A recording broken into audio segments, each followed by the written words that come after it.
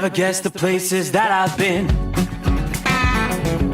You never guess the places that I've been. 'Cause everything is like a dream, yeah, but only in that dream that I live in. I'm never gonna let the day begin. Never gonna let the day begin. 'Cause everything is like a dream, yeah, but only in that dream that I live in.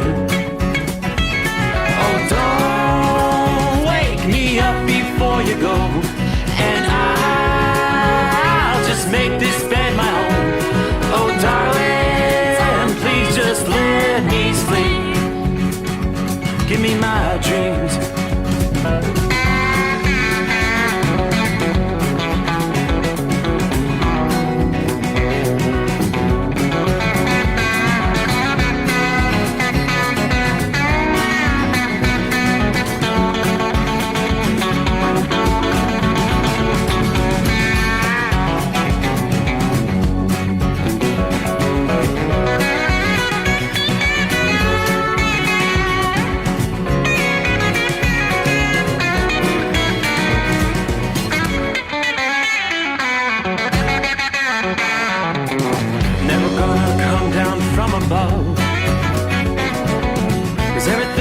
Better from above.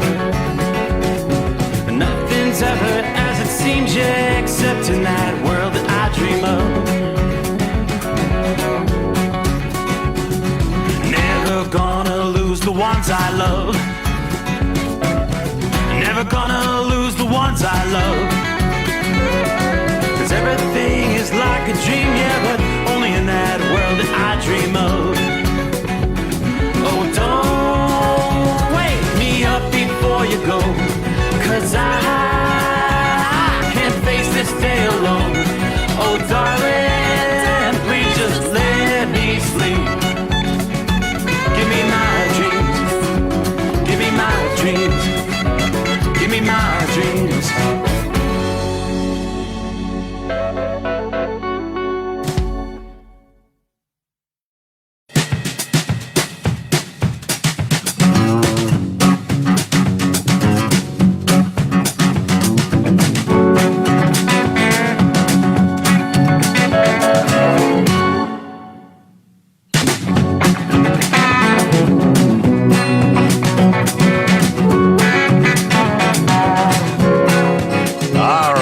Come on in. The water's fine, right?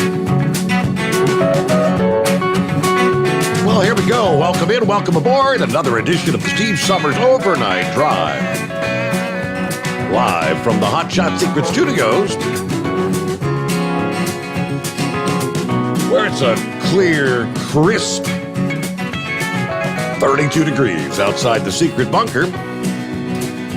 And for an overall majority of the country, it's a pretty quiet night as far as Mother Nature's concerned. Good night to be moving freight, albeit very cold for some. Things beginning to warm up for others. Let's start on let's get the ugly stuff out of the way first. Because the quiet map we're looking at tonight, probably not going to be so quiet, say, 24 hours from now. As we now have winter storm watches and winter storm warnings in place across parts of 9 states, developing what will ultimately be a cross-country storm that, according to forecasters, will unleash all modes of hazardous weather late this week and into the weekend. Now, this storm will be a big time, a jarring turnaround from recent weather in many places, especially across the west and central portions of the nation, where it is poised to deliver significant snow in the wake of an unusual fall heat wave and a fairly tranquil stretch of weather that dominated the start of December here. All right, it's likely to become a strong enough storm to bring the first general heavy snow of the season over our mountain ranges out west, the Colorado Rockies, the Wasatch Range. We could be talking a couple of feet of snow, max totals maybe approaching 4 feet in some of the highest mountains out west. So heavy snow in the Wasatch Range and the Rockies, slowing travel over the higher terrain along I-25, I-70, I-80. Looks like Colorado, Wyoming, when the bulk of the snow arrives in these areas later Thursday into early Friday. As I said, 24 hours from now, the map is going to look a whole lot different. Obviously, trucking interest, cross-country shipping, may want to consider using a more southern route if possible. But the snow will be a tremendous boon to the ski industry, as they've been facing a very difficult. Some of them can't even open up the resort yet, just haven't had any snow and the unseasonably warm temperatures. There will be a period of significant snow on the way for the Sierra Nevada, with a general few inches in local amounts near a foot. If you're going to be venturing over Donner Pass in California along I-80, you may encounter slippery conditions and delays later today. A period or two of snow could also bring several inches to the mountains in northern Arizona. It's going to be too warm for snow to fall in the southwest, but you will deal with the gusty winds, and some rain showers will sweep across areas from Colorado and Nevada today to Arizona Thursday night, and even New Mexico as we head into Friday, getting set for the weekend. All right, even where little or no rain falls, winds will be kicking 30 to 50 miles per hour, gusting to 60 miles per hour, kicking up a lot of dust in the southwest. It's going to be some of that white-knuckle driving, both hands on the wheel kind of thing. And then there's the potential for 6 to 12 inches of snow to accumulate, causing difficult travel along a very long 1,000-mile swath Friday into early Saturday as the storm moves over the central states. Travel during and shortly after that storm will be difficult over some of our major interstates, I-80, I-90, I-94. There's going to be a major contrast temperature-wise, as temperatures east of this storm are really going to begin warming up. We're going to be talking about Chicago, Detroit, St. Louis, Kansas City, Missouri. You'll be on the rainy side of this system, so no concerns about the wintry travel there. Now, temperatures forecast to hover in the 20s and lower 30s around Minneapolis. But you get just south, 70s in St. Louis. We could be talking about some record high temperatures. And of course, with those big contrast in temperatures, we could be looking at another round of severe weather impacting some areas. So it's still a bit too early to be screaming about severe weather, but there's the likelihood, at least heavy gusty thunderstorms from parts of Texas and Louisiana to portions of Missouri, Illinois, Indiana, later on Friday into Friday night. There's a potential for the situation to escalate to a threat that would include high winds, flooding rain, and isolated tornadoes Friday night into Saturday as that cold front advances east across the Great Lakes in the Ohio and Tennessee valleys. All right, as the storm tracks toward the upper Great Lakes and into northwestern Ontario over the weekend, the southerly winds are going to be kicking in, warming things up dramatically in the east from Washington, D.C. to Philadelphia to New York City. Some long-standing record highs could be challenged. They're now forecasting 64 degrees in New York City for Saturday. That would tie the record high for that date. It's stood since 1879. And elsewhere across parts of the Midwest and the East, talking about a big-time warm-up. So I guess that would be the better news. Well, if you're not a fan of wintry weather, it may put a damper on the feeling of feeling like Christmas. But if fall weather so far has had you having weather whiplash, which millions of Americans have across the central and eastern portions of the country, a trend in the coming weeks may lead to many we'll be scratching our heads wondering, what season is it anyway? A developing pattern will favor well above average temperatures and obviously a lack of snow for much of the eastern two-thirds of the country that could last into the official start of winter, December the 21st, and maybe even after that, leading up to the days before Christmas. This weather pattern could be the Grinch, putting a frown on the snow lovers' faces in much of the central and eastern states. But at the same time, your home heating bills will get a break. And you're paying more for the gas prices and temperature departures above normal, 20 degrees Fahrenheit or more. And we could be, again, challenging record highs on multiple days. Normal highs that would be, say, 20s, 30s, 40s are going to be swapped with 50s, 60s, and 70s. A southward dip in the jet stream will be a frequent visitor out west, but we're going to be looking at a northward bulge in the jet stream, spending a lot of time in the east over the next couple of weeks. So that kind of a setup will allow storms to dive southward along the Pacific coast, push across the Rockies, and then swing northeastward to the northern plains and the upper portions of the Great Lakes. But ahead of that storm track, warmth continues to surge across much of the nation. With cold air typically lined up north of the jet stream and warmth to the south, snow will remain practically non-existent for the southern half of the plains to the Ohio Valley, the Mid-Atlantic, southern New England, and the central Appalachians for the next couple of weeks, according to AccuWeather. Predicting this, they predicted this pattern with their early fall outlook, where they said there is a major storm that's forecast to take shape over the four quarters of the West later today, and then ride northeast toward the Great Lakes on Friday. That sort of a pattern may be repeated on a number of occasions over the upcoming weeks, they tell us. The circulation around that storm Thursday and Friday, so today and tomorrow, that's going to begin pumping that warm air northward across the plains, the Mississippi Valley, and then across the Appalachians and the East Coast after that.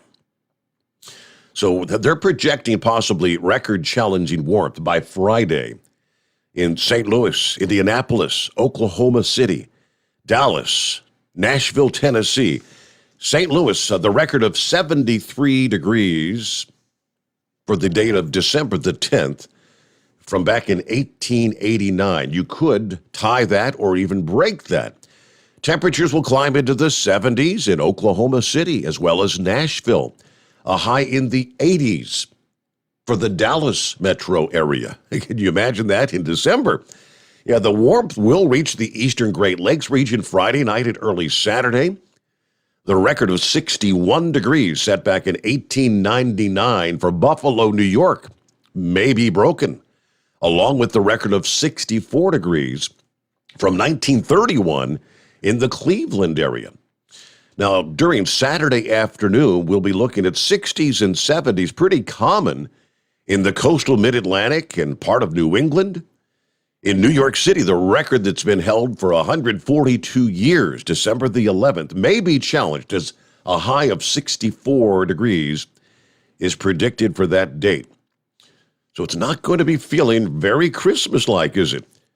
It looks like the chances of a white Christmas are going to drop a bit more over a large portion of the central and eastern states. At the same time, it's going to increase for those out west. Pattern looks to remain quite mild in the plains, the Midwest, the Mid-Atlantic, and the Southeast from the period of December the 18th all the way up to the 22nd. Now, continued action of storms moving across the western states would pull mild Pacific air over the plains, where it could be subject to additional warming. The same pattern would bring plenty of moisture and opportunities for rain, though, in the lower elevations of California, and at the same time, it would help build the snowpack over the mountains of the West. I mean, it sounds to me like with a pattern of this nature, this may bring some very needed beneficial rains to areas like California, as New Mexico, Utah, Yeah, areas where heat waves been telling us it's been very, very dry. They could use some of this precip. They're in many areas out west. So maybe some positive news on that front. Meanwhile, great to have you on board. Let's jump over to the YouTube, Facebook comments. Heavy D checks in. Hello, Steve and the overnight crew. Good morning from Central Florida. It's Richard, where it's 68 degrees at this hour. Philly Dan is with us tonight. Morning to the overnight crew, 37 degrees in Philadelphia. Stay safe out there. God bless the Rambler. Pappy is out there, cold, 23 in Cincinnati. Be safe. I'm looking at 31 outside the studio here anyway. But all right, Timothy's checking in. Let's see. Joe Biden gets blocked by the federal judge and the Senate. Yes, that is in regards to the vaccine mandate. Yeah, believe it or not, the Democrat-controlled Senate had two Democrats join the Republicans. Now, it doesn't look like it's going to fare quite as well in the House of Representatives. And even if it were to pass the House, they say Joe Biden would veto the bill. And I don't believe they're going to have a veto-proof majority. But that's what it's coming to. Hello to Dale. Morning from Jacksonville, Florida. 65, partly cloudy. 007 checking in from Rochelle, Illinois at the Petro truck stop tonight. Gilligan on board. Morning, Steve, and the fellow listeners. We have 35 clear skies in Christiansburg, Virginia. Everybody keep it shiny side up. Captain Ron checking in, rolling through Gainesville, Florida. We've got some patchy fog. You know, it's Florida. But as usual, Semper Fi. Let's go, Brandon. Hello, Steve. Dave checking in from Parsonsfield, Maine, where we've got 58 degrees. On Monday, snowed Tuesday. Tonight, 19 degrees. And then look at this weekend. We're supposed to be back in the 50-degree range. See that big warm-up. Yeah, that's what they're talking about, weather whiplash. 58 degrees on Monday, snow Tuesday, 19 tonight. Hello to Lauren Weiss, two-time world champion bull hauler. Morning, Steve, from Snyder, Colorado, where it's 39 and clear. Shout out to the Carolina Monkey Gouger from a high-speed cow truck. Let's see, pretty rough going in New England tonight. Yeah, you had some of that snow come through this past day, right? Hello to Bidu. Bidu checking in. Morning, Steve, and the overnight crew. Copy in the mail, Chevy Guy. We'll get to some of our other listening friends coming up here. And, of course, get to your calls, industry headlines. Hope your week's going well. We're on the downside, the backside of another work week as we make our way into a Thursday, 9th day of December. The Steve Sommers Overnight Drive, live from the Hot Shot Secret Studios.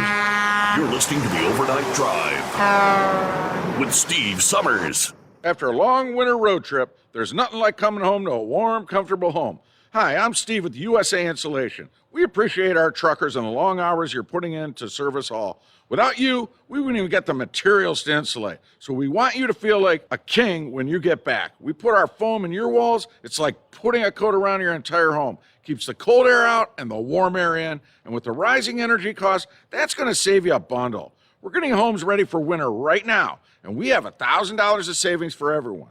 But because we love our truckers, we're going to give you an additional $250 discount just for mentioning this show. So give us a call, 1-800-USA-FOAM. That's 1-800-USA-FOAM or usainsulation.net. We're going to give you an additional $250 discount for mentioning the show. 1-800-USA-FOAM or usainsulation.net. USA Insulation. At Hot Shot Secret, we share the science behind common diesel problems. For example, Diesel fuel cetane levels. the cetane rating in diesel fuel is 42 to 45. Most diesel engines operate more efficiently with a cetane rating of 48 to 50. One treatment of Hot Shot Secret Diesel Extreme will raise your cetane 7 points, increase fuel economy, and improve cold starts. Hot Shot Secret Diesel Extreme is available nationwide at truck stops, fine farm and auto stores, and online at hotshotsecret.com. Hot Shot Secret. Powered by science. My daughter Brinley is here at St. Jude. Coming here was literally life or death, and it was so scary. But St. Jude is fighting for one goal, like this one mission, life. And that gave us hope. We haven't received a single bill from St. Jude, so I really can just focus on what's best for Brinley. Finding cures, saving children. Learn more at stjude.org. And now, back to the Steve Summers Overnight Drive, live from the Hot Shot Secret Studios.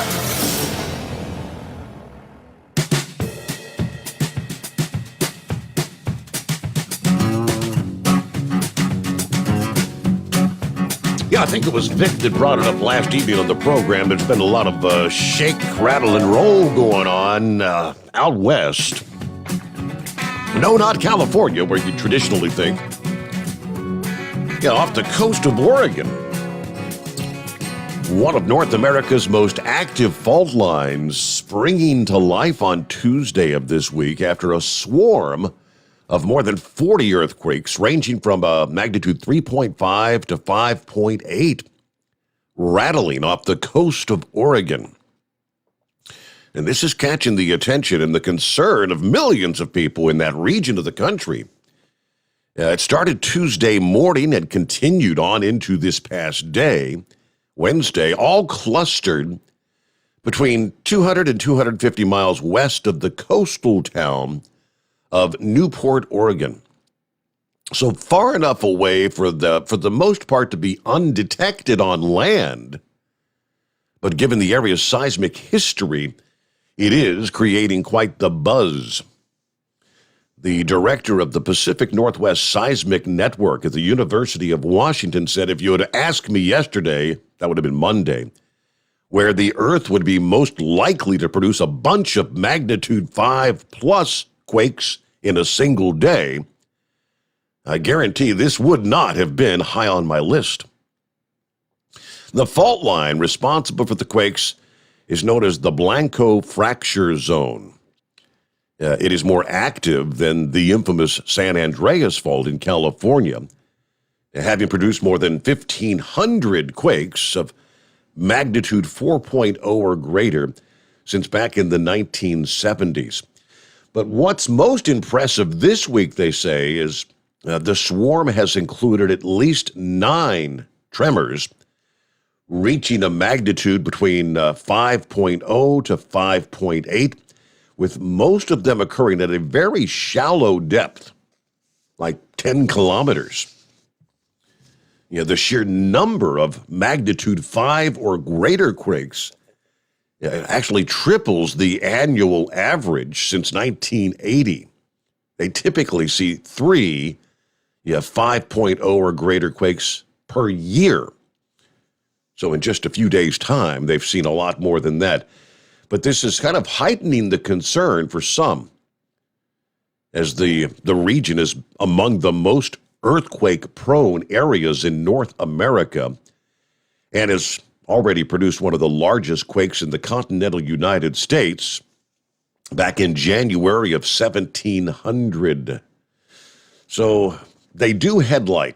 This is not necessarily a precursor for the so-called big one. The epicenter of this week's swarm of quakes, the Blanco fracture zone, is among, again, the most active in the country, but it rarely leads to destructive quakes, they say.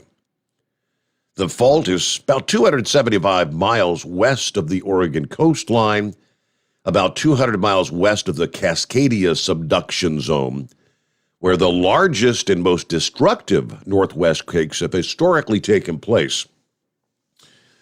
The Blanco fracture zone quakes are what they call strike-slip, lateral motions of the coastal blocks on either side rather than the up-down displacement. So it's very unlikely for these kind of quakes to pose a threat of a tsunami. Now, even if a bigger quake happened, like, say, a magnitude 7.0, for example. All right, there's quite a lot of distance from these quakes to the Cascadia subduction zone. Our best current understanding of how stress fractures through the crust and the mantle would suggest that these events don't change stress on the subduction zone very appreciably so. He went on to point out we've had a remarkable number of magnitude 5.5 plus quakes in a short period of time. It's not necessarily alarming, but it's rather seismologically interesting. So, yeah, activity out west. But, yeah, that would kind of raise your eyebrows, having that many quakes in that short a time. There you go, looking at 23 past the hour. Buckeye Boy checking in from Moody, Alabama tonight, where it's a chilly 35. I really don't like cold weather. Got picked up today in Grapevine, have about 150 miles to get unloaded. Then I'm headed over to Mom's in Conyers to hook up the new cable box because the last one she had broke. She can't figure it out. There you go. Then I got an appointment to get my holiday haircut, right? Near the Home 20. You know, the bad thing is the older I get, the less and less hair I actually have to cut. Oh, boy. How much you want to bet Putin invades Ukraine over the holidays? Because he knows Biden won't do anything. Congress will be home for Christmas. And I suspect China will probably try to invade Taiwan after the Olympics. So differing predictions there. But have a great night, everybody. Be careful out there. You know, the tensions when it comes to Ukraine, yeah. Got an interesting tidbit on that. The Kremlin warned, hey, we could blow up 32 GPS satellites. We have this new anti-satellite technology. Remember they had a test, the ASAT test, November the 15th, where they destroyed one of their old retired Soviet satellites? Russia then claimed on state television that their new ASAT missiles could obliterate NATO satellites and blind all their missiles, planes, ships, not to mention the ground forces. Russian Channel 1 TV host rendering the West's GPS-guided missiles useless.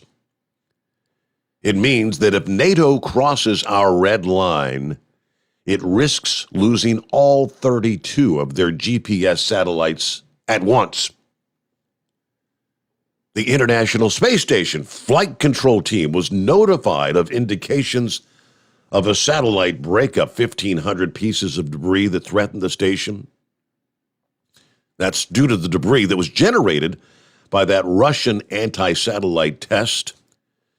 Now, with its long and storied history in human spaceflight, it's unthinkable that Russia would endanger not only the American and international partner astronauts on the space station, but their own cosmonauts.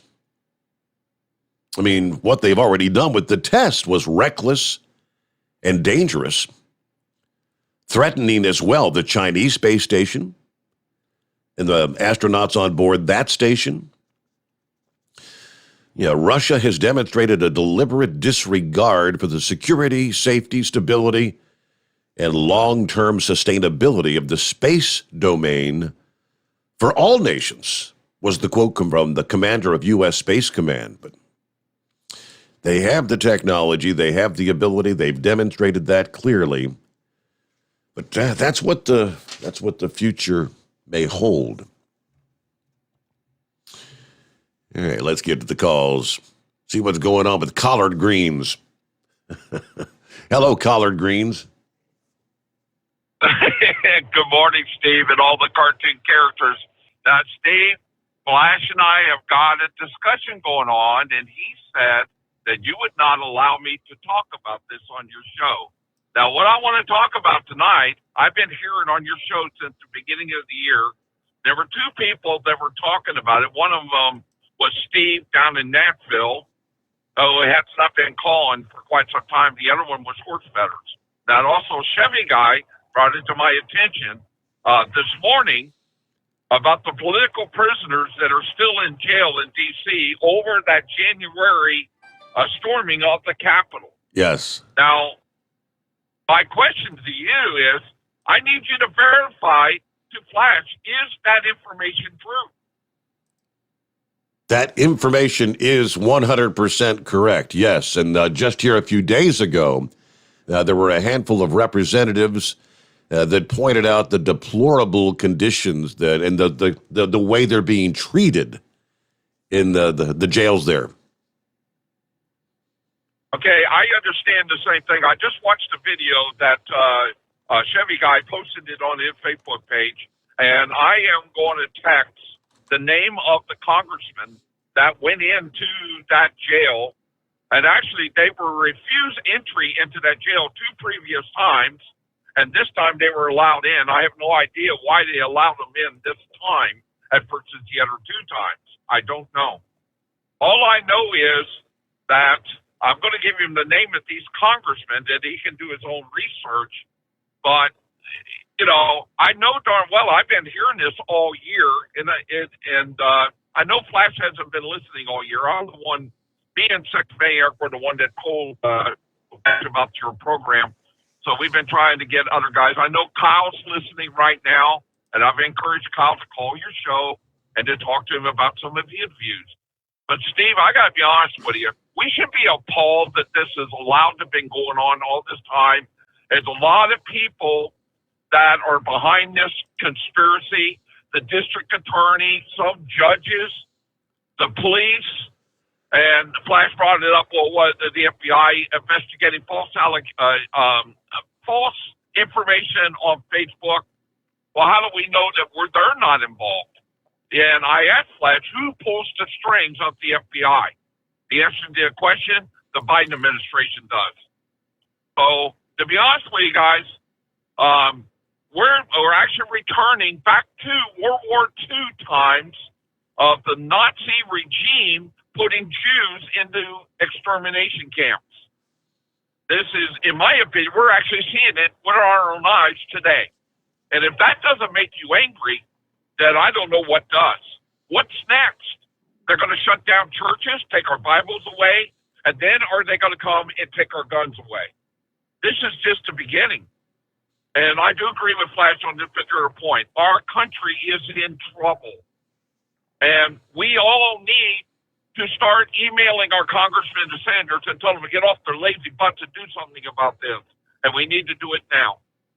But it's really all I wanted to say tonight, Steve. I thought I'd bring this up. I know it's been talked about many times, but I encourage other individuals to please call the show and talk about this. And there's a lot of stuff that I don't know. Okay. Well, I'll give you a little update on more in regard to that, because there was actually a press conference on Tuesday.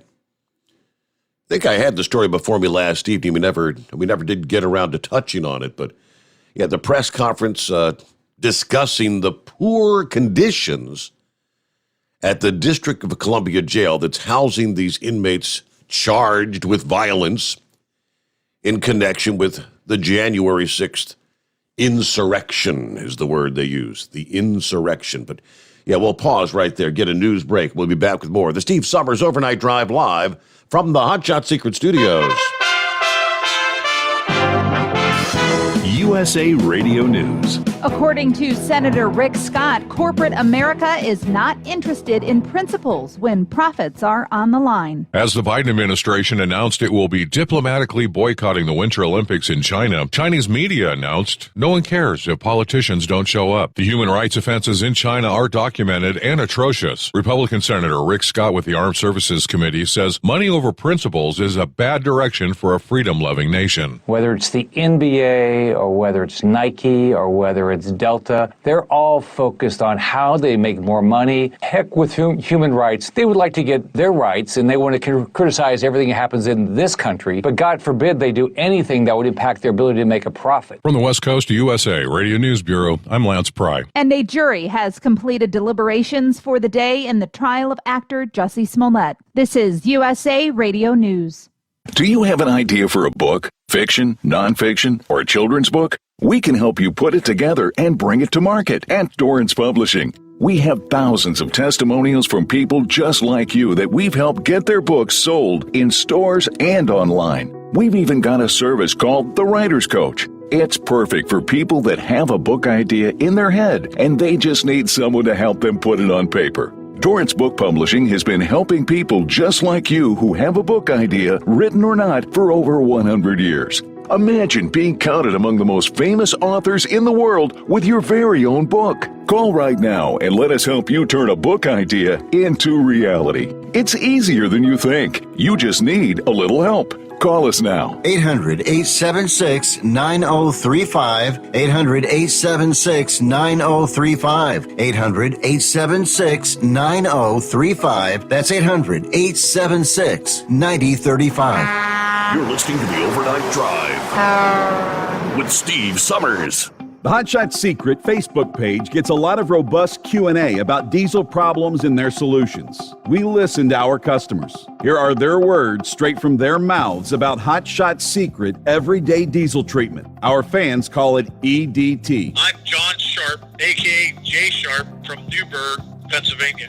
Using EDT, my local fuel mileage went to average of 22 to 23, and my highway MPG went to 26 to 28. Hi, I'm Danny. I'm from Arizona. I drive a 02 Ford Excursion. I use EDT at every fill-up, and my mileage went from 12.5 miles to gallon to 14 miles per gallon. I highly recommend it. Everyday Diesel Treatment delivers a 6-in-1 premium fuel treatment for every fill-up, every time. Everyday Diesel Treatment is available at truck stops, Tractor Supply, O'Reilly's Auto Parts, and online at HotShotSecret.com. Hot Shot Secret, powered by science. How do you sleep on the road? After downtime, do you wake up well-rested and invigorated or tired, achy, and sore? Well, if it's the latter, you're not sleeping on the Big Rig Mattress. The Big Rig Mattress is a hybrid with an individually pocketed spring core that's engineered to deliver the best restorative sleep for your time on the road. Learn more about the Big Rig Mattress at thebigrigmattress.com or call 877-736-4233. The Big Rig Mattress, 100% made in the USA since 2009. You work hard. You deserve a seat that works just as hard as you do. The Bostrom T-Series seat has provided drivers with comfort for millions of miles over the past 3 decades.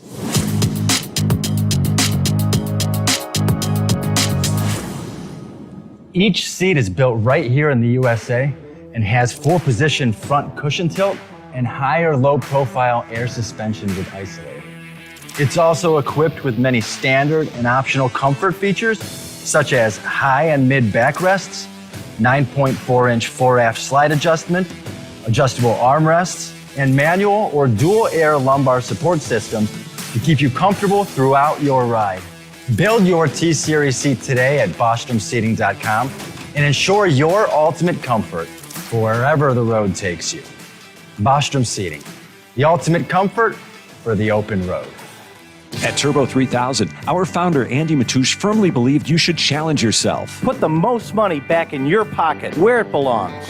Four Wheeler magazine took our challenge and they wrote it did exactly what we said it would do. As fuel prices keep going up, get your Turbo 3000 from manufacturer direct. Call us at 888-311-9993. Always free shipping in the USA, and for a limited time, save $45 off total purchase using coupon code STEVESAVES at turbo3000.com.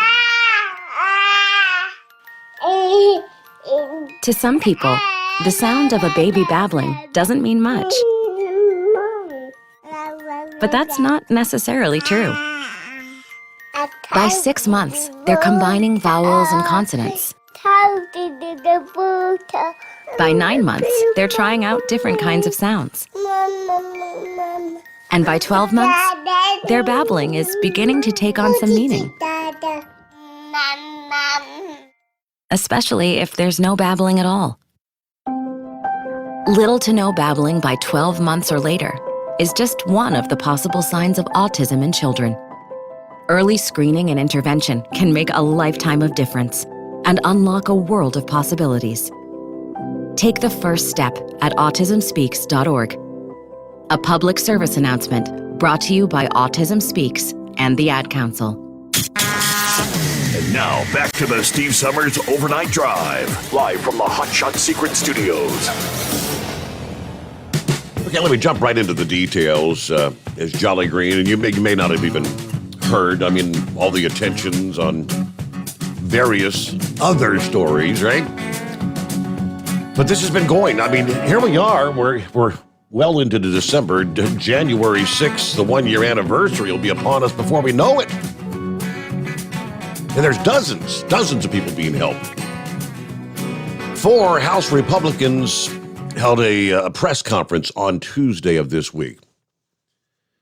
The discussion was about the conditions, the poor conditions at the jail that's housing those inmates there. But a District of Columbia advocate for prison reform in an interview said that jail and another in D.C. have been in terrible shape for years. And little attention has been paid when it's primarily local black inmates being affected. A 2015 report by civil rights lawyers documenting the appalling conditions at the facilities, especially in light of their disproportionate impact on African Americans. The press event held in the U.S. Capitol included 2 Republican members who've been stripped of their committee assignments by votes in the House. That is Representative Marjorie Taylor Greene of Georgia and Paul Gosar of Arizona. Of course, the action was taken against Greene after social media posts surfaced where she encouraged, they say, violence against Democrat leaders. Gosar additionally was censured by Democrats for posting an online, remember the animated video depicting AOC being taken out by him? A third congressman at the press briefing was Representative Matt Gaetz of Florida, who's under investigation by the Justice Department for looking into the sex trafficking allegations to conclude if he violated federal law providing payments to a 17-year-old girl in exchange for sex. The fourth was Representative Louis Gohmert of Texas, who has filed to run for an attorney general there in the state of Texas. Now, Greene, at the press conference, issued a report on her visit to the 2 D.C. jails, where she talked to some of the more than 36 inmates being held as they continue to await their trials. Now, Greene said those jailed in connection with the Capitol attack are not being treated like other inmates. The January 6th defendants are being treated differently on a whole nother level, she said. These inmates are suffering long periods of isolation from the outside world. They're being denied the right to attend chapel in the religious service. They even aren't allowed communion. Many have described having to burn their hair by utilizing harsh chemicals to trim. Inmates are required to be vaccinated if they want to receive communion or get a haircut. Gaetz joked that he was glad House Speaker Nancy Pelosi stripped Greene of her committees so she could work on the report, which he called the most rigorous report that Republicans have done in this 117th Congress.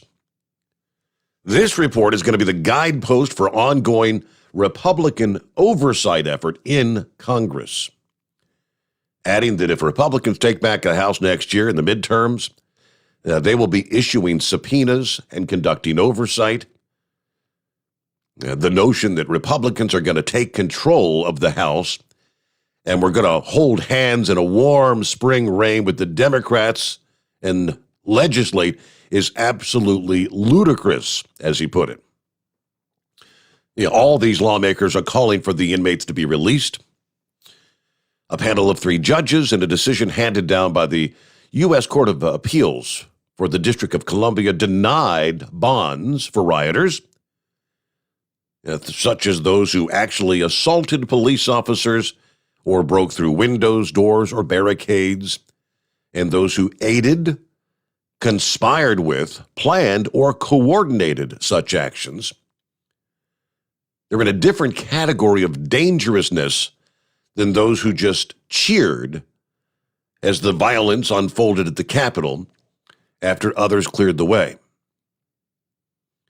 The Justice Department has charged nearly 675 people involved on that day. Only some are actually being held in D.C. Now, Green's report did not take into consideration the other 1,400 inmates at the jail and another in the District of Columbia. It really just kind of focused on those who participated in the January 6th insurrection. So I guess that's the gist of what's going on. So they're looking into it, but yeah, they've been being held for quite a lengthy amount of time. And that's the latest. All right, so there you go. Update 17 before the hour. See what's going on with Pappy this morning. Hey there, Pappy. What's happening, Steve? Yeah, man, remember me? We talked about this a few months back. That Jolly Green, it just said, what are they going to do next? Close our churches? Mm-hmm. What's he talking about, Steve? They already did. It's already been done. Am I right or wrong? Yes, there was a period of time where, yes, sure, you weren't allowed to. I mean, there were actually pastors arrested for holding services. Yes, sir. Using the disguise of COVID to do all this. You got FBI agents, or maybe not FBI agents, but county deputies writing down the license plates of all these cars that are going to have service in a parking lot where people weren't even getting out of their cars. And they want to write down a license plate for all these people? 600 people over 600 were arrested on January, not on January the 6th. But in relation. Nobody was arrested that day. And there was no claims anybody had a firearm on them. Right? Correct. They're all pretty much charged with trespassing. We had people burning down, attacking federal buildings, causing serious physical harm to federal agents, and not a damn thing done about it. Sidney Powell, General Flynn's attorney, now she was a federal prosecutor for years, Steve, before she got in do some private stuff and helped Flynn out, got him out of that hot seat he was in. She looked into these people being held, Steve. She tried to get in and their attorney tried to place phone calls, was not allowed. Tried to gain access to the facility. She was not allowed.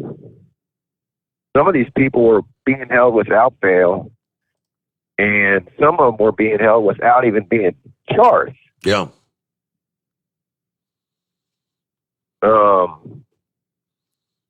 There's some shenanigans going on, Steve. Real quick, and I gotta go. We're talking about the satellites. Steve, you know me for several years now, and I think one of our first conversations, my big worry was this, like an EMP, attack or something with the electric grid going down. Number two is if these satellites get taken out. Everything we do, Steve, is up in the atmosphere right now. All our GPS is everything. I mean, just look at the little chaos that just ensued a couple of days with ago. Amazon, yes. Yes, sir. Yep. Having their little problems. Look at the chaos that caused. Some of these satellites get taken out. We're big, big trouble. Big trouble. But with that, I'm getting another call from somebody out here. So I got to. All right. Well, all right. Taking care of business. Thank you very much. And speaking of the chaos with the whole Amazon, we have more on that story.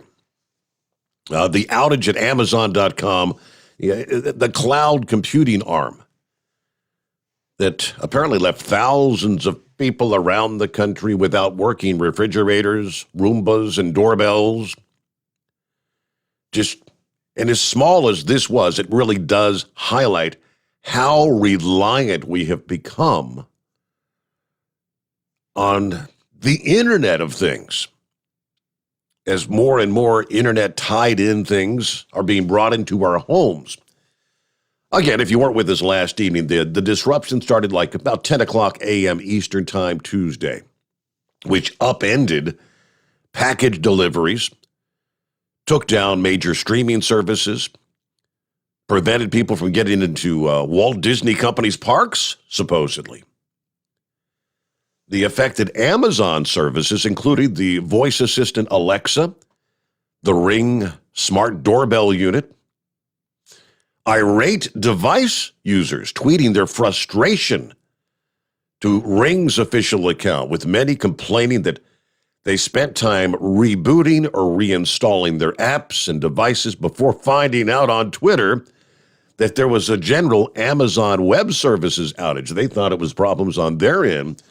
Yeah, multiple Ring users even said they weren't able to get into their homes because they didn't have access to the phone app, which was down.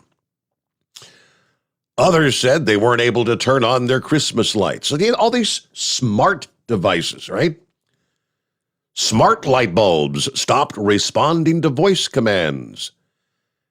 Basic household chores became impossible for some. The outage prompted people to begin thinking, reflecting on the pitfalls of having a smart home.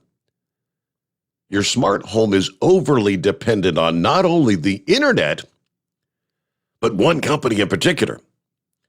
While those with dumb homes, I didn't have any. I've got a dumb home. My fridge didn't have any issues. I didn't have any problems. My light switches still worked. Everything was just fine. I never even noticed. We do have a Ring doorbell.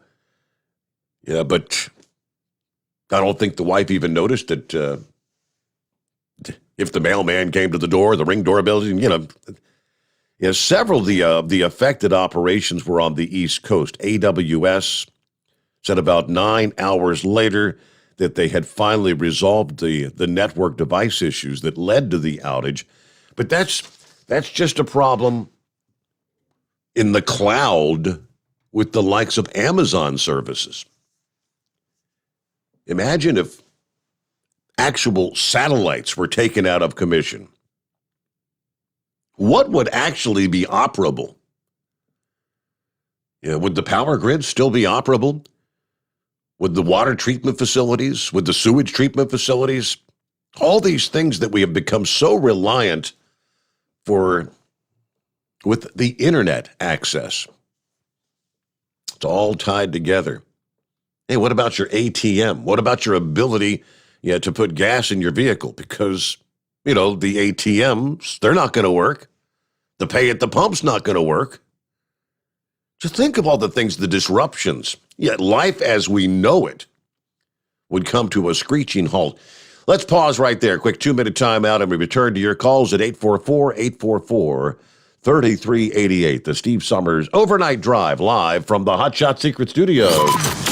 Live from the Hot Shot Secret Studios, the Steve Sommers Overnight Drive. Dean Michael, the tax doctor here. Are you one of those truck drivers that came home after a long haul and found the only thing waiting for you was a stack of IRS letters? Your significant other was gone, but your newfound IRS problem is still there. I've heard this story many times over the years. While I can't help you with your broken heart, I can fix your tax problems. If you owe more than $10,000 to the IRS or haven't filed for many years, call me for a free consultation at 888-557-4020 or go to mytaxhelpmd.com. Like I always say, you keep your eyes on the road, I'll keep mine on the IRS. 145 over 92. 180 over 111. I had a heart attack and a cardiac arrest and then a stroke. Your blood pressure numbers could change your life. Lowering your high blood pressure could save you from a heart attack or stroke. If you've stopped your treatment plan, restart it or talk to your doctor about creating one that works better for you. Start taking the right steps at manageyourbp.org. Now I'm, trying to get better, stronger than ever. Brought to you by the American Heart Association, American Medical Association, and the Ad Council. At Hot Shot Secret, we share the science behind common diesel problems. For example, Stiction. found throughout the oil system, stiction is the sticky friction that negatively impacts your engine's ability to function at an optimal level. The molecular structure of oil is a hydrocarbon. The engine's extreme heat, tight tolerances, and high pressure cause the oil to break down and release hydrogen, leaving behind varnish, a carbon-based deposit. The varnish clings to the engine's moving parts, creating drag on the turbocharger, oil pump, and pistons. Symptoms of stiction include a rough idle and the loss of fuel economy and performance. Hot Shot Secret Stiction Eliminator delivers a 98% clean rating in third-party scrub tests. Its synthetic cleaner plus nano lubricant contains no harmful solvents and is formulated to be left in the engine to safely dissolve stiction for thousands of miles. It works as you drive. Stiction Eliminator is available at truck stops, Tractor Supply, O'Reilly's Auto Parts, and online at HotShotSecret.com. Hot Shot Secret. Powered by science. Because Channel 19's a little congested. Call Steve now at 844-844-3388. The Overnight Drive.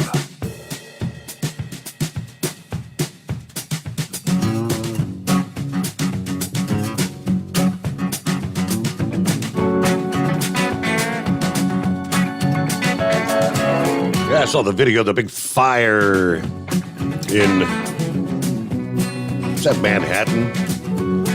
Yeah, the giant Christmas tree outside of Fox News Midtown headquarters set ablaze this past morning. Yeah, an arsonist that was quickly taken into custody.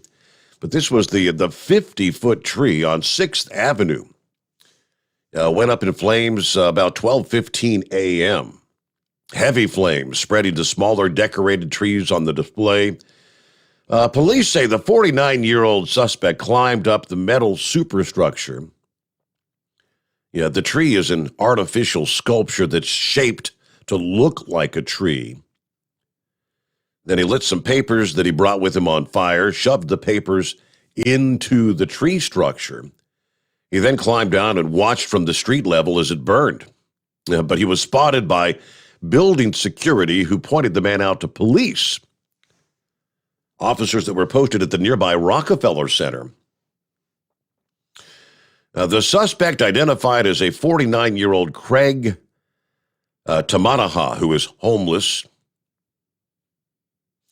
charged with criminal mischief, reckless endangerment, arson, criminal nuisance, endangering others, criminal trespass, criminal tampering, and disorderly conduct. He has 3 prior arrests, 2 for drug possession, 1 for public intox. The motive not clear. Now, he may have first attempted to access the Rockefeller Center tree before he turned his sights on the Fox building tree. Mental illness. Okay, looking into whether mental illness or drugs were a factor. We don't know what his motive was. But he is an individual that is known to us, as they say. A series of low-level arrests to drug arrests. He was issued earlier this year some appearance tickets. Of course, he didn't show up at the court. That's something we see all too often. He also has some low-level arrests in other states, but I guess just a crazy guy that maybe he's not fond of Christmas, right? That's all we can assume. All right, back to the calls here. Who we got on the line? Says Jay. Yeah. Somebody there. Who we got on the line? Hello? Yes, go ahead. Can you hear me? I can hear you now. Hello? Yes. Yeah, I just want to know why we're sticking up for January 26th domestic terrorists who barged the Capitol, vandalized everything, and 1 officer's dead, 2 committed suicide because the experience was so traumatic to them. And you had actual neo-Nazi groups like the Proud Boys who are affiliated with domestic terrorist groups like Adam Waffen and James Mason leading them into battle that day. Call to action. I mean, we shouldn't be sticking up for people and saying blue lives matter and having people on our side kill cops. I don't think that's the way it unfolded that day, Jay, but you're entitled to your opinion. Nobody killed the cops. The cops committed suicide. The only person that died that day was a protester that was shot in the head. Who was coming through a window, an unarmed protester, I'll have you know. Yeah, Jay, go back and look at the surveillance video. The numerous videos that have just come to light in recent months, where you had these actual Capitol Police and the security personnel, moving barricades, opening doors, letting people in. They were, an overwhelming majority of these people were just caught up in the frenzy of, hey, we're going into the Capitol building. How cool is this? Now, there were some that were, I guess, a little more violent. Yeah, you look at these Spider-Man characters, scaling walls and things of that nature. I mean, that's not your everyday individual, but I have no reason to believe that, the 675 that have been charged, and some of them being held without charges, or just, as Pappy mentioned, just trespassing is essentially what most of them were doing. Most of them. No weapons? I haven't seen anything about any weapons charges on any of them. All right, with that, we'll get our news update, though. And room for you. Maybe your 2 cents. It's 844-844-3388 as we roll into a Thursday. How about that 9th day of December coming on? I can see the weekend on the horizon just around the corner. It is the Steve Sommers Overnight Drive live from the Hot Shot Secret Studios. USA Radio News. According to Senator Rick Scott, corporate America is not interested in principles when profits are on the line. As the Biden administration announced it will be diplomatically boycotting the Winter Olympics in China, Chinese media announced no one cares if politicians don't show up. The human rights offenses in China are documented and atrocious. Republican Senator Rick Scott with the Armed Services Committee says money over principles is a bad direction for a freedom-loving nation. Whether it's the NBA or whether it's Nike or whether it's Delta, they're all focused on how they make more money. Heck with human rights. They would like to get their rights, and they want to criticize everything that happens in this country. But God forbid they do anything that would impact their ability to make a profit. From the West Coast to USA Radio News Bureau, I'm Lance Pry. And a jury has completed deliberations for the day in the trial of actor Jussie Smollett. This is USA Radio News. So right now may be the perfect time for you to rethink how you pay for health care. And here's why. Not only is it time for open enrollment for a lot of people, it's also when you can join MediShare and save even more than usual. For the typical family, switching to MediShare saves about $500 a month, which is a game changer for a lot of people. And what's more, they like it. MediShare has double the customer satisfaction rate when compared to health insurance. Double. It really is remarkable. There's more than 400,000 members now who have shared more than $4 billion in medical bills, so they can handle your bills too. And here's the thing, if you join before December 15th, they'll waive your new member fee, so that's another $170 you'll save. I'll give you the number here in a second, but call and you'll get a price within 2 minutes. And again, the deadline, December 15th, so call now and you'll save even more. Call 833-34-BIBLE. That's 833-34-BIBLE. 833-34-BIBLE.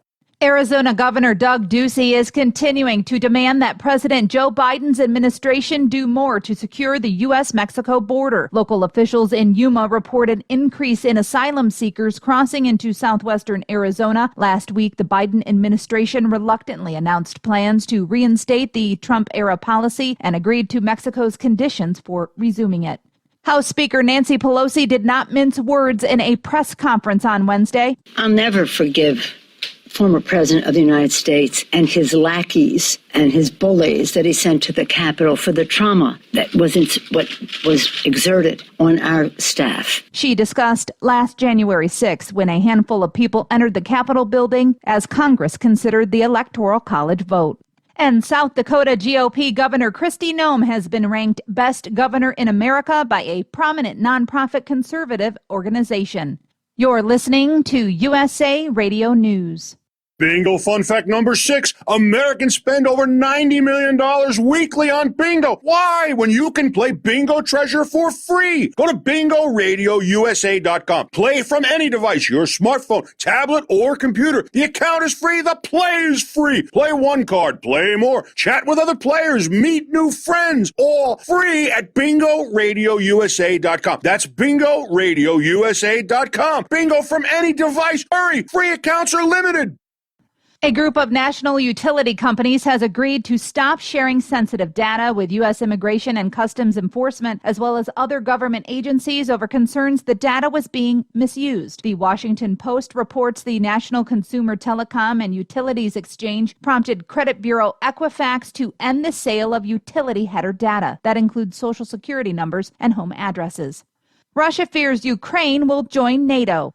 Russia has legitimate fears over the risk of American military hardware being stationed close to its borders, the country's President Vladimir Putin has said, insisting he still hopes talks with Washington can ease tensions. Putin said negotiations held the day before with President Joe Biden could still help to de-escalate tensions that have flared between Moscow and Washington in recent weeks. National Security Advisor Jake Sullivan was with Biden on the call to Putin. He told President Putin directly that if Russia further invades Ukraine, the United States and our European allies would respond with strong economic measures. Putin is concerned about the potential membership of Ukraine in NATO because that would result in military bases and troops being placed in the territory of Ukraine. Officials in Kiev and Washington have issued a series of warnings in recent weeks claiming that Russia could launch an all-out offensive against its neighbor. From the USA Radio News West Texas Bureau, I'm Brad Bernard. And the CDC chief says the Omicron variant of COVID-19 is mostly mild so far. For USA Radio News, I'm Katie Lewis. It's coming. Crisp fall mornings turn bitter cold. You climb into your diesel and it feels like you're sitting on an ice cube. Imagine how your engine feels after a frosty night. Freezing temperatures impact your diesel's fluids, especially fuel. As the temperatures drop, water that is emulsified within your fuel is released, adding more water into your system. Frozen water in your fuel lines, filter, or bowl will simply slow the flow, or worse, stop the flow of fuel in your system. No fuel flow, no start.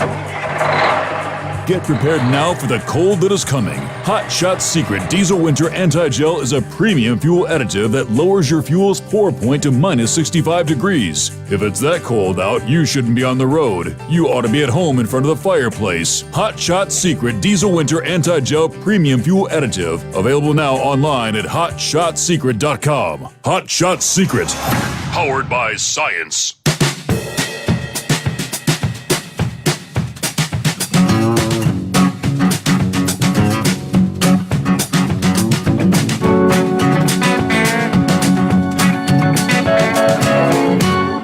Back on a Thursday. Good to have you on board the Steve Sommers Overnight Drive.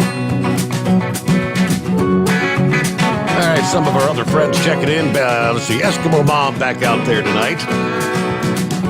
Just feeling a little better, are you? Yeah, took a sick day yesterday. Missed the White Death. Had wrecks all over town yesterday morning. Icy roads. I think the worst impacted areas were down in northern Kentucky. Anyway, she said, yeah, my water heater fried. Had to get that replaced today. There's our Christmas. Got 29 degrees. The 183-mile marker on I-75. Hello to Buster Brown. Great show, Steve, from K-Town. Looking forward to playing the entire shows this weekend. Thanks so much for this technology. Hot Shot Secret. He was on YouTube there, and I said, I'm going to the app now. There you go. Good to have you on board, Buster Brown. Hello to Mary Ann this morning. Santa Claus checking in. Going to keep working around the LA basin for the rest of the week. Serving the best customers in the world, our U.S. troops. Santa Claus out. Hey, thanks for what you do there, Santa Claus. Mr. Q is on board. Hello to Hired Gun. Yeah, talking about Russia and the satellites. He said, just think about what happens if the space around the planet becomes unusable. If you do end up with the likes of multiple satellites being destroyed at any, the amount of space debris, the space junk, your phones, the GPS, media broadcast, it all goes away.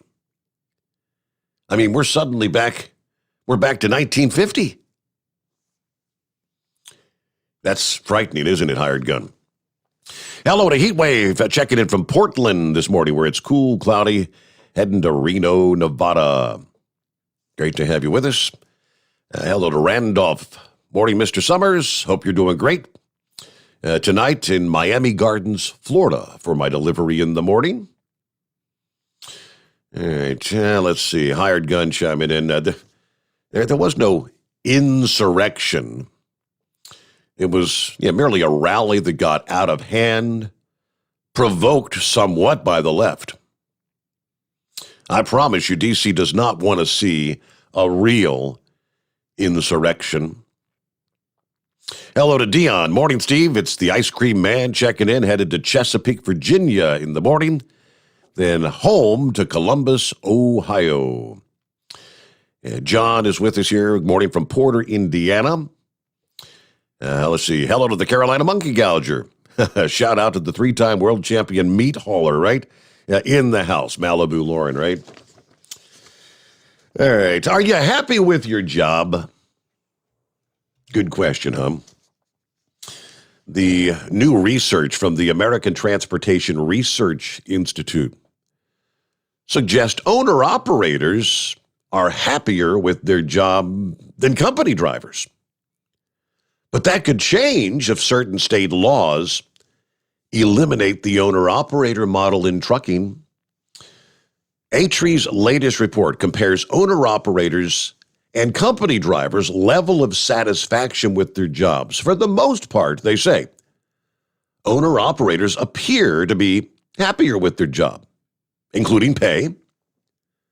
Owner-operators leased to a carrier indicated they take advantage of the carrier's resources. A vast majority of them use programs to acquire loads and get discounts on fuel. More than 2/3 use carrier resources for fuel taxes and insurance.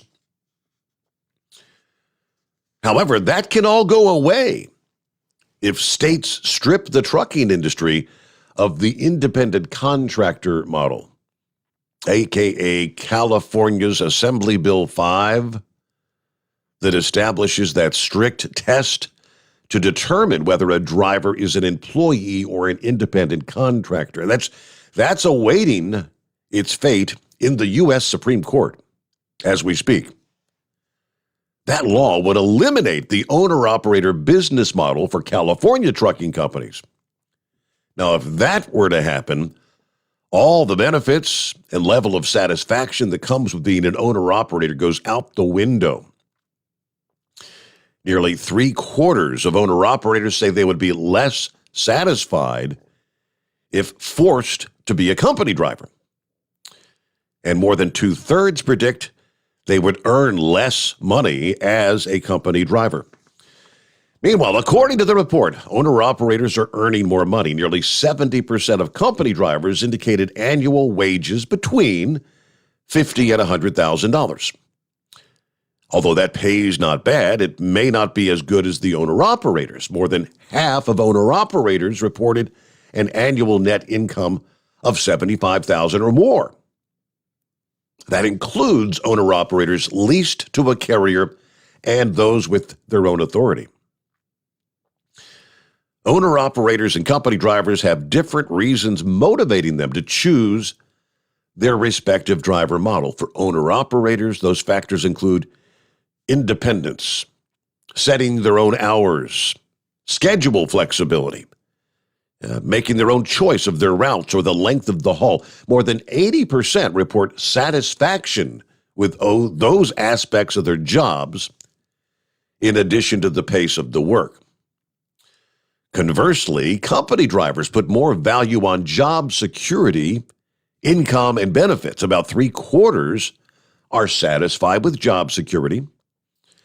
However, less than 70% are satisfied with their income, and less than 60% appear to be happy with their benefits. Now, both of those numbers, when they say less than 70%. Well, that means there's a pretty good number that are satisfied. Yeah, the story is kind of similar when it comes to pay. Independent contractors' pay typically comes in the form of freight bill percentage by load. And again, more than 80% of owner-operators report satisfaction with their income level. Company drivers are usually paid by the hour or by the mile. Those paid by the hour are happier with the income, but not as happy as owner-operators. All right, there's a little desire among company drivers to become owner-operators. Only 18% indicate they'd like to make that switch. Now, of those, 85% believe they could earn more money. As an owner-operator, 71% they'll be happier with the job. But again, that's only 18% of company drivers. So very few, really. Now, among company drivers who used to be an independent contractor, less than a third said they're earning less. Even fewer reported that they're less satisfied since making the switch. However, it's possible those drivers didn't experience the anticipated pay and satisfaction as an owner-operator. And one last tidbit. Female drivers are most satisfied with trucking job. That's correct. Female truckers appear to be more content with their job versus their male counterparts. Among the top 3 motivating factors among owner-operators, closer to 90% of female drivers are reporting levels of satisfaction. The same is true for company drivers. More female company drivers are indicating satisfaction with those aspects of their job than their male counterparts, the company counterparts. But latest from the American Transportation Research Institute, ATRI. Some trucking headlines here on a Thursday morning. Oh, would that be the Knucklebuster impersonator? Well, Steve, I think I better respond to the gentleman that just called. Instead, these people that really believe that was a true insurrection does not know what an insurrection truly is. I heard Nancy Pelosi's speech there on the news about how they was being bullied and all that. Yeah. What did she do for 4 years of Donald Trump's presidency but bully people? That's all they done. And actually, look at the Charlottesville so-called riots. There's plenty of eyewitness accounts. Those people were planted there. They was brought in on buses. People getting off in Klan shirts, another bus getting off in BLM shirts. I mean, it's amazing how brainwashed these people really are. That they just believe whatever they're told and don't question anything. These people ought to be appalled at the thought of these people being held in D.C. jails in the conditions they are. Well, this guy's talking about this has been going on with black inmates for years. Well, we was appalled at it then. I know I was. I don't care if you're black, white, yellow, red, green, purple. It don't matter to me. You treat me right, I'll treat you right, because I'm sure that the overwhelming majority of the listeners of this program, we don't care what your skin color is. We don't care where you're from. But you come into this country, like Monkey Gouger said last night, learn English, learn our way of life. You want to come here, assimilate. But this amazing. These people, they have a one-track mind. If you don't agree with their hardcore far-left socialism, then you are a racist. Look at really where the racism is. Look at Baltimore. Look at California. Look at Baltimore sitting close to me. Horse feathers, too. D.C., go into the inner city of D.C., Philadelphia, Chicago. These have been run by Democrats for decades. I don't think it's been somebody elected in Baltimore, at least a majority Republican, in the city of Baltimore. That is some of the worst areas of this country. I've been all over that city. Chicago, same way. Look at the Flint, Michigan with the lead pipes. I mean, come on now. That was run by Democrats for 70 years. All of a sudden it's a problem because we got lead pipes. Well, why didn't the people that run it do something about it? Michigan has been a Democrat in our votes for years. See, I don't get these people. I would never get these people. That's all. What happened on January 6th was practically nothing, caught on by some few agitators, and yes, the people that actually committed crimes, I mean, real crimes that day, should be prosecuted. But they need to be brought to court. They need to be charged, brought to court, allowed, given, right. representation like any other citizen. Absolutely. This what's going on is like I've heard said before and others have said. This is just like what was going on in Nazi Germany in the 1930s. Look at what was going on. Look at the film of what went on in the 20s when the Nazis were trying to take power. Look at the beer hall resurrection. Back years ago, it was like 1919 or something. This has been going on for years. Just look at the L.A. riots. What was that? That was 1991, wasn't it?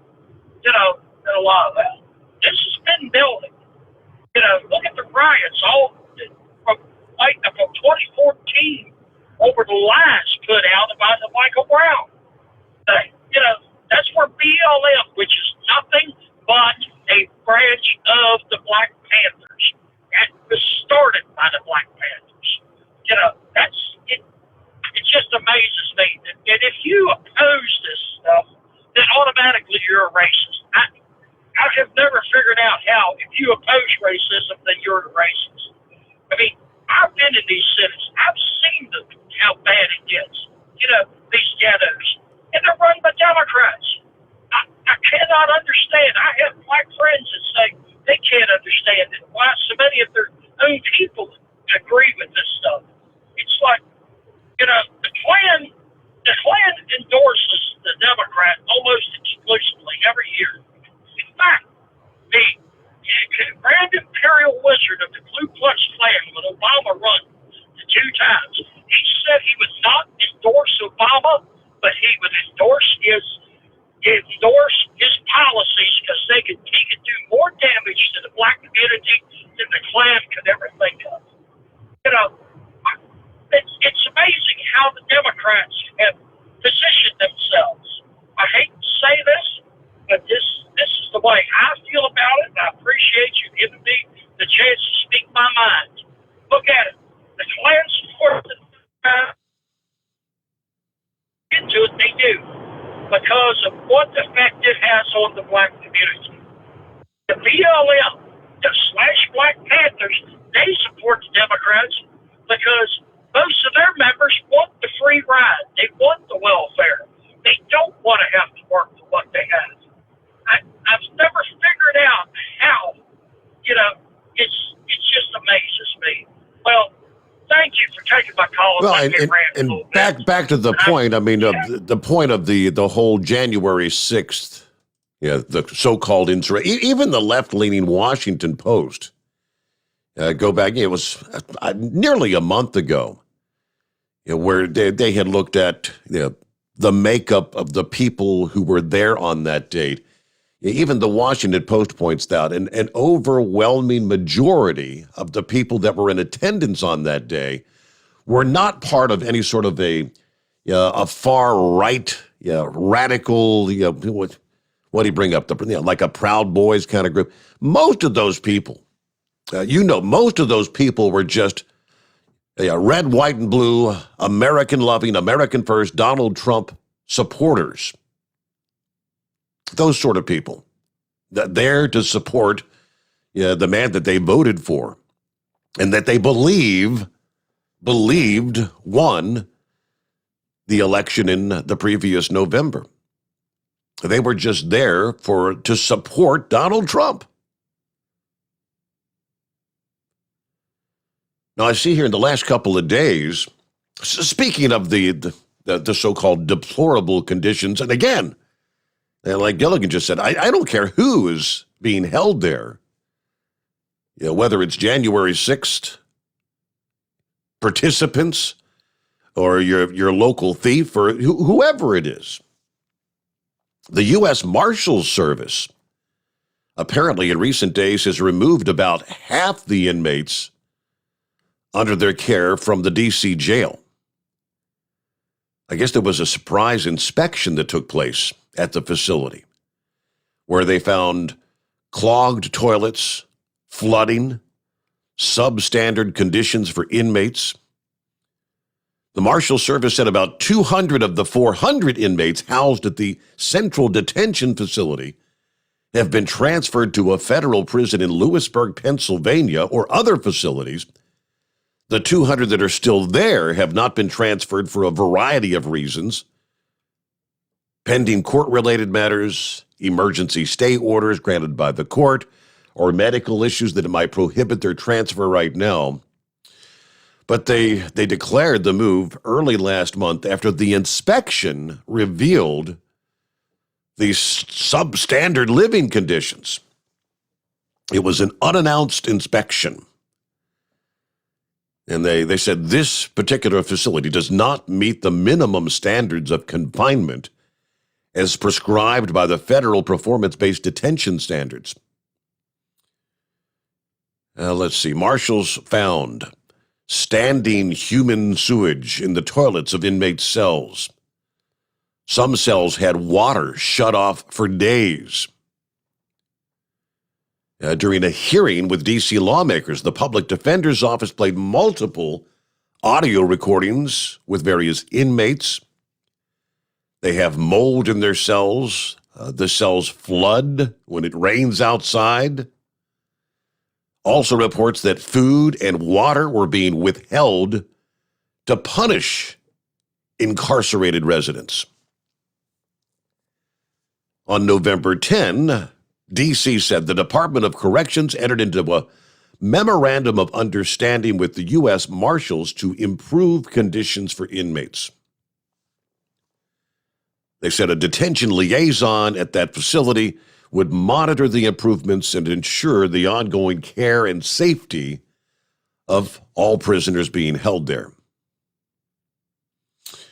All right, the Marshal Service also inspected the Central Treatment Facility in D.C., but did not identify conditions that would necessitate the transfer of inmates from that particular facility.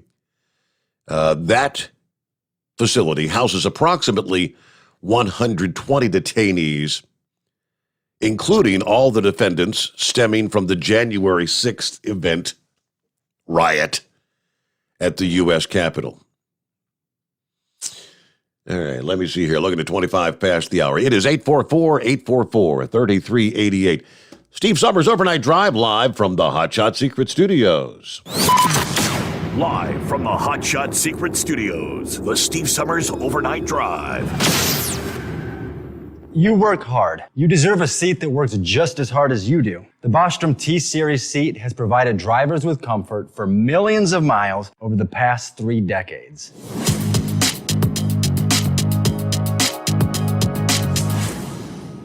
Each seat is built right here in the USA and has 4-position front cushion tilt and higher low-profile air suspension with Isolate. It's also equipped with many standard and optional comfort features, such as high and mid backrests, 9.4-inch fore-aft slide adjustment, adjustable armrests, and manual or dual air lumbar support systems to keep you comfortable throughout your ride. Build your T-Series seat today at BostromSeating.com and ensure your ultimate comfort for wherever the road takes you. Bostrom Seating, the ultimate comfort for the open road. After a long winter road trip, there's nothing like coming home to a warm, comfortable home. Hi, I'm Steve with USA Insulation. When we put our foam in your walls, it's like putting a coat around your entire home. It keeps the cold air out and the warm air in. We're getting homes ready right now for winter, and we have $1,000 savings for everyone. But because we love our truckers, we're going to give you an additional $250 discount for mentioning the show. 1-800-USA-FOAM or USAinsulation.net. My mother was always very active and independent, and she was familiar with her neighborhood. But one day, she stopped at the stop sign for much longer than usual. She wasn't even really sure where she was at. It's important for you to talk to someone about it. I felt so much better after my son told me, Mom, we'll figure it out. When something feels different, it could be Alzheimer's. Now is the time to talk. Visit alz.org/ourstories to learn more. A message from the Alzheimer's Association and the Ad Council. Because Channel 19's a little congested. Call Steve now at 844-844-3388. The Overnight Drive.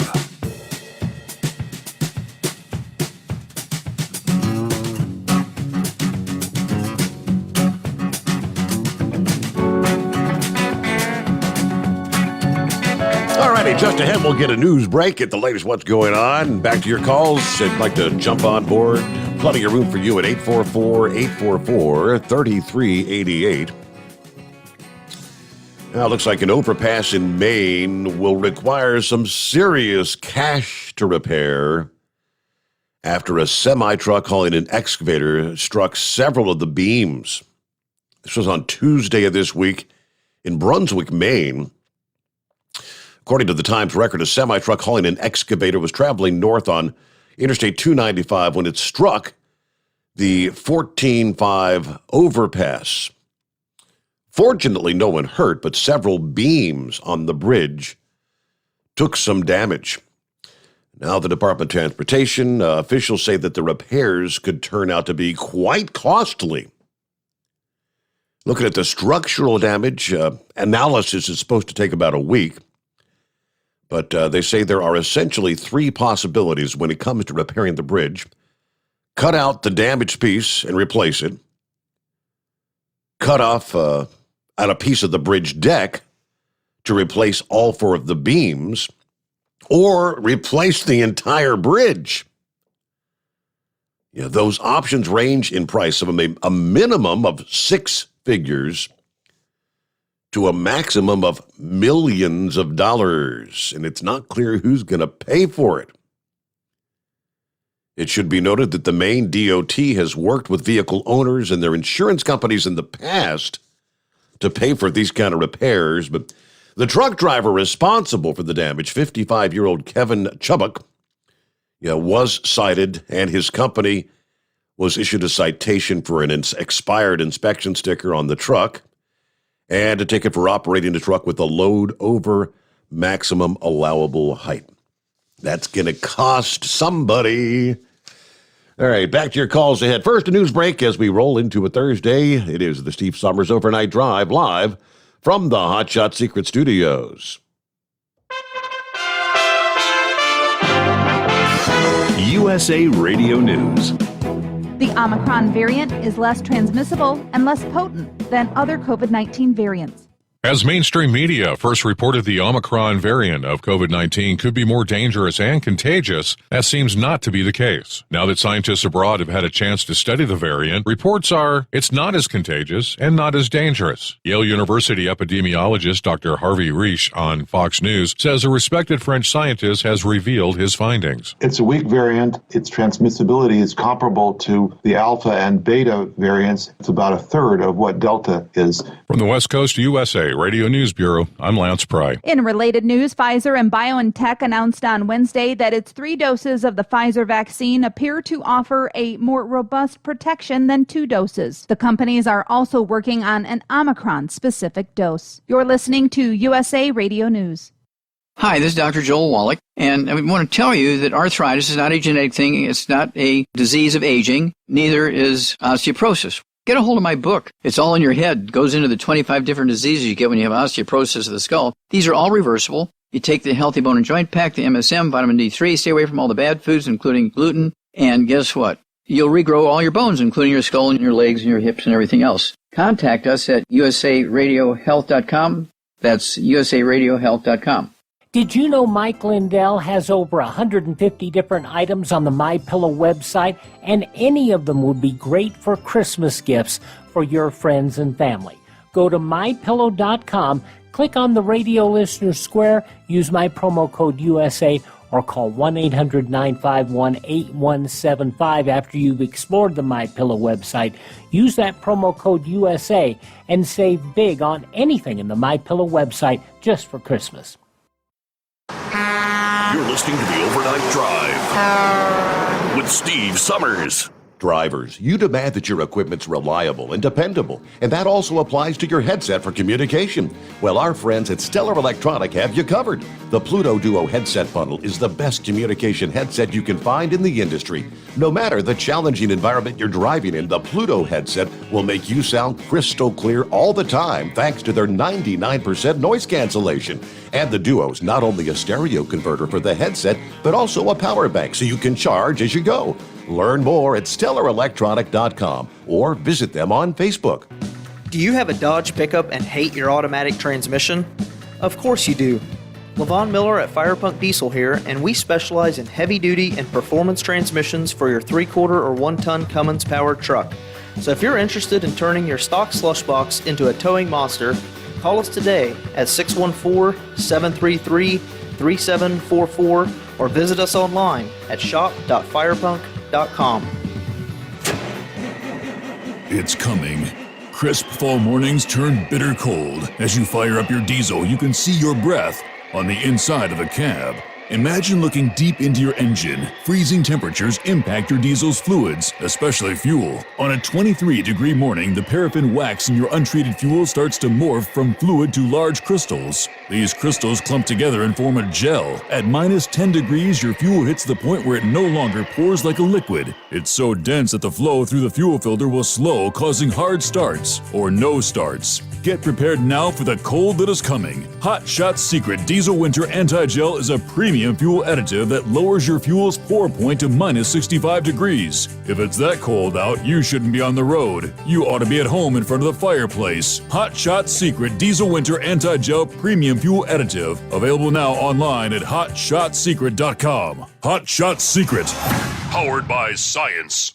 Attention all truckers, Dean Michael, the tax doctor here. I want to talk to you about those dreaded tax problems. I know you want to keep on trucking and not even think about them. Well, let's face it, they're not going away all on their own. You need professional help. I've been helping truckers put their tax problems in the rearview mirror for years. I can help you too. Call me for a free consultation at 888-632-4506 or go to mytaxhelpmd.com. It's like I always say, keep your eyes on the road, I'll keep mine on the IRS. 888-632-4506. After a long winter road trip, there's nothing like coming home to a warm, comfortable home. Hi, I'm Steve with USA Insulation. When we put our foam in your walls, it's like putting a coat around your entire home. It keeps the cold air out and the warm air in. We're getting homes ready right now for winter, and we have $1,000 savings for everyone. But because we love our truckers, we're going to give you an additional $250 discount for mentioning the show. 1-800-USA-FOAM or USAinsulation.net. Hey, Dad,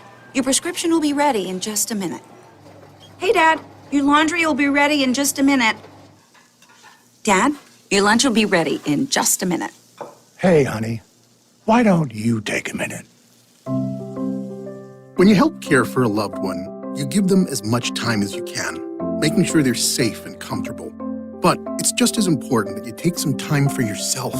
At AARP, we can help with information and useful tips on how you can maintain a healthy life balance, care for your own physical and mental well-being, and manage the challenges of caring for a loved one. Because the better care you take of yourself, the better care you can provide for your loved one.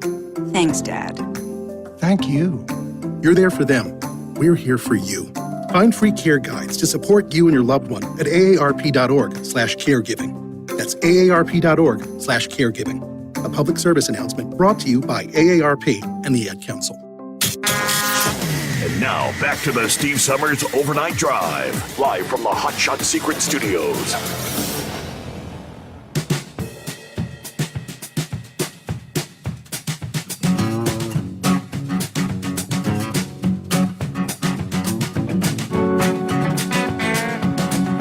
All right, get to some of the other industry headlines coming up here. Talk about the Grinch that stole Christmas. You hear these stories from time to time about, homeowners associations. Better read the fine print. If you're going to move into one of these communities that has the homeowners association, Myrtle Beach, a South Carolina man, says his Christmas display will have to come down after the homeowners association property management company told him his decor violates the master deed and bylaws. He said it was a labor of love decorating his condo at the Myrtle Beach Golf and Yacht Club. His home was covered with what's estimated to be about 10,000 lights, but he said it was well worth the time to brighten his neighbors' faces. It all came together kind of like a Tetris puzzle, so to speak, one piece at a time, and it turned out to be magical. After sharing the light show, those in the surrounding residential community responded enthusiastically, many coming by in person to get a look. Despite that, he was told on Tuesday by the property management company that his decor violates the master deed and has to be removed by today, Thursday. The area in the Myrtle Beach Golf and Yacht Club is governed by a different homeowners association. According to the email, Old Colony Realty Property Management said homeowners are not allowed to alter or affix things to the outside of the property. Sections of the master deed said junk, debris, towels, laundry, or materials of any kind could not be stored on shared property. Now, he says, I'm not really convinced that this is a real violation of those rules, but the email said I either have to take down the political flag that he had on the exterior wall of his house, along with the Christmas lights and the yard decorations, or face removal of the items at his expense. To which he said, it's just insane. They're going to charge me to take down my Christmas lights. So I'm guessing somebody out there, maybe there is a Grinch in the neighborhood. I mean, they did interview some of the neighbors, and one neighbor said, I don't think it's an issue. I mean, it picks up your spirit. I mean, it is, after all, Christmas time. All right, the property management company said they have to enforce the recorded rules as we're instructed to do so. All right, so much for the joy, so much for the cheer, so much for the smiles. Yeah, there's a Grinch out there somewhere, right? And our number's 844-844-3388. Don't be a Grinch. All right, who we got on the line there? That would be the Flash. Good morning, Mr. Steve Sommers. Well, good morning, Flash. Yeah, of course I had to call in to set the record straight here with Jolly Green. Jolly Green had stated a completely different scenario of the January 6th and the prisoners at Washington, D.C., right? So he said he used the words abused and being kept from their families. I haven't heard anything about abused and being kept from their families specifically. Conditions is not the same thing as abused. Am I right or wrong about that? Yeah, but I mean, there's other reports. I mean, that I could pull some of the others up when they're withholding food and whatnot. I mean that's kind of that's abuse, not allowing food or water. And not allowing, I have seen, now whether it's still ongoing or not allowing to have visitors or family. I mean, that's being kept away from your family. I have seen some of that. And that is presently being investigated, or, it's just hard for me to believe that that they would be able to keep them from their families. And I personally, I mean, I haven't followed everything closely, but that would be hard to believe that, you know, that they would be being kept from their families. I mean, that's pretty serious. But that was all that was said. The rest of it was an agreement. And he kept referring to, like, I didn't know this or that about the prisoners that were in there. But I didn't hear anything about abuse to the prisoners, just conditions. Well, I'll see. I guess that could be subject to. Right. I mean, I haven't been following it real close, but I mean, everything's available if you do a little research. You know, you can find those stories from the various sources. But well, good enough. I just didn't want to just let him get away with throwing me under the rug like that. That was the only two things that we differed on. So, man, of course, he dared me to call you, but okay, that's where we. I mean, yeah, maybe he was drumming you up some business. I don't know, but that was it. I mean, let me see. I mean, I just did a quick search here. See, so I've found Time Magazine. All right, is that a reputable source? In this report from October, roughly 40 suspects in the jail in D.C. awaiting trial for charges stemming from that day. The lawyers say their rights are being denied access to food and showers. Let's see, jail officials failed for 4 months to move ahead with treatment for one defendant who broke his wrist while being held without a bail. A surgery initially scheduled for June still hadn't taken place. And they're saying that's more than just inept and bureaucratic jostling of papers. The suspect, who faces 4 felony charges, spraying officers with pepper spray gel. Let's see.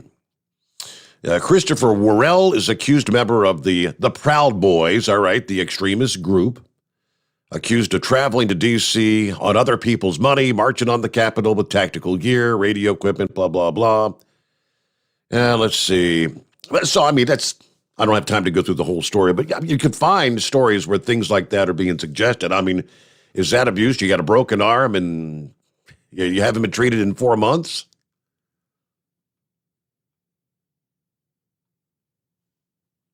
Would that be a fair question? All right. Meanwhile, it is 15 before the hour. Our number, 844-844-3388. Good to have you with us. Who was it that called last evening? Talking about the meat business and the livestock and all that. Can't remember what his handle was. But kind of discussing how there's this faction out there when they're talking about climate change that want to go to no more, actual slaughtering cows, for your hamburgers or your steak or whatever it's going to be. Yeah, they want everything to be grown like lab-grown meat, which sounds really gross. But oddly enough, one of the headlines this past day was, and the photograph, it looks nasty. Yeah. But the largest lab-grown steak yet produced has been unveiled by an Israeli company, weighing in at nearly 4 ounces. Now, wait a minute, 4 ounces? That's a pretty small steak, right? The steak is composed of real muscle and fat cells derived from tissue samples taken from a cow, living bovine stem cells incorporated into bio-inks that were then placed in the company's 3D printer to produce the steak.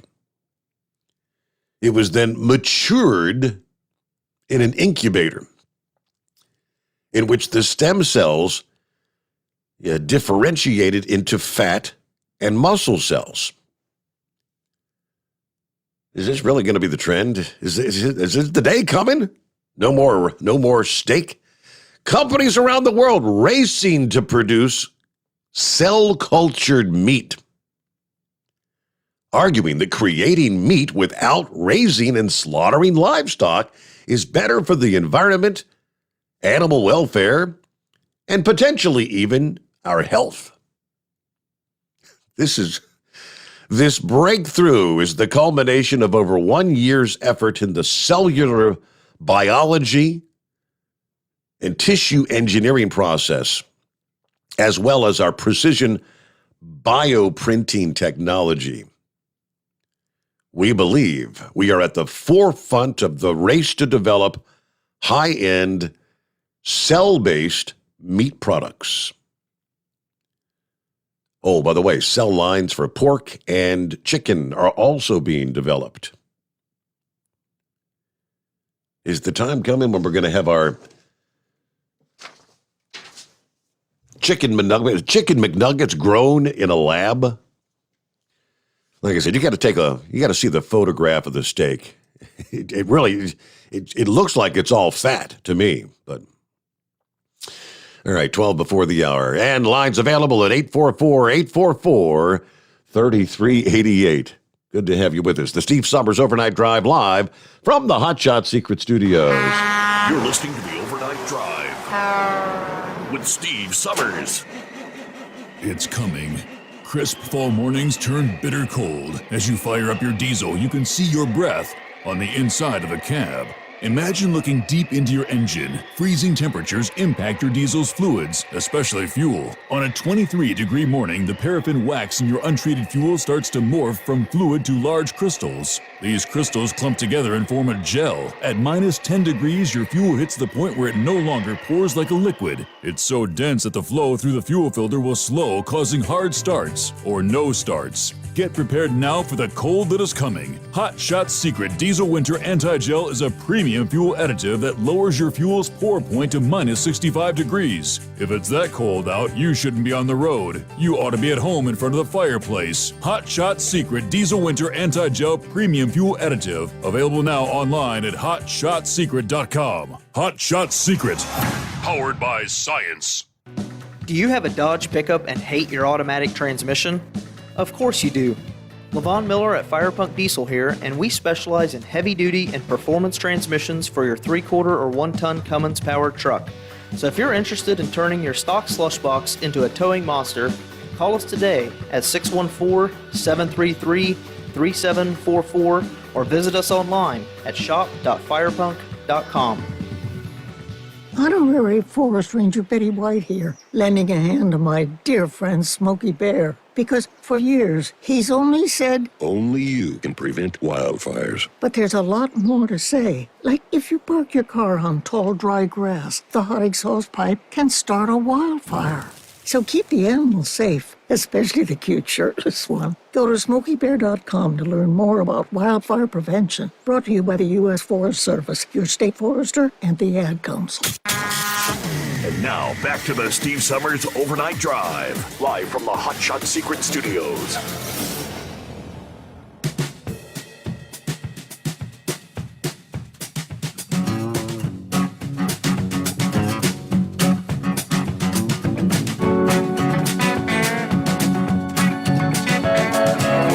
Yeah, I'm with you, Doughboy. I got an email from Doughboy. He said, lab-grown meat?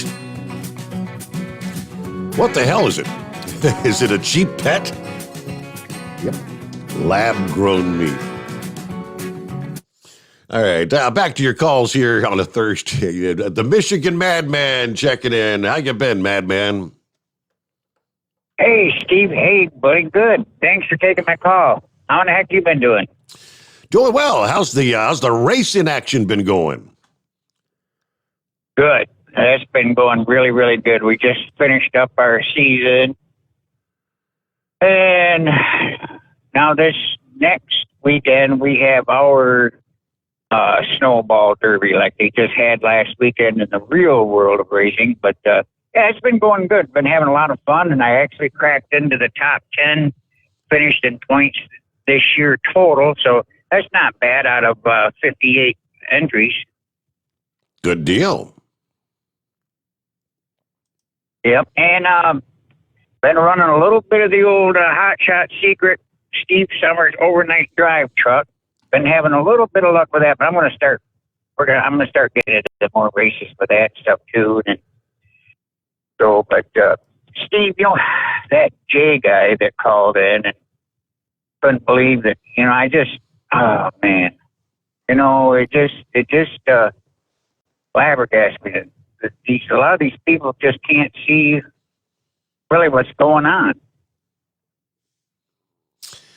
Yeah, either that or they just don't want to believe it. I mean, yeah. Granted, I'm more inclined to feel like Gilligan.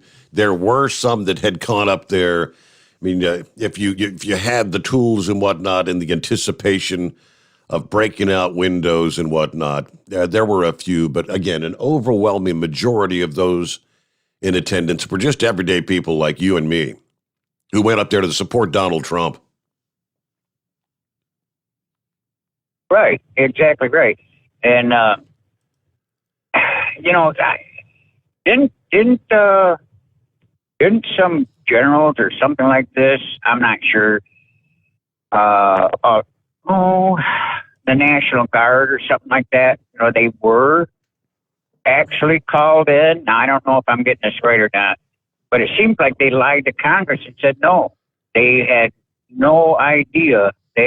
Were never asked, and then come to find out they were asked, and then they were told to stand down. Did you hear anything about that? Yeah, there was more than, I think there were 3 separate occasions where the offer was made to bring in National Guard troops because they had heard chatter or concern that there might be some issues or disruptions that day. Now, those requests had to go to Congress, and this is the question that needs to really be answered. They've got this whole January 6th inquiry going on. And, of course, who's presiding over it? But supposedly Nancy Pelosi, I mean, she's the one that would have ultimately, I guess, been able to put the kibosh on the authorization to bring those National Guard troops in. That was my understanding, the way things unfolded. The offer was made, and they were said, no, we don't need it. I think the Capitol Police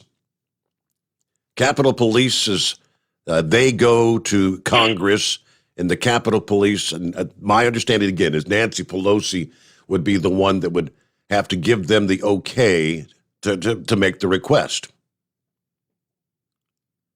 Right, exactly right.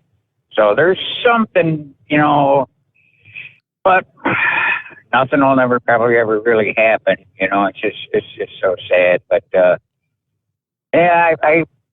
what about the other 524 riots across the United States last year that broke out? And they were finding pallets with broken cement blocks and stones and stuff like that. I mean, really? But there's a lot of people, no, that's just all made up. But no, I mean, Steve, it really was. I mean, they had pallets of bricks, broken blocks, stones. I mean, I think George Soros and a lot of them had a whole lot to do with it. You know what I mean? By bringing them in on buses and stuff like that. Absolutely. Yeah, look at the inauguration. Steve, look at the inauguration back in 2016 when, it's like, really? It's like, there was no, they said there was busloads of them being brought in. Now, another thing is, too, Steve, I heard that from a pretty good source that some of the troublemakers there on January 6th in Washington, D.C., they had all the MAGA gear on and stuff and this and that, and came right out and openly admitted that they were kind of with Antifa. I don't know how true that is, but I would have to believe it. I've seen numerous reports where some of them were their agitators from the left that were kind of disguised as, Trump supporters, got the MAGA hats, as you said. Yeah, there were undoubtedly some of those there. I don't know. Is the January 6th inquiry looking into any of that? I don't know what their actual concerns are. I think they're primarily looking at whether some of the actual staff members and Donald Trump himself were behind the scenes trying to orchestrate this attack on the Capitol thing. That's what they're trying to get to. Let's see here. Totally separate topic. But Kellogg's has been on strike, right? Kellogg's workers rejecting a contract offer Tuesday that would have provided 3% raises. So 1,400 workers at the company's 4 cereal plants will remain on strike. The Bakery, Confectionery, Tobacco Workers, and Grain Millers International Union said an overwhelming majority of workers voted down the 5-year offer that would have provided cost of living adjustments in the latter years of the deal and preserved the workers' current health care benefits. They've been on strike since October the 5th. So the plants in Battle Creek, Michigan, Omaha, Nebraska, Lancaster, PA, and Memphis, Tennessee. Yeah, all the well-known brands of cereal, Apple Jacks, Frosted Flakes. The union president said, hey, our members have spoke. The strike continues. International Union will continue to provide full support of our striking members. So Kellogg's says they will now move forward with plans to start hiring permanent replacements for the striking workers. They've already been using salaried employees and outside workers to keep the plants operating. Their statement was, this is certainly not the results we hoped for, but we must take the necessary steps to ensure business continuity. We have an obligation to our customers and our consumers to provide the cereals that they know and love. So I don't know how's that all going to work out for them. Yeah, there was another well-known baking company that actually everybody found themselves out of a job. Wasn't it something like Hostess, I think it was.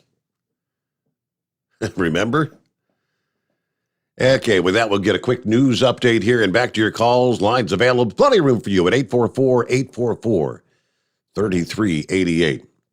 It is the Steve Summers Overnight Drive live from the Hot Shot Secret Studios. USA Radio News. According to Senator Rick Scott, corporate America is not interested in principles when profits are on the line. As the Biden administration announced it will be diplomatically boycotting the Winter Olympics in China, Chinese media announced no one cares if politicians don't show up. The human rights offenses in China are documented and atrocious. Republican Senator Rick Scott with the Armed Services Committee says money over principles is a bad direction for a freedom-loving nation. Whether it's the NBA or whether it's Nike or whether it's Delta, they're all focused on how they make more money. Heck with human rights. They would like to get their rights, and they want to criticize everything that happens in this country. But God forbid they do anything that would impact their ability to make a profit. From the West Coast to USA Radio News Bureau, I'm Lance Pry. And a jury has completed deliberations for the day in the trial of actor Jussie Smollett. This is USA Radio News.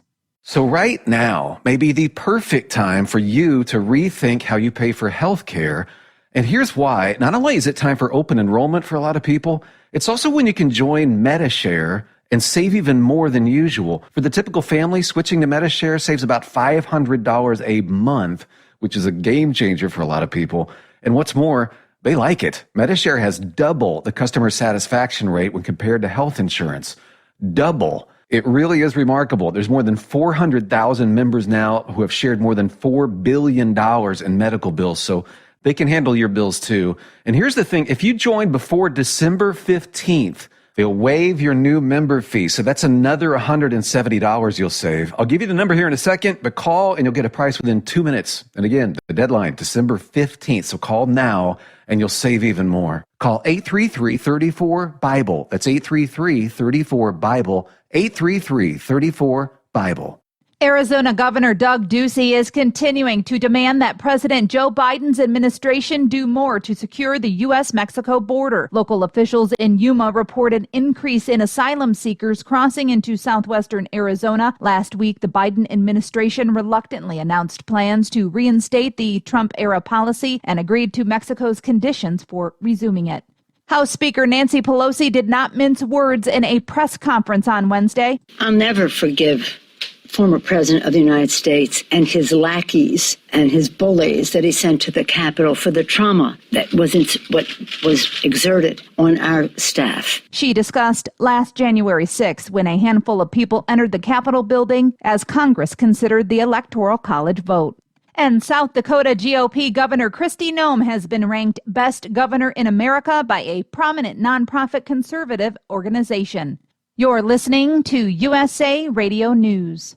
Bingo fun fact number 6. Americans spend over $90 million weekly on bingo. Why? When you can play Bingo Treasure for free. Go to BingoRadioUSA.com. Play from any device, your smartphone, tablet, or computer. The account is free. The play is free. Play one card. Play more. Chat with other players. Meet new friends. All free at BingoRadioUSA.com. That's BingoRadioUSA.com. Bingo from any device. Hurry. Free accounts are limited.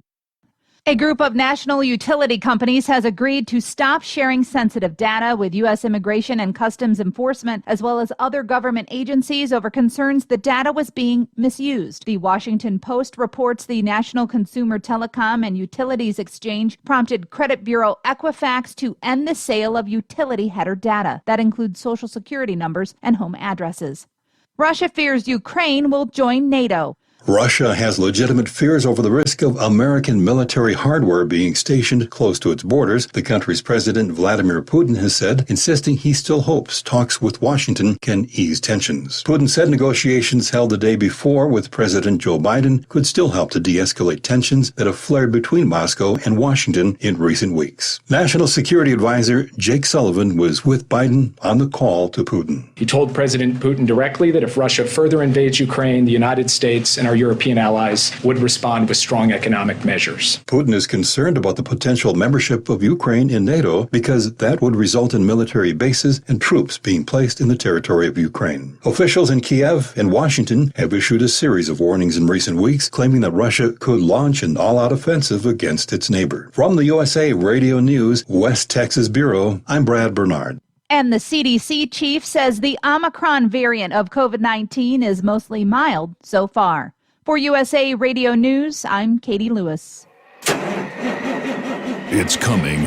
Crisp fall mornings turn bitter cold. As you fire up your diesel, you can see your breath on the inside of the cab. Imagine looking deep into your engine. Freezing temperatures impact your diesel's fluids, especially fuel. On a 23-degree morning, the paraffin wax in your untreated fuel starts to morph from fluid to large crystals. These crystals clump together and form a gel. At minus 10 degrees, your fuel hits the point where it no longer pours like a liquid. It's so dense that the flow through the fuel filter will slow, causing hard starts or no starts. Get prepared now for the cold that is coming. Hot Shot's Secret Diesel Winter Anti-Gel is a premium fuel additive that lowers your fuel's pour point to minus 65 degrees. If it's that cold out, you shouldn't be on the road. You ought to be at home in front of the fireplace. Hot Shot's Secret Diesel Winter Anti-Gel Premium Fuel Additive. Available now online at HotShotSecret.com. Hot Shot Secret.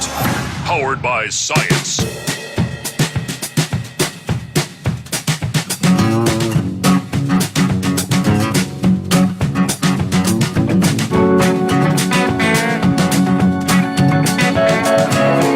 So the vaccine mandates continue to face more and more opposition. Where several days ago you had the federal judge on a national level that put a halt to the requirement for federal contractors. So that's still being sorted out. Now, this past day, yes, the Democrat-controlled U.S. Senate approved a Republican measure that would overturn the vaccine or test mandate for private businesses, as 2 Democrats joined Republicans to back the initiative. So the final vote was 52 to 48. So it now goes to the House, the Democrat-controlled House. It would face strong headwinds there, and as I mentioned earlier, Biden has threatened that he would veto the bill, which undoubtedly he will, right? But the legislation would overturn the rules ordering businesses with 100 workers or more to require vaccination or testing for millions of employees. Yeah, this was not subject to the Senate rules that require 60 of the 100 members to agree, meaning it could pass with a mere simple majority. The two senators, Democrats that joined Republicans, were Joe Manchin and John Tester. But this just kind of underscores the intense political opposition facing these efforts to combat COVID at the time when health officials are trying to contain the Omicron variant. And some of the first research to come out, as we're hearing in the updates, it's not a more severe strain. It may be a tad more contagious, but it's a weaker strain of the COVID, which would be that'd be good news. It's going the right direction. But Republicans say they have been inundated with calls from businesses with up to 500 workers that are concerned about having to fire employees who refuse to take the vaccine. It's got Main Street America scared, says Senator Mike Braun. The White House said in a statement on Tuesday, employers would face no burden from the mandate because the vast majority of American adults are fully vaccinated and that the rule exempts small businesses. As I mentioned, it's already been put on hold by a federal appeals court, so it's going to have to go to the next level, right? We're in the middle of a public health crisis. Chuck Schumer says everyone sees the damage that it causes. The way to solve this is driven by science. Get the shot. So that's where that stands. Update over the past day. Meanwhile, hello to Randolph, that would be checking in this morning. Ryan, what's going on? It's not my representative. It's not my senator. It's your senator. And so they keep voting in the same people, and this is what we get. It is just mind-boggling. People see the results of this fraud of an election for this idiot in office now. What did we lose to Mexico for them to agree to put in to allow the stay in Mexico order that Trump had originally agreed with? It seems like they're not just going to. Obviously, they had some stipulations, things they wanted from us to allow that to continue. And that's what that idiot in office right now has done. He has weakened our position. He gave Mexico the upper hand the instant he put his name to that piece of paper stating we are ending this Trump era program. They don't think ahead. They think about what's now. What kind of power can they get? His son Hunter said that if his father were, quote, elected, unquote, to office, he would give up all his holdings that dealt with China. Has he done that? As far as I know, he hasn't. It hasn't been reported. So, I mean, if this was Trump's kid, if it was Junior or his other son, I mean, the press would be all over them, screaming and hollering, well, when are you going to get off your butt and get done being, being partners with these overseas people in China? They would be having a damn field day over this. Always moving, bless her heart. She said there was a lot of things that she did not know about the Kyle Rittenhouse case because she was listening to the Alphabet News people. And it's like, okay, well, that was an awakening. But then again, she turns around and says she believes the 2020 report. Well, wait a minute, ain't that part of the alphabet news media too? You know, I'm sure she means well, and I'm sure she thinks that, you know, she is becoming more educated by the news media. But how long is it going to be before, you know, she finds out something else ain't right with what was being reported? And that brings me to another subject. D-Day, 80th anniversary. What is their reasoning for saying we're celebrating D-Day, the attack on Pearl Harbor? That's not D-Day. That is Pearl Harbor Day. That was when Japan attacked us. Are we celebrating the fact that Japan attacked us? You know, and then they go around and say, well, there were hundreds of D-Days all over the world during the World War II. I was hearing, you know, that was, you know, like in our news updates, you know, from USA Radio. I was hearing that where there were, you know, many different D-Days. I don't know what's the definition of a D-Day. My understanding, since I was in the military, but I was never deployed, you know, to a fire zone or getting ready to go into and protect some people. You know, D-Day is deployment. D-Day in Europe. Well, we know that was 1944, January 6th. Not January. Jesus, remember Nedley. June 6th, 1944. That was when we deployed to the Normandy coast for the invasion of Europe. You know, yeah, you ask your son Stephen, I'm sure he'll come up with the same thing. Or you ask the veterans and retirees that listen to your show.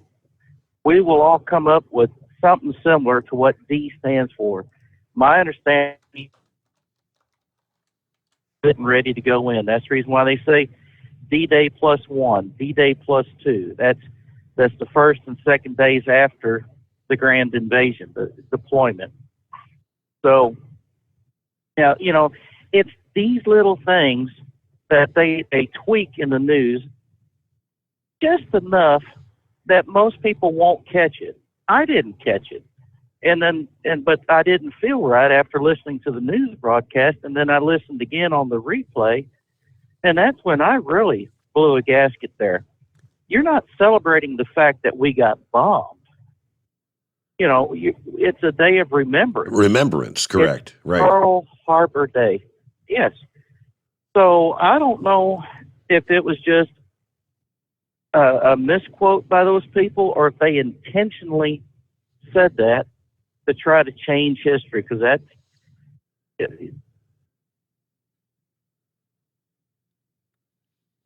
Well, if you go to dictionary.com, D-Day. Yep. The day, June 6, 1944, in which World War II, on which Allied forces invaded northern France by means of beach landings in Normandy. Yeah, the day, the next is the day on which an important operations is to begin or a change to take effect. That's the definition of D-Day. So we all see it as June 6 of 1944. The next one, not from dictionary.com, but from army.mil. Let's see. In other words, the D in D-Day merely stands for day. This coded designation was used for the day of any important invasion or military operation. Brigadier General Schultz reminds us that the invasion of Normandy on June 6 of 1944 was not the only D-Day of World War II, it says. So. Well, I agree with that, yeah. It wasn't. But, I mean, you know, you don't celebrate D-Day for Japan coming over here to bomb the hell out of Pearl Harbor. You know, that's not what the day was. So, I don't know. But, yeah, you know, like I said, I had an English teacher that told me she could turn a book into a bucket. And she says, we all know how to spell book, right? And we said, well, yeah, it's B-O-O-K. All right. She says, but, you know, we didn't have Xerox copiers back then. It was all handwritten books. And occasionally, there was a letter added or left out. And possibly someone thought maybe, well, let's just put a U where the two double O's are, Buck.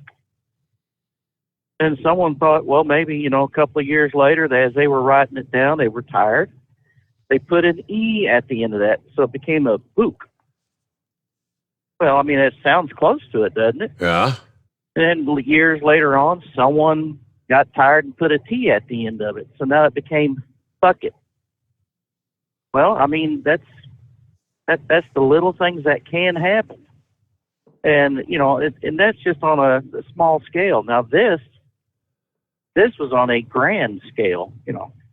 We shouldn't be celebrating the fact that we were invaded. It's a day of remembrance. So I don't know. I just find myself at odds with those people on the media about that. So, anyways, and then, Gilligan is right. We've got these people in jail. Some are given bonds set so high that there's no way they could afford to ever, get a bond to get out so they could appear in court. But, they're not being held for anything else other than being on the property and maybe disturbing the peace. But, I mean, if you're going to invite them in by opening up the doors, I mean, you can't accuse somebody of trespassing if you open the doors to them. Now, those that broke the windows and climbed in that way, okay, that's an offense that, trespassing. But it doesn't have to be someone's got to get killed, on either side. I mean, they just broke a window and come in. They didn't have guns on them. They didn't have any weapons of, anything on them. So, where is the justice in incarcerating these people for simple trespass for all this time? But when the rest of the country was burning to the damn ground, I mean, it was like Baghdad Bob all over again during the first Gulf War. Oh, there's nothing to see here. The city is going up in smoke, Bob. What's going on with that? Remember the report. Nothing. It's just a barbecue. Remember the guy standing there saying, well, the protests tonight are generally peaceful as there were flames raging behind him, buildings burning behind him, generally peaceful tonight. Exactly. It's like, what the hell's the matter with you people? Can't you? It's right there on video. You have it on audio. What? I suppose that it was a spree by these other folks that are doing a grab and run in these Nordstroms and whatnot all over the country. Oh, they're just Christmas shopping.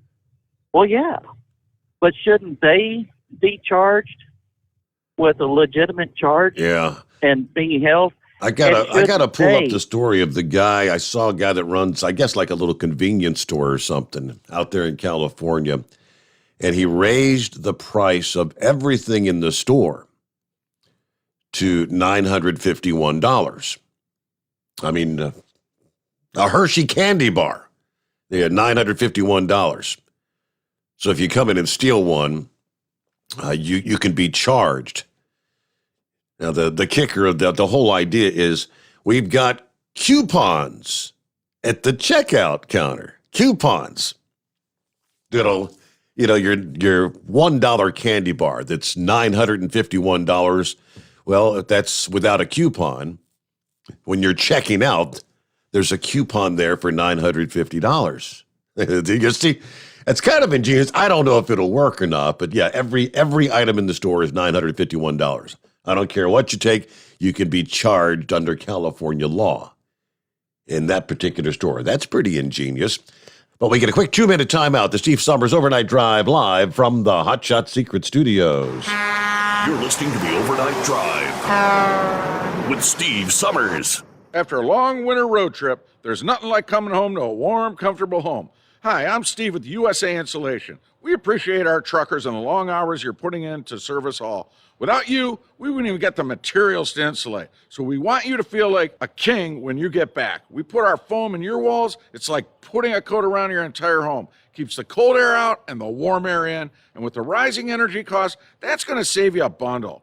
We're getting homes ready for winter right now, and we have $1,000 of savings for everyone. But because we love our truckers, we're going to give you an additional $250 discount just for mentioning this show. So give us a call, 1-800-USA-FOAM. That's 1-800-USA-FOAM or usainsulation.net. We're going to give you an additional $250 discount for mentioning the show, 1-800-USA-FOAM or usainsulation.net. USA Insulation. At Hotshot Secret, we share the science behind common diesel problems. For example, Diesel fuel cetane levels. the cetane rating in diesel fuel is 42 to 45. Most diesel engines operate more efficiently with a cetane rating of 48 to 50. One treatment of Hotshot Secret Diesel Extreme will raise your cetane 7 points, increase fuel economy, and improve cold starts. Hot Shot Secret Diesel Extreme is available nationwide at truck stops, fine farm and auto stores, and online at hotshotsecret.com. Hot Shot Secret, powered by science. My daughter Brinley is here at St. Jude. Coming here was literally life or death, and it was so scary. But St. Jude is fighting for one goal, like this one mission, life. And that gave us hope. We haven't received a single bill from St. Jude, so I really can just focus on what's best for Brinley. Finding cures, saving children. Learn more at stjude.org. And now, back to the Steve Summers Overnight Drive, live from the Hot Shot Secret Studios. Well, I hate to see that. I got an email from Country Boy. Said, Steve, my wife called me tonight. I lost my best friend to COVID today. He put up a heck of a fight, but just could not overcome. Please ask Rambler to say a prayer for his wife, daughter, and 3 grandchildren. His name was Marty. Yeah, hate to hear that, Country Boy. Wow. Yeah, so yes, we know it's real. No two ways about it. Yeah, meanwhile, thinking about people losing jobs and vaccine mandates. Nearly 500 employees who refused to get the vaccine have been fired by the Los Angeles Unified School District, according to the AP report. Now, it sounds like a decent number, but there's about 73,000 employees in that district. Wow. So 1% of the district's 73,000 workers. The interim superintendent said the decision was extremely difficult. Parting ways with individuals who choose not to be vaccinated is an extremely difficult but necessary decision to ensure the safety of all of our school communities. We wish everyone the best in their future endeavors and encourage everyone to get vaccinated. Now, most of those that were fired have likely been on leave since mid-October, when staffers were to have received at least their first vaccine dose. LA says employers were required to receive their second dose by November 15th. The report comes the same day the Los Angeles Times said about 34,000 public school students in LA who qualify for the vaccine have not yet taken the jab and could be barred from in-person learning because they will not be vaccinated in time for the January 10th deadline. So we're now down to mandating for the kids. This school district is the largest public school district in the country to require vaccines for any student over the age of 12.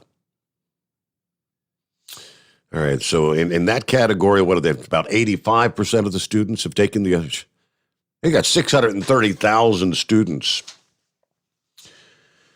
All right, that's where things stand. We'll get our news break in here just ahead and get back to your calls. Chevy guy on the line, a Sundance kid, I believe, with us. Philip to be checking in from Florida. And it's 844-844-3388. The Steve Sommers Overnight Drive live from the Hot Shot Secret Studios.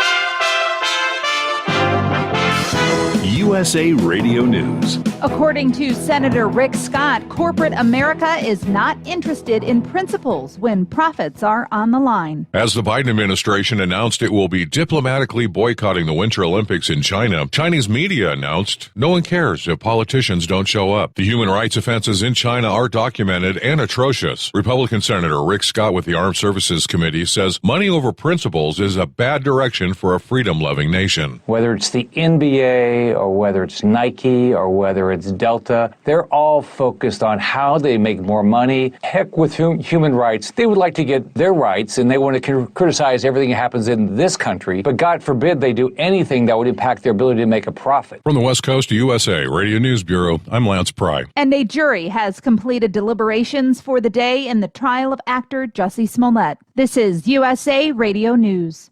Hi, this is Dr. Joel Wallach, and I want to tell you that arthritis is not a genetic thing. It's not a disease of aging. Neither is osteoporosis. Get a hold of my book. It's all in your head. It goes into the 25 different diseases you get when you have osteoporosis of the skull. These are all reversible. You take the Healthy Bone and Joint Pack, the MSM, vitamin D3, stay away from all the bad foods, including gluten, and guess what? You'll regrow all your bones, including your skull and your legs and your hips and everything else. Contact us at usaradiohealth.com. That's usaradiohealth.com. You're listening to the Overnight Drive with Steve Sommers. Do you have a Dodge pickup and hate your automatic transmission? Of course you do. Levon Miller at Firepunk Diesel here, and we specialize in heavy-duty and performance transmissions for your 3-quarter or 1-ton Cummins-powered truck. So if you're interested in turning your stock slush box into a towing monster, call us today at 614-733-3744 or visit us online at shop.firepunk.com. After a long winter road trip, there's nothing like coming home to a warm, comfortable home. Hi, I'm Steve with USA Insulation. We appreciate our truckers and the long hours you're putting in to serve us all. Without you, we wouldn't even get the materials to insulate. So we want you to feel like a king when you get back. We put our foam in your walls. It's like putting a coat around your entire home. Keeps the cold air out and the warm air in. And with the rising energy costs, that's going to save you a bundle. We're getting homes ready for winter right now, and we have $1,000 of savings for everyone. But because we love our truckers, we're going to give you an additional $250 discount just for mentioning this show. So give us a call, 1-800-USA-FOAM. That's 1-800-USA-FOAM or usainsulation.net. We're going to give you an additional $250 discount for mentioning the show, 1-800-USA-FOAM or usainsulation.net. USA Insulation.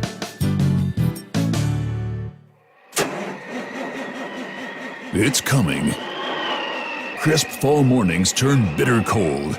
You climb into your diesel and it feels like you're sitting on an ice cube. Imagine how your engine feels after a frosty night. Freezing temperatures impact your diesel's fluids, especially fuel. As the temperatures drop, water that is emulsified within your fuel is released, adding more water into your system. Frozen water in your fuel lines, filter, or bowl will simply slow the flow, or worse, stop the flow of fuel in your system. No fuel flow, no start.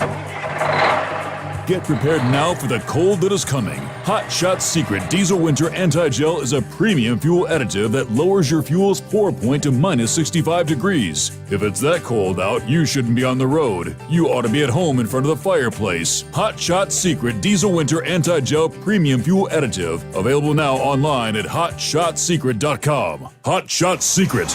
Powered by science. Dean Michael, the tax doctor here. I have one question for you. Do you want to stop worrying about the IRS? If the answer is yes, then look no further. I've been around for years, I've helped countless people across the country, and my success rate speaks for itself. So now you know where to find good, honest help with your tax problems. What are you waiting for? If you owe more than $10,000 to the IRS or haven't filed in years, call me now at 888-557-4020 or go to mytaxhelpmd.com for a free consultation and get your life back. Hi, we're the Goo Goo Dolls. We're fortunate that we can give our daughters everything they need to grow and learn, but not every child can focus on classes and play dates. Nearly 13 million kids in the U.S. face hunger. That's 1 in 6. School lunch might be their only meal each day, and it's heartbreaking to imagine any child going to bed hungry. We're dreaming of a perfect day when kids can smile, play, and just be kids without worrying about where their next meal will come from. Feeding America is working to make that perfect day a reality. Each year, the Feeding America network of food banks rescues billions of pounds of good food that would have gone to waste. That food is given to families and children in need. Being a kid should be about doing things that make an ordinary day extraordinary. Learning to play an instrument, building a sandcastle, hosting tea parties. Hunger should never be an obstacle to growing up. You can help end childhood hunger in your community by visiting feedingamerica.org. Brought to you by Feeding America and the Ad Council. Keep the bugs off your glass and the smokies off your This is the Overnight Drive with Steve Sommers.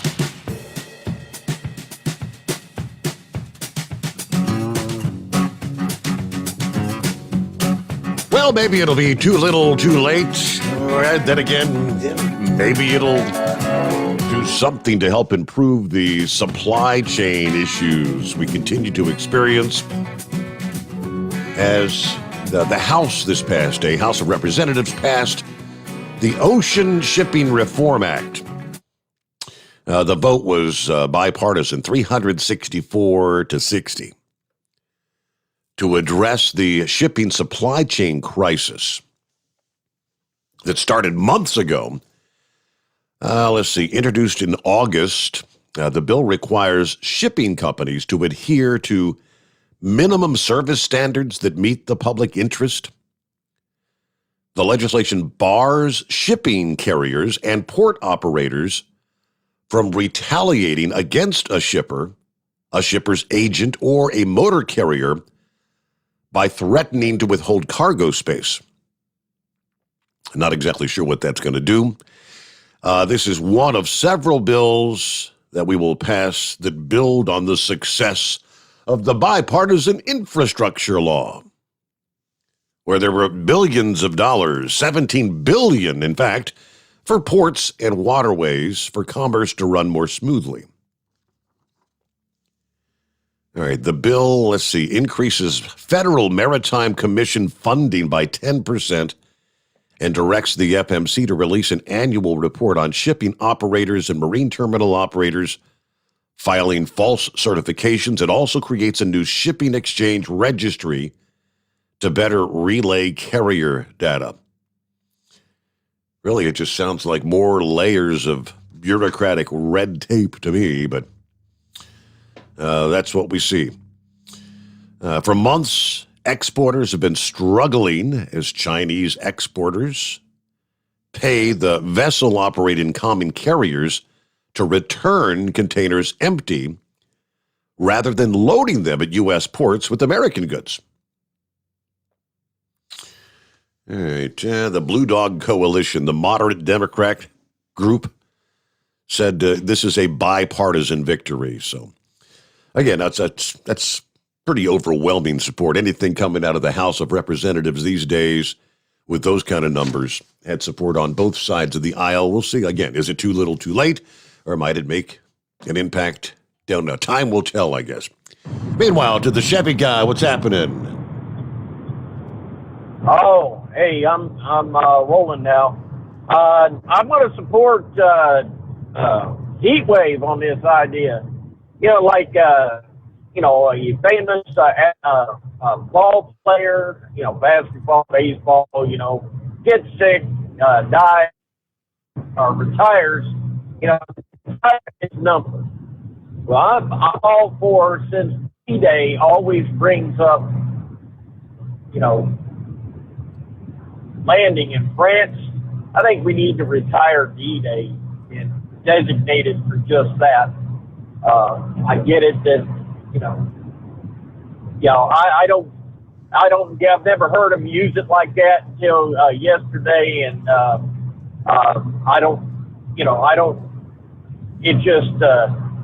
it waters down the quote, the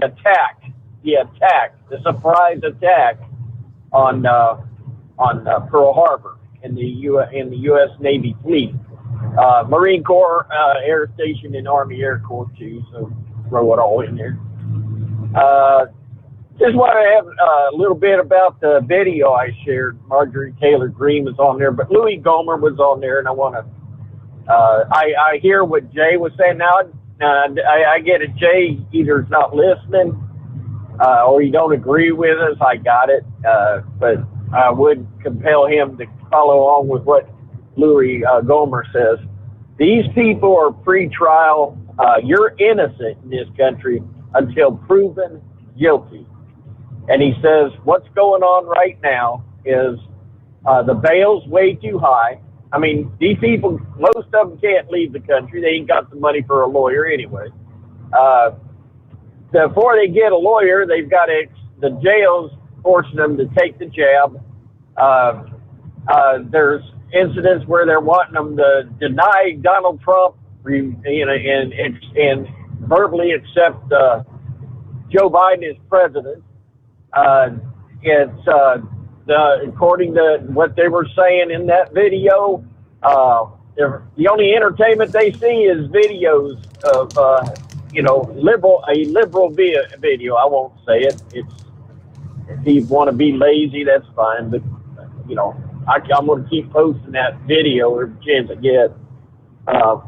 But I think what it comes down to is the man's hand that was busted was where a guard had done something to him. They're being called white supremacists, because they're tied in with Donald Trump. But Louis Gohmert was explaining plain and simple. These people are innocent until proven guilty, and it's not the place of the guards or the jail to exact punishment before trial. Right. And they have, in that video, they clearly state the head of that jail, a lady, said before all this ever happened, she was saying, boy, I would love to have these Trump supporters in my jail, and she'd teach them what for. In my words, it's in the video. Right. And if they're in our custody, they need to be treated. If they committed with a crime, they need to be charged. And here's the thing that really stands out. They still can't. The video belongs to us. That was our house. The videos belong to us, and we can't get the videos of that day. And hey, since they're not going to release the videos, let me talk about Nancy Pelosi and the trauma. Maybe these officers are committing suicide because they're bringing videos to them and saying, why did you open up the gate? Why did you do this? Why did you make it look like you were on the protester side? I mean, are they committing suicide for fear that they might be thrown in this jail along with these did I say protesters? Rioters, because they were rioters. When they violated that outer gate, they become rioters.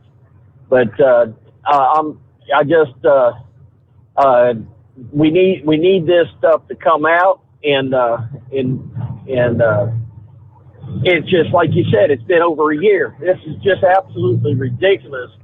It's going on in our country, and I'm trying to get that one other thing in there. I don't know how to get into it. I'm trying to go through this tight intersection here, and my door keeps coming open tonight. But, whoops. Yeah. Our mechanics is trying to kill me, I believe. They're Democrats, but we'll leave it at that. Okay, I wanted to get to this part, and I thank God you said his name. I couldn't get his name for nothing, but you mentioned Chucky Schumer. And this is a fact. Chuck Schumer says you don't challenge the CIA, the FBI, because they have thousands and thousands of ways to get you back. Now, one of the guys in that video on Marjorie Taylor Greene's video, and Louis Gohmert was that young elected official from Florida. He's, I guess, been accused of having a tryst with a 17-year-old. Right. Well, Gets. along with some of these videos, Marjorie Taylor Greene's videos, they're saying that they've already identified the FBI or government officials that were dressed up like BLM supporters, handing out things at, clubs, I guess. I don't know what she was, need the video to find out. But it wouldn't surprise me a bit, because this young man was very conservative, that FBI wouldn't have planted, a 17-year-old that looked like a 20. I don't know. I mean, right now, anybody's guess is good as mine, and it just, our government being so secretive over everything they're doing, I'm sorry, they're just laying it waste to people having conspiracies about all this stuff. Right. But right now, if you're a conservative, we are quickly becoming a second-class citizen, and the way they're treating them is pretty much the way they would treat everybody on this program if they got their hands on it. And it's not for anything other than our way of thinking and our beliefs and and it's traditional way of believing in our Constitution. So it's just amazing we're going through this in our country in this day. But I like what the young man from Florida said. He said, when we get next year, when we get reelected, Republicans take over, said it's not going to be Trey Gowdy and all this noise making. Said there's going to be actual investigations and actual charges on these people breaking people's constitution. So we are at war. Yeah. We are at war up in the Capitol. It's not going to be Republicans and Democrats join hands on the Capitol and sing Kumbaya, right? That's pretty much what he's saying. Don't think that's the way it's going to go. It's from the memories, as they call it. Some of your Facebook memories. Travel Centers of America, TA and Petro Stopping Centers. 1 year ago this past day, had shared the Truckers Against Trafficking organization, trying to share some of the statistics. Truck drivers and travel center staff can help identify victims that need help. The old mantra, if something doesn't look right, speak up. If you'd like to learn more about signs that might indicate someone's in trouble, you can learn more at Truckers Against Trafficking. But they shared some statistics, truck stop and travel plaza statistics. Let's see, these stats are from Polaris, on-ramps, intersections, exit routes. They said since December of 2007, 734 potential cases of sex trafficking reported at truck stops. 37% of the 1,983 cases in the outdoor solicitation business model were reported at truck stops. 58% of these cases were reported by trucking professionals. Since January of 2015, 45% of reported victims in truck stop cases were actually minors. All right, and we return back to your calls, the Steve Sommers Overnight Drive live from the Hot Shot Secret Studio.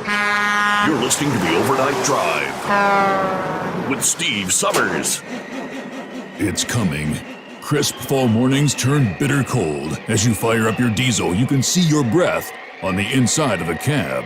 Imagine looking deep into your engine. Freezing temperatures impact your diesel's fluids, especially fuel. On a 23-degree morning, the paraffin wax in your untreated fuel starts to morph from fluid to large crystals. These crystals clump together and form a gel. At minus 10 degrees, your fuel hits the point where it no longer pours like a liquid. It's so dense that the flow through the fuel filter will slow, causing hard starts or no starts. Get prepared now for the cold that is coming. Hot Shot Secret Diesel Winter Anti-Gel is a premium fuel additive that lowers your fuel's pour point to minus 65 degrees. If it's that cold out, you shouldn't be on the road. You ought to be at home in front of the fireplace. Hot Shot Secret Diesel Winter Anti-Gel Premium Fuel Additive. Available now online at hotshotsecret.com. Hot Shot Secret.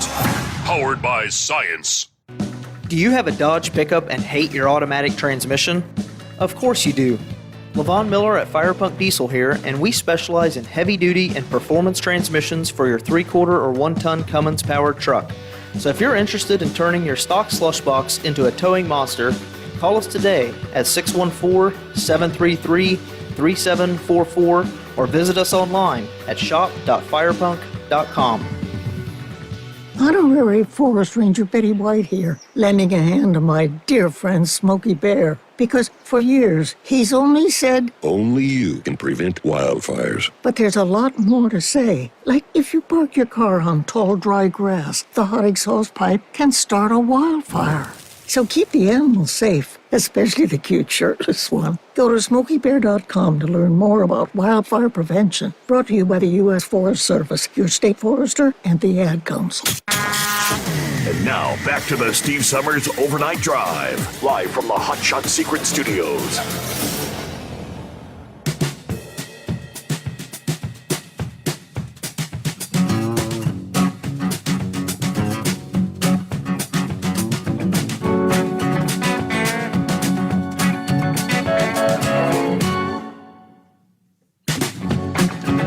All right, back at it here, 9 before the hour. Rolling toward the midnight hour on the West Coast. Rolling toward 3 a.m. Eastern time. Here on a Thursday morning. Good to have you with us. Boy, what do you say? You're rolling down the road and what, the steering wheel comes off? Uh-oh, that's not going to go well. A log truck driver was ejected on Tuesday, experiencing a serious mechanical failure that obviously caused him to crash. A little after 1 in the afternoon in Savannah, Georgia. According to the ABC affiliate, a log truck was traveling south on the Black River Bridge when the steering wheel came off completely. Obviously, the driver had no control, crashed into the concrete bridge, ejecting him from the rig. The truck then continued rolling south before eventually striking the guardrail at the bottom of the Talamaj Bridge, where it came to a stop. Now, the unnamed driver was seriously injured in the crash, transported to the hospital. No other injuries reported, but the bridge was shut down for hours as crews worked to investigate the incident, clear the wreckage, and the diesel spill that occurred as well. Then there were 2 separate crashes involving tractor-trailers that forced the closure of I-10 near Houston this past morning. Beginning at like 1:30 in the morning, Waller County. The first crash occurred when a pickup began traveling the wrong way on I-10, Katy Freeway.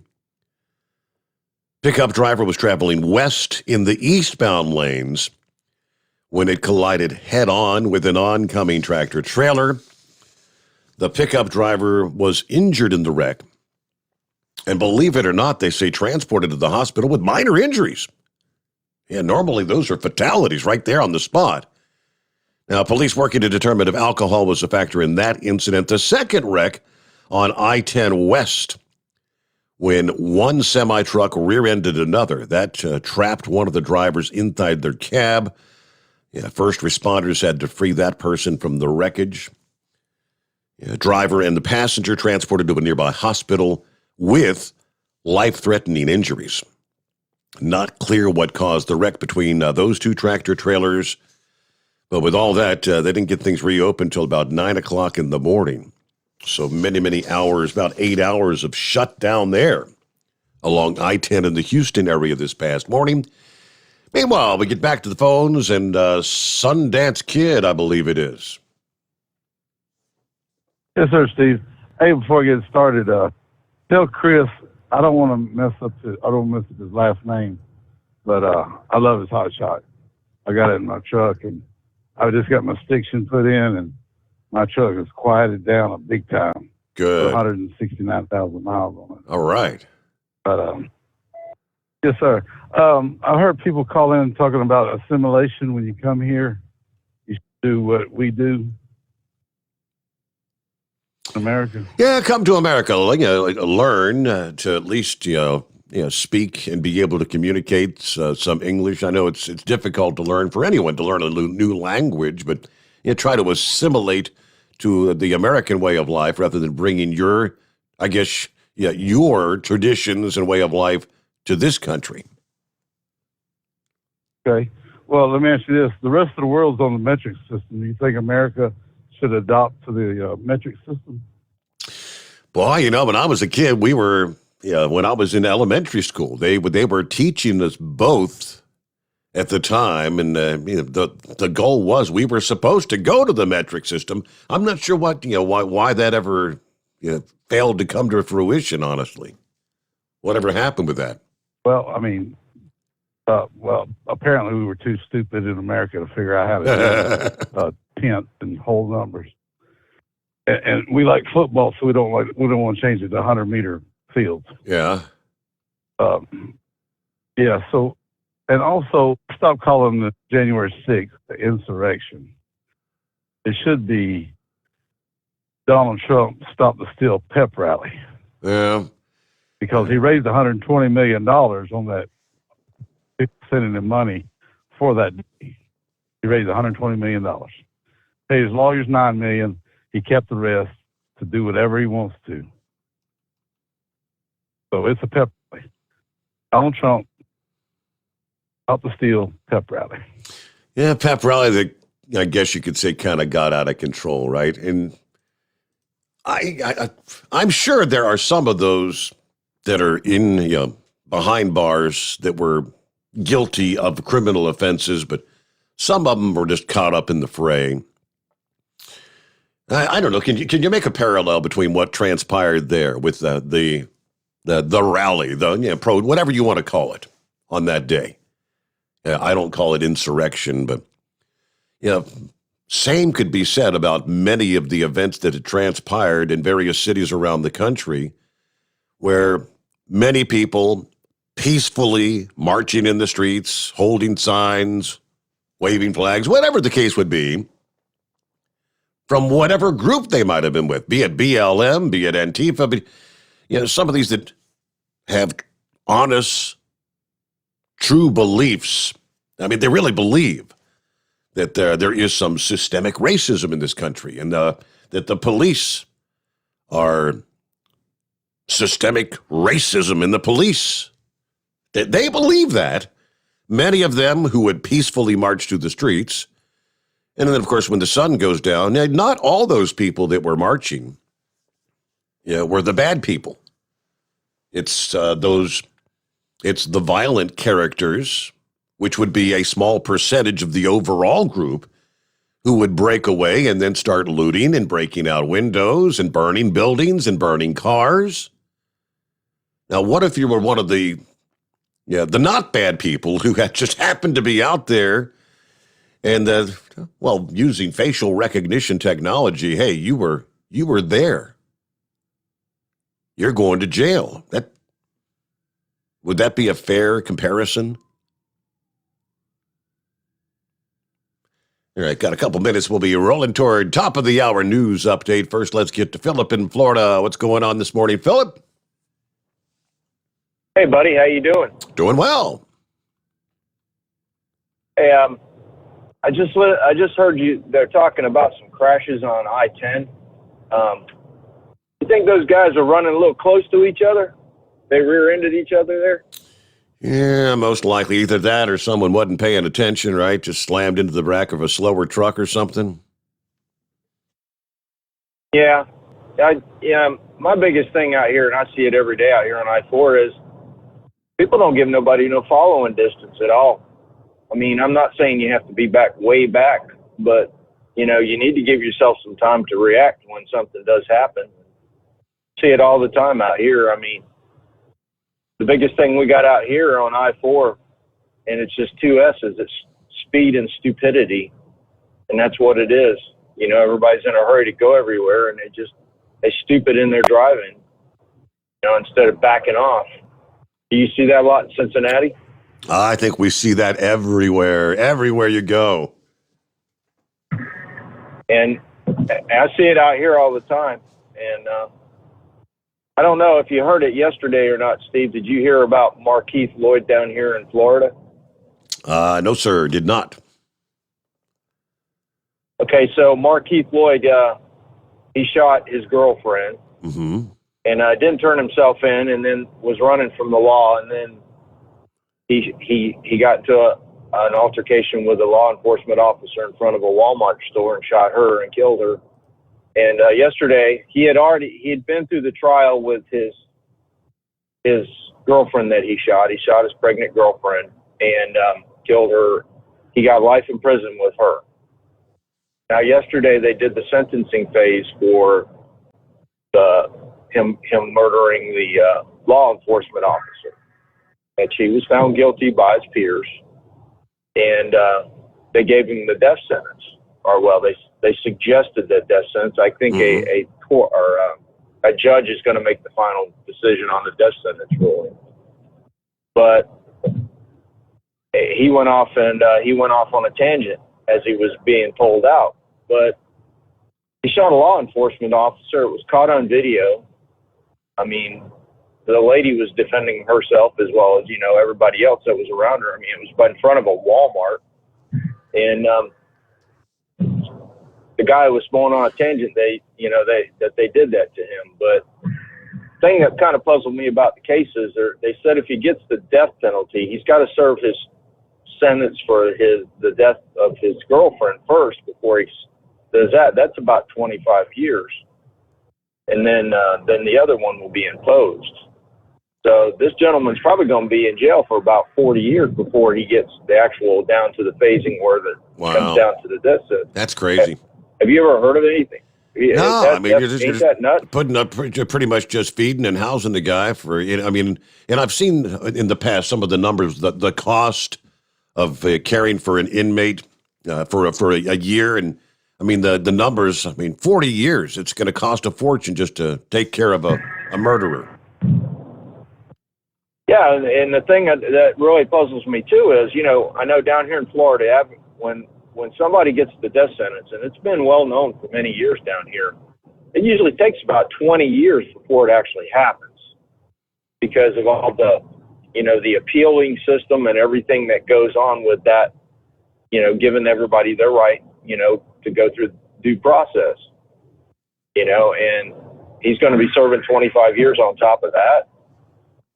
I mean, this was a clear-cut case, and I don't know why the guy's upset. I mean, it was clear-cut. But even when they were having the testimonial, the guy yelled over at this lady. Now, this cop's husband said, "I'm sorry, bud. I had to do what I had to do." Mm-hmm.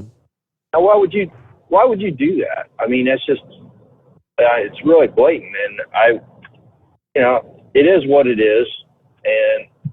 The big thing with the case, they really got down to the deal at the end and came down in the sentencing phase from yesterday, and it's been a big deal, is in the process of him being arrested, his eye got poked out.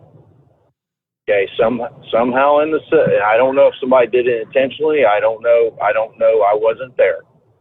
But his eye got poked out. And they feel that needed to be brought up in the case. And it wasn't brought up in the case during the trial, but it was brought up in the case during the sentencing. And I don't know if that was to get him into a life sentence because of the situation with the law enforcement officer or to get him away from that death sentence. We don't know that. But what do you think about that, Steve? Do you think that should have been brought up in the trial? Well, it almost sounds as though they're trying to maybe get a lighter sentence out of it. That's what I'm saying. And there was even talk about him pulling the judge during the whole deal. There was even talk about that. So, but I hate it when these cases are clear cut and dry, man. I mean, I hate it. The guy killed an officer right there. I mean, he killed his girlfriend that was pregnant. Yep. It's one of those things. So, but that's all I got pretty much, Steve. I know you're at the top of the hour. You got to get going here. So you have a good one. Thanks for letting me talk. All right. Hey, good to hear from you. Thanks for you. That's a story that I had not caught.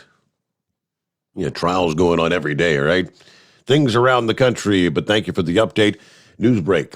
It is 844-844-3388. The Steve Sommers Overnight Drive, live from the Hot Shot Secret Studios.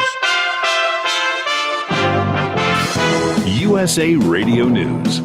Senator Joe Manchin is discussing small changes to Senate rules with Republicans. Manchin's discussions with GOP colleagues come as Democrats are trying to win over their conservative colleague on a push to, quote, restore the Senate, including making changes to the 60-vote legislative filibuster. Members of GOP leadership told The Hill that Manchin has reached out to them to float potential ideas with an eye toward making it easier to get votes and bills to the floor. House Speaker Nancy Pelosi is not mincing words when it comes to the events surrounding January 6th. I'll never forgive former President of the United States and his lackeys and his bullies that he sent to the Capitol for the trauma that wasn't what was exerted on our staff. That's House Speaker Nancy Pelosi addressing reporters during a weekly press conference on Wednesday. You're listening to USA Radio News. Folks, you know how cancel culture has affected Mike Lindell. Well, MyPillow may have gotten canceled out of retail stores, but you can save big just in time for Christmas at MyPillow.com. The classic standard size MyPillow that sold in stores for almost $70 is on sale for Christmas for just $19.98. Standard size, $19.98. Queen and king size slightly higher, but only if you go to MyPillow.com, click on the radio listener square, use my promo code USA, get a MyPillow for that special person in your life. You also get a free press and pack bag so you can take your MyPillow anywhere. Save big on anything on the MyPillow website, but only if you use my promo code USA. Support Mike Lindell and American Jobs. Get the best price ever on a MyPillow. And do your Christmas shopping at MyPillow.com. Promo code USA or call 1-800-951-8175.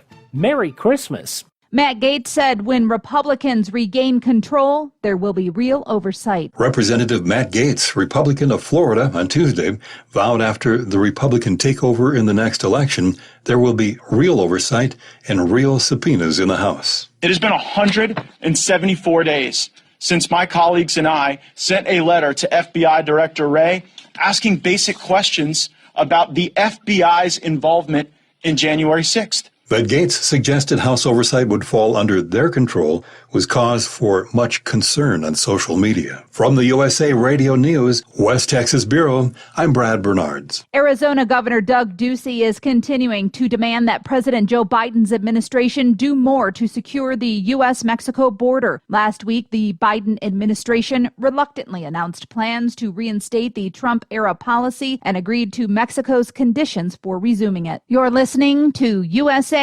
Radio News. Lights out, everybody. Matt Dillon, United States Marshal. The first man they look for and the last they want to meet. Pleasant dreams. The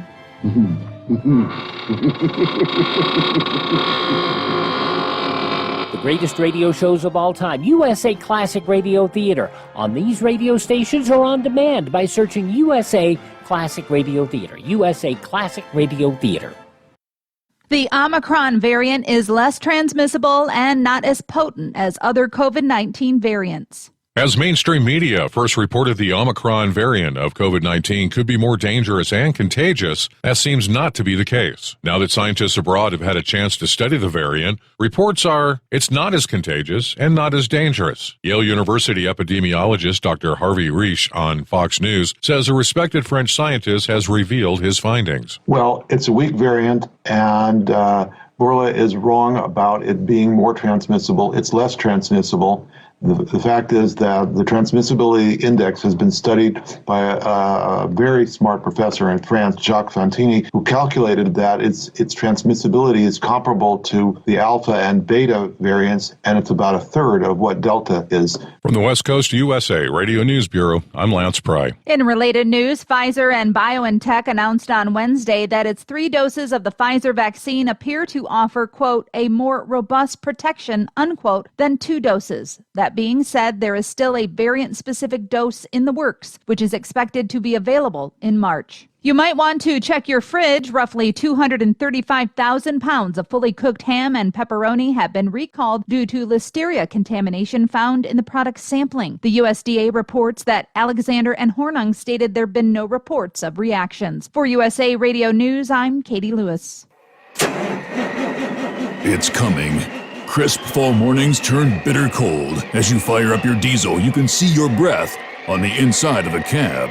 Imagine looking deep into your engine. Freezing temperatures impact your diesel's fluids, especially fuel. On a 23-degree morning, the paraffin wax in your untreated fuel starts to morph from fluid to large crystals. These crystals clump together and form a gel. At minus 10 degrees, your fuel hits the point where it no longer pours like a liquid. It's so dense that the flow through the fuel filter will slow, causing hard starts or no starts. Get prepared now for the cold that is coming. Hot Shot's Secret Diesel Winter Anti-Gel is a premium fuel additive that lowers your fuel's pour point to minus 65 degrees. If it's that cold out, you shouldn't be on the road. You ought to be at home in front of the fireplace. Hot Shot's Secret Diesel Winter Anti-Gel Premium Fuel Additive. Available now online at hotshotsecret.com. Hot Shot Secret.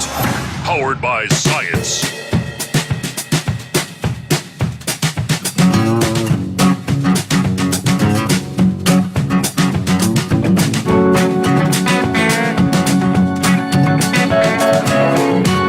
Hey, simple question for you. Are you fully vaccinated? Well, you may think you are, but you probably won't be for long. Because the definition of fully vaccinated will be changed. So says Dr. Fauci. It's going to be a matter of when, not if, says Dr. Fauci. The term fully vaccinated presently refers to a person who receives 2 doses of the Pfizer or Moderna vaccines or the single-shot Johnson & Johnson. He has said before the definition could be changed. Dr. Walensky with the CDC, which set the definition, also left open the possibility of a change. The definition, that's being used by authorities who impose the vaccine mandates around the country. Yeah, the federal mandates in regards to healthcare workers and government contractors. As we know, several of those have been blocked in the courts for the moment, due to worries that they are illegal, unconstitutional. So Fauci says the timing of the change may be linked to these ongoing cases. It has implications for that, and that's the reason why it matters. No comment from the Centers for Disease Control, but effectiveness of all 3 vaccines obviously drops the longer the time goes from the time you get your shot. There's been a slow but steady waning of immunity over time. I don't think anyone's actually immune, as the word would be, right? Even those who have received the shots can still catch COVID and pass COVID. Anyway, Walensky and other health officials citing the waning efficacy have already cleared the booster shots for adults 18 and older.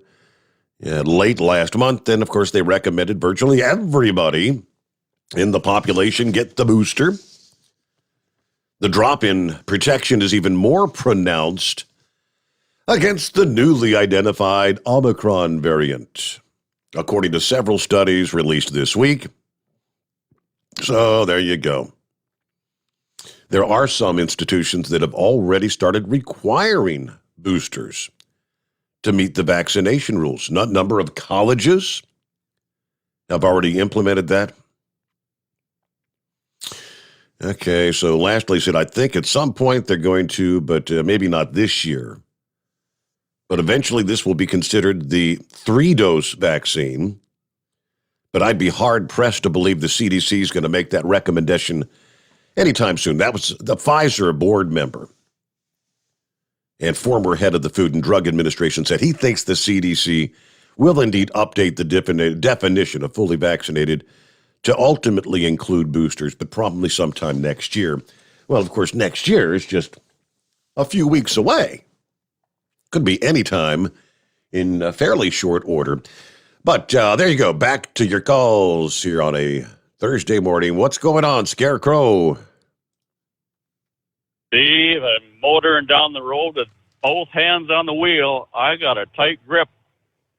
And I'm not driving a log truck, but ever since I had to report to yours, I got this image of the Three Stooges motoring along with a wheel waving around overhead. That would kind of give a whole new meaning to the phrase, Jesus, take the wheel, huh? Yeah, exactly, yeah.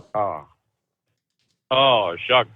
I remember a while back somebody had a recall, whether it was Volvo or Freightliner. I think it was a potential bolt that would loosen in the steering knuckle or such way. Yeah, that would tend to create more than a pucker moment, to say the least. Right, you got it. Years back, we did time on a skid pad and refresher safety courses up in the Chippewa Falls and whatnot. But I guess I missed the part about the steering wheel falling off the steering stem there, right? Just a momentary lapse in time and class, I guess. Missed the start of the show there in your weather prognostication. You made reference to fall-like weather coming, and over our way, western Wisconsin, I see a week from now, next Thursday, we're looking mid to upper 50s. But before we get there, we're looking at we're in the 5 to 9 inch snow band for Friday here, so it's a good with the bad there. Anyway, seen or heard that old Hillary, she crawled out from under her rock and got some airtime yesterday. I didn't catch a whole spiel on the news there yesterday, but she took time to read what was going to be her acceptance speech. her victory speech in 2016. Election. So it was all on paper, right? Ready to go that night. Yeah, no teleprompters for her. She'd had that memorized. Of course, she's had several years to fine tune this speech now too.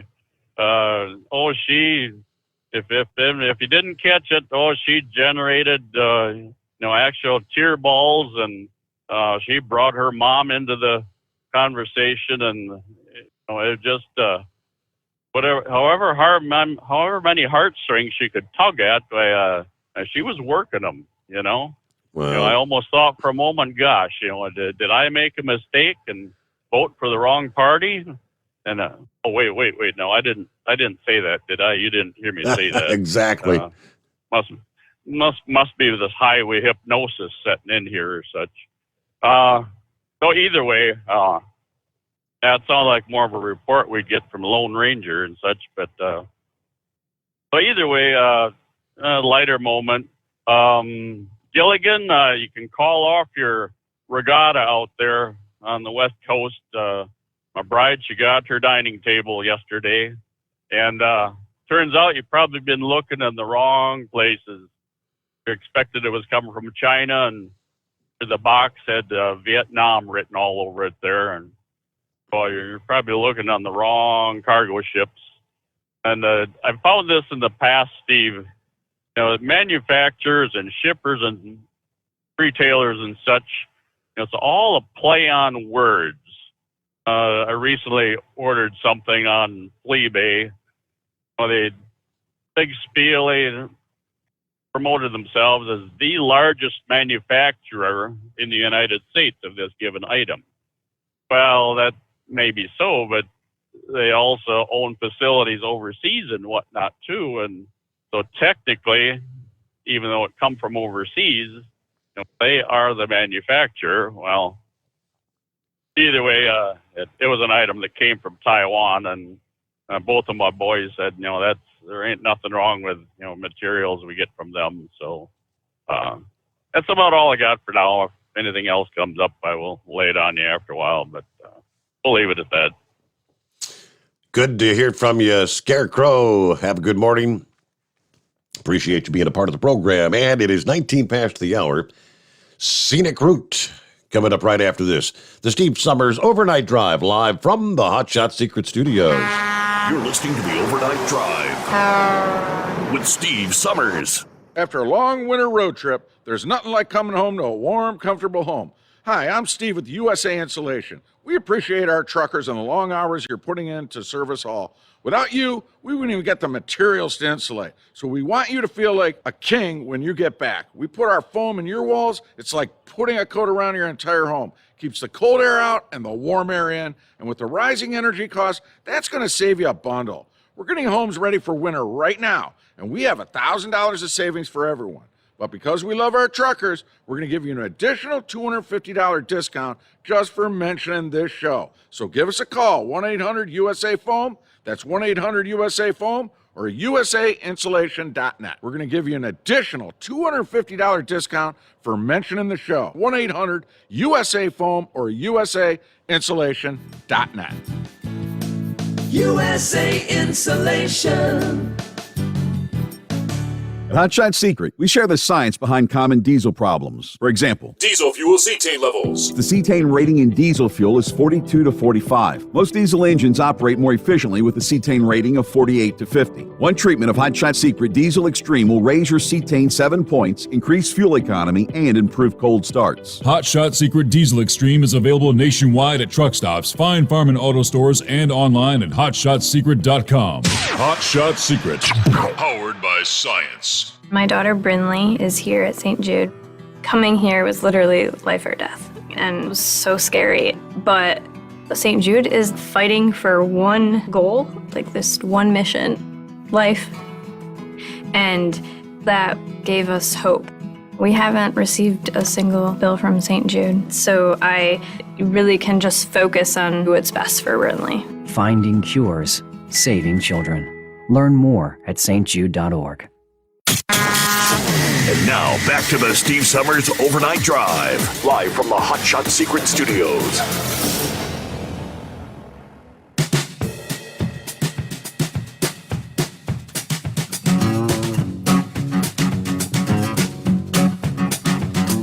All right, as I mentioned, Scenic Route on the line. Back to the calls here. Morning, Scenic Route. How we doing? Just fine, Steve. Thank me for making my call. Thank you. I hope Jay's still listening. From his call, apparently he has a minimal understanding of what happened January 6th. I was there with my wife, but I had a question. Actually, I don't think there's any dispute at this point that Nancy Pelosi and her commission is sitting on 10,000 hours of videotape of what happened that day. Would you agree with that? You've heard those reports, correct? I've heard that, yes. Yeah, he should be able to look that up. That's really beyond dispute. Don't you think that if there was all kinds of evidence of a quote-unquote insurrection, violent acts taking place, don't you think that Nancy Pelosi and the commission would have released that videotape to bolster their case to the American people? Absolutely. At this point? Yeah. They're saying that they're using the excuse of national security, which they use for a lot of different things. But no doubt, with the media the way it is, basically on her side, they would have released any kind of videotape that would have backed their narrative of what happened. And yet you see nothing of it. So that, Jay, that should give you pause. Why haven't they released it? Because there was no insurrection. My wife and I were there. We walked up to the front of the Capitol, which is the street side, Pennsylvania Avenue, I believe. And there was very little going on there. There's some people going up the steps, but, nobody's trying to break down the doors or anything like that. Most of the real action was on the other side, the lawn side. I didn't see any violent acts or anything like that. But we walked through barricades, and they call them barricades. These are like bike racks. These are like crowd control gates that we walked through. By the time we got up there, they were already open. There were Capitol Police parked all over the place, standing and in cars, taking pictures, videotaping us with their cameras, smiling, waving. There was no situation where they were trying to keep the crowd back because nobody was acting in an abnormal, violent manner. Most of the people we saw, there were families, there were children there. And like I said, I don't know what was going on the backside of the Capitol, the lawn side. But the only questionable thing that we saw was we had been there, standing there, listening to people with bullhorns, saying what they wanted to say. About 45 minutes after we had gotten there, somebody exploded a flashbang grenade, and my wife and I said, okay, it's time for us to go. A lot of other people decided to do the same thing. No, I didn't see who did it, but if this was a Stop the Steal rally, it was a rally in support of Trump. And he suggested we march up to the Capitol and let our voices be heard, but nobody, but he said do it peacefully, and for the most, I didn't see anything that wasn't peaceful. But I would ask Jay, before he makes passes judgment on the crowd being domestic terrorists and violent insurrectionists, he should ask himself, where's the videotape? Where's the tape being released showing hordes of people charging the Capitol and trying to bust down the doors? I was there. I didn't see it. Okay. So, I just wanted to make that point. In my opinion, there were videotapes initially on YouTube where you could see guards opening doors to the Capitol, ushering people in, and people walking through with, roped, I wouldn't call them barricades, like at a movie theater, where you got those velvet ropes. It was like a Capitol tour. People were just walking through there with Capitol Police on either side, ushering them in. And I don't know if you can still see those videos on YouTube, but I saw those.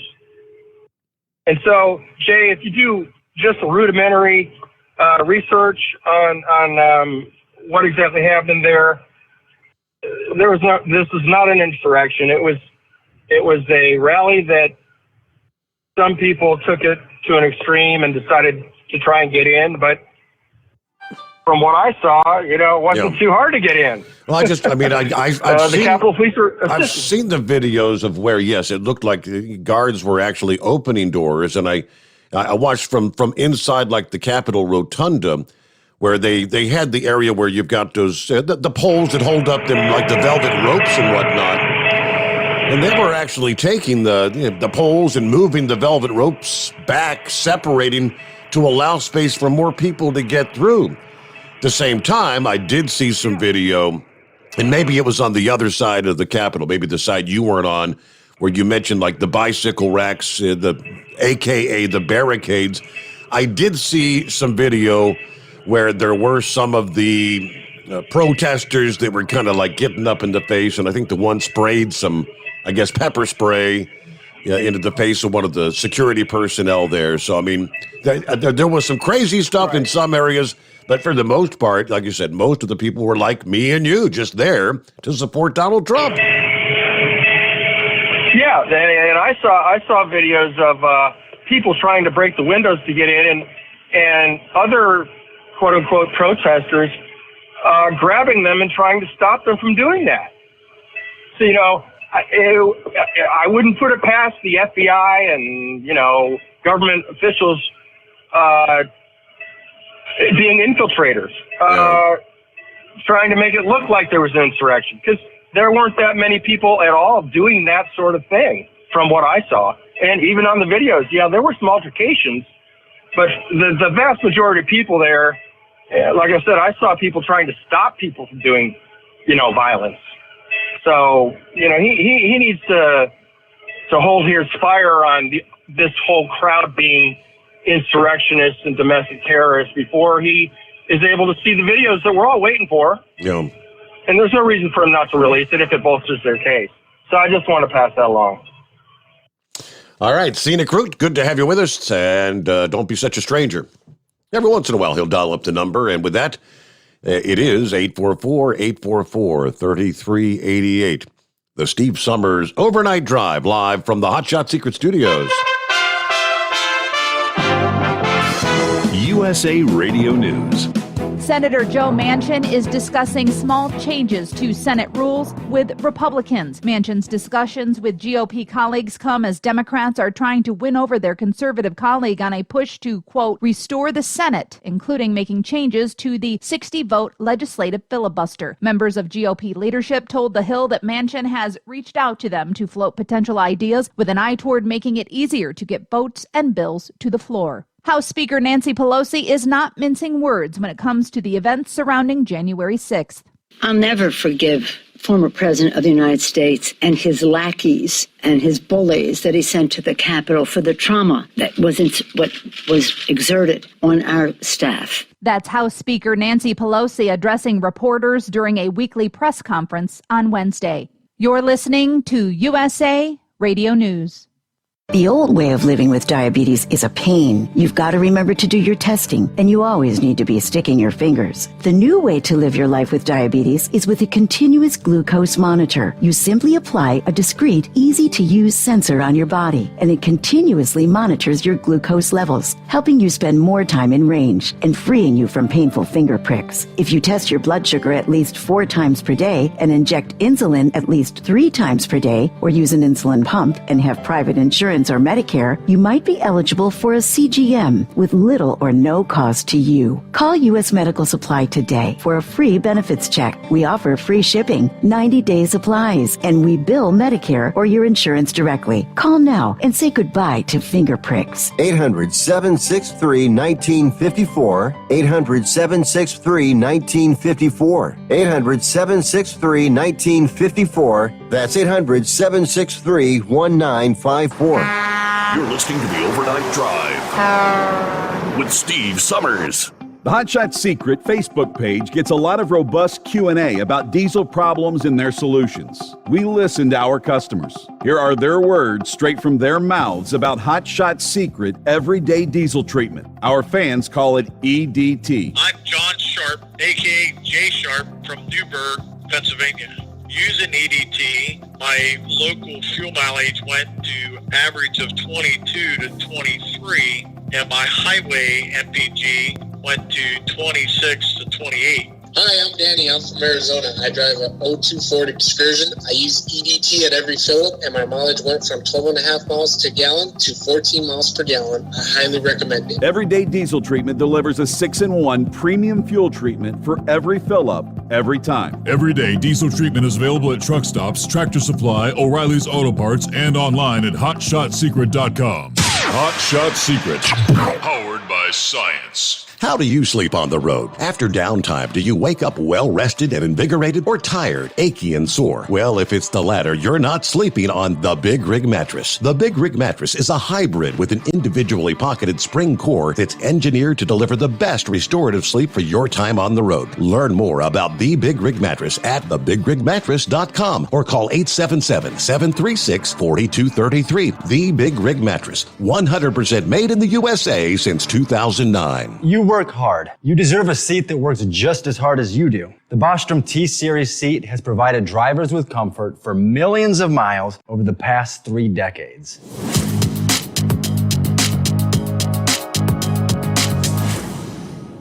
Each seat is built right here in the USA and has 4-position front cushion tilt and higher low-profile air suspension with Isolate.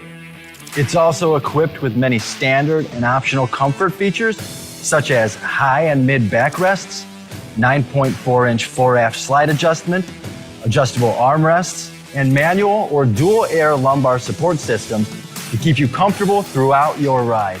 Build your T-Series seat today at BostromSeating.com and ensure your ultimate comfort for wherever the road takes you. Bostrom Seating, the ultimate comfort for the open road.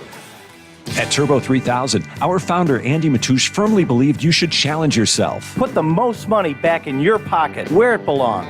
Four Wheeler magazine took our challenge and they wrote it did exactly what we said it would do. As fuel prices keep going up, get your Turbo 3000 from manufacturer direct. Call us at 888-311-9993. Always free shipping in the USA, and for a limited time, save $45 off total purchase using coupon code STEVESAVES at turbo3000.com. To some people, the sound of a baby babbling doesn't mean much. But that's not necessarily true. By 6 months, they're combining vowels and consonants. By 9 months, they're trying out different kinds of sounds. And by 12 months, their babbling is beginning to take on some meaning. Especially if there's no babbling at all. Little to no babbling by 12 months or later is just one of the possible signs of autism in children. Early screening and intervention can make a lifetime of difference and unlock a world of possibilities. Take the first step at autismspeaks.org. A public service announcement brought to you by Autism Speaks and the Ad Council. And now, back to the Steve Summers Overnight Drive, live from the Hot Shot Secret Studios.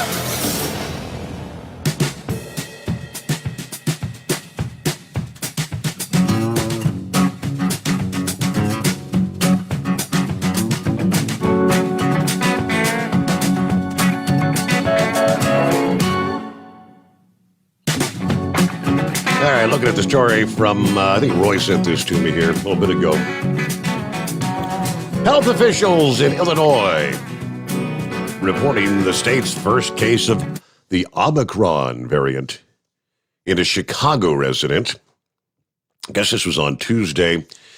The case reported in a fully vaccinated city resident who has also received the booster, but was visited by an out-of-state traveler who also tested positive for the variant, which sounds to me like Omicron is not all that protective. The vaccine is not all that protective over he's had both doses plus the booster. The resident did not require hospitalization and is improving, self-isolating since the symptoms began. Well, unsurprising, it says, this news should remind Chicagoans of the ongoing threat as families prepare to come together over the holidays.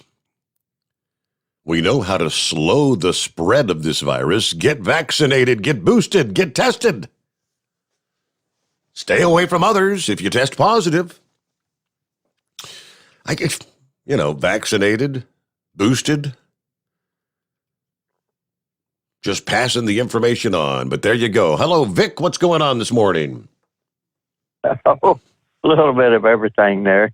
You were just mentioning about that variant. That was really the main thing I wanted to talk about, because COVID has been such a critical part of the Democrats' political strategy. But when you were, but just for a minute, you were talking about that accident down there on I-10, I believe it was, with the log trucks. I don't know. I don't know if Chevy guy is a stick hauler, where they actually haul the logs, or if he hauls chip. He's hauling the chips. He's hauling like the wood chips that they make the pulp out of, or make into the pulp, I guess. Okay, right. All right. Well, when you get around the paper mill and stuff, and all those stick haulers are going down through there, you've probably seen them before. They have those logs or sticks, as they call them. They're sticking out about 10 or 15 feet behind the trailer, and they have a flag on it, and you'll see all types of warning signs, warning you about the swinging radius when they go to turn, because that 10 or 15 feet is going to go over in the other lane, and people that are kind of used to it, you have to stay away from them. So, and I don't know if that played a part in this accident, and I don't know what sort of a truck they were driving. But back in the late 90s, Volvo made some light-duty vehicles. I don't remember all the numbers. I think 660 was one of them. And then they made some heavier-duty ones. But I know that light-duty Volvo, a lot of people use that in ways that it shouldn't have been used. And when I worked for Dairy Farmers of America, I inherited one of those that they'd been used to pulling tanks with, one of those smooth bore milk hauler tankers. And those tankers are rough on vehicles. You have to have a pretty stout truck actually to carry, to use a tanker, to haul a tanker. People that I've known said you can literally tear a transmission out if you don't get your shifting pattern and in sync with the fluid in the tank. But what happened to me was I was going through St. Louis, and the daggone steering gear knuckle down there, where the steering rod comes from the steering wheel down to the knuckle that goes into the steering gear box. That daggone thing actually pulled out, and I don't know why. I guess I was just lucky. And come to find out, they'd had a recall. The Volvo had a recall on that for about 5 or 6 years. And our mechanics guy came back, told them about it. They said, well, I didn't know anything about that recall. I said, well, it is. And then after that was straightened up, 3 weeks later, the whole front wheel fell off up there on the PA Pike. And I called in and I said, I need a record because I need a wheel. And the guy said, you need a wheel or you need a tar? I said, no, I know the difference between a wheel and a tar. I need a wheel. I need a wrecker because the wheel bounced off and went on the other side. Fortunately, it didn't hit anybody. And so anyway, some other, that I won't get into that story, but PA trooper showed up and he said, are you all right? And I said, yeah. And he said, man, he said somebody called in and said the driver was hurt, slumped over the wheel and all kinds of stuff. He said, you've got everybody but the National Guard headed your way. Wow. So anyway,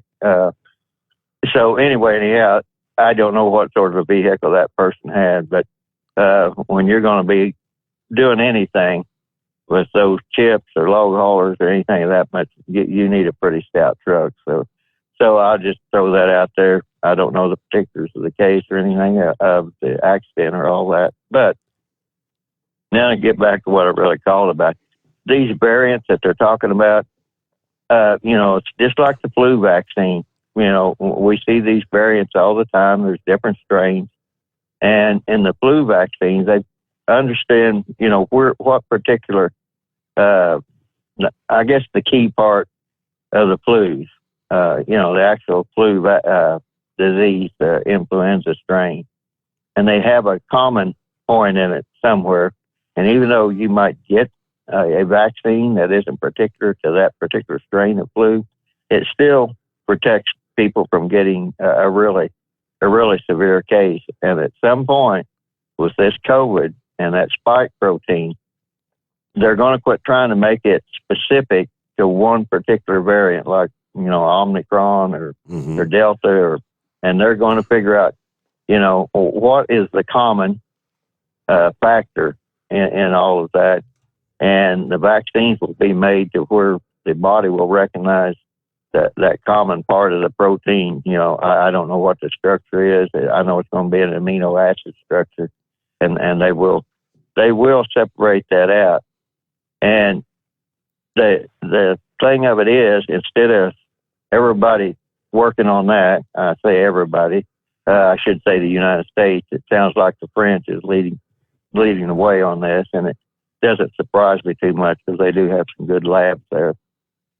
And whenever they do that, then that's going to upset the Democrats' apple cart, and that's why I don't think they want to really solve that, because if you go back, the whole thing that made all of this possible in the 2020 election was this COVID thing. And they came out and passed all kinds of laws, like Act 77 in Pennsylvania, all these emergency things. And they changed all the election rules. And that's where the problem came about, was whenever Trump was filing these lawsuits about the things they were doing, they were using that emergency authority, and they were saying, well, these governors had the authority to do this because of this emergency authorization. Right. And many of these legislatures, they had abdicated their responsibilities, like in Wisconsin, they had some sort of an election commission, and, on it goes. And so when it came time for the election, let's face it, had it not, he was leading by 1 million votes in Pennsylvania, and all of a sudden there's this rather mysterious shutdown all across the country on the ballot counting, and it comes back, and Trump's losing because they found 1 million mail-in ballots. Now, in some states, I believe in Florida, the rule was that the mail-in ballots had to be counted before the in-person balloting. And they didn't have near the problem. And for what it's worth, Canada uses that same system too, that all your mail-in ballots, provisional ballots, all that has to be accounted for before they count the in-person ballots. And they don't have any trouble with it. But we're in this country, we want to do the in-person and then go to all the outlying ballots. So, in general, that was what the people were aggravated about when Trump held his rally. I think it was ill-advised for him to hold the rally, but he did. And I think the previous caller, he was talking about it. No, it's not above the FBI to send provocateurs into a particular rally whenever they want to affect the outcome of it. I seen them do that way back when I was involved with the environmental movement, which when it had saner people in it, and they literally put people in the Isaac Walton League and the Sierra. I was trying to think of, I've even forgotten what that is. John Sir, I believe, was started. But anyway, the bird watching group, I'll just put it like that. The FBI literally set people in there to get radical. Well, these people of that nature don't like radical groups, but they wanted to shut down the environmental movement. And then all of a sudden, next thing you know, you got the nuts at Earth First and everything else coming into that. So I wouldn't put it past the FBI to have had some people there to provoke things to get the outcome they wanted. And they were probably doing that at the behest of Nancy Pelosi. So, because she is absolutely fixated, obsessed, whatever you want to say, with Donald Trump. Yep. Now, why? I don't know, but she is, and we have to live with it. And her husband and Donald Trump at one time were both investors in the U.S. Football League that Donald Trump started. I don't know if that had to do with it or whatever, but she's punishing the whole country because she has a problem, with Donald Trump, or maybe they promised Hillary Clinton the presidency and that didn't work out. And so Donald Trump had to be the bad guy because he defeated her. But frankly, if you want to talk about riots and you want to talk about Hillary Clinton, are you familiar with when the Puerto Ricans actually come in machine gun to Congress? Because there were some Puerto Ricans that they wanted total independence. They did not want statehood. They did not want a territory. There were other people that wanted Puerto Rico to become a state, and that was being considered in Congress back in the late 40s, early 50s. And some Puerto Ricans made it in there with machine guns. Now, that was an insurrection riot or whatever. Well, when Hillary Clinton decided to run for senator of New York, she got all those terrorists out of jail so she could get the Puerto Rican vote. So when they talk, I can go back and look that up, Steve. I didn't take time to look it up and forward it to you, but it's there, well known. And then the other thing with Hillary Clinton, back in 2008, whenever I seen Barack Obama was going to be running and everything, we did support Hillary because at the time, the Republicans were talking about Mitt Romney and John McCain, which I didn't really care a whole lot for either one of them. I kind of felt sorry for John McCain as a Vietnam veteran, and then people involved, POWMIA, told me some things about him, and I was like, well, that's not very good either. So I did support Hillary, and then the next thing I know, Hillary throws in the towel and lines up behind Barack Obama and gives up her Senate seat, became Secretary of State. And so Hillary started getting defeated the minute because I know a lot of my wife and my daughter and their circle of friends, when Hillary Clinton lined up with Barack Obama, they were done. So she lost their vote in 2008, not in 2016. So, she got defeated, and that's all it was, and they couldn't get over it. I don't know what Nancy Pelosi had promised in the Democrat Party, had promised Hillary Clinton, but whenever Donald Trump defeated Hillary in 2016, that all went out the window, and they've been mad about it ever since, and they've cost this country a lot of money, and even in the stimulus thing, and that stimulus package, there was my $600 payment I didn't get. I contacted Senator Braun. Anyway, he got some people to investigate it. The guy called me back today, and I don't totally agree with everything he said, but the one thing I do agree with, he said basically due to COVID, they were short-staffed and couldn't work it. And when Hillary Clinton finally decided, whenever Nancy Pelosi finally decided to agree to give that $600 stimulus, she set it up to where it could not get paid out to a lot of people because the time that IRS could send the money out and the cutoff date, IRS could not process all the tax returns due to their working condition. So it was one of those deals like she gave a stimulus, but she didn't really give a stimulus. And now then, there's a lot of that money that's hanging out there, and they're going to want to put it against the infrastructure bill. There's still a bunch of that money that has not been used, yeah. I never got my $600 stimulus either. Never did. Yeah, about 9 before the hour. I don't know, crazy people out there. Yeah, they had the incident of the shooting along the interstate about a week ago here in Cincinnati that had shut things down for hours. And I'm seeing here after 2 highway shootings in about a week, Cincinnati police have confirmed a 3rd highway shooting in our area last week. Let's see, it happened on southbound I-75 last Monday. Apparently, they said the witness called 911 and a victim showed up at the hospital. One witness said, I hear 7 or 8 pops, look in my rearview mirror and see 2 cars pretty much shooting at each other. Found himself caught in the middle of a shootout on I-75. With the crime that's going on right now, it's crazy. Now, he told us he drove southbound at about 5 o'clock in the afternoon. 2 cars pulled up next to a car in the middle lane and started firing. That was about 2 exits north of Ezard Charles Drive. That's just Cincinnati police said the victim was shot in the hand and pulled off at the 7th Street. It's another example of highway violence. Of course, the other shooting on I-75 in Laughlin was the one that was caught on camera on November the 30th, the day after that. Don't know if there's any correlation between these. Yeah, police, they say, are piecing together a shooting on North I-71 at Fort Washington Way from Tuesday evening. A 42-year-old man was hit in the stomach, drove himself to Christ Hospital, and was transferred to UC Medical Center.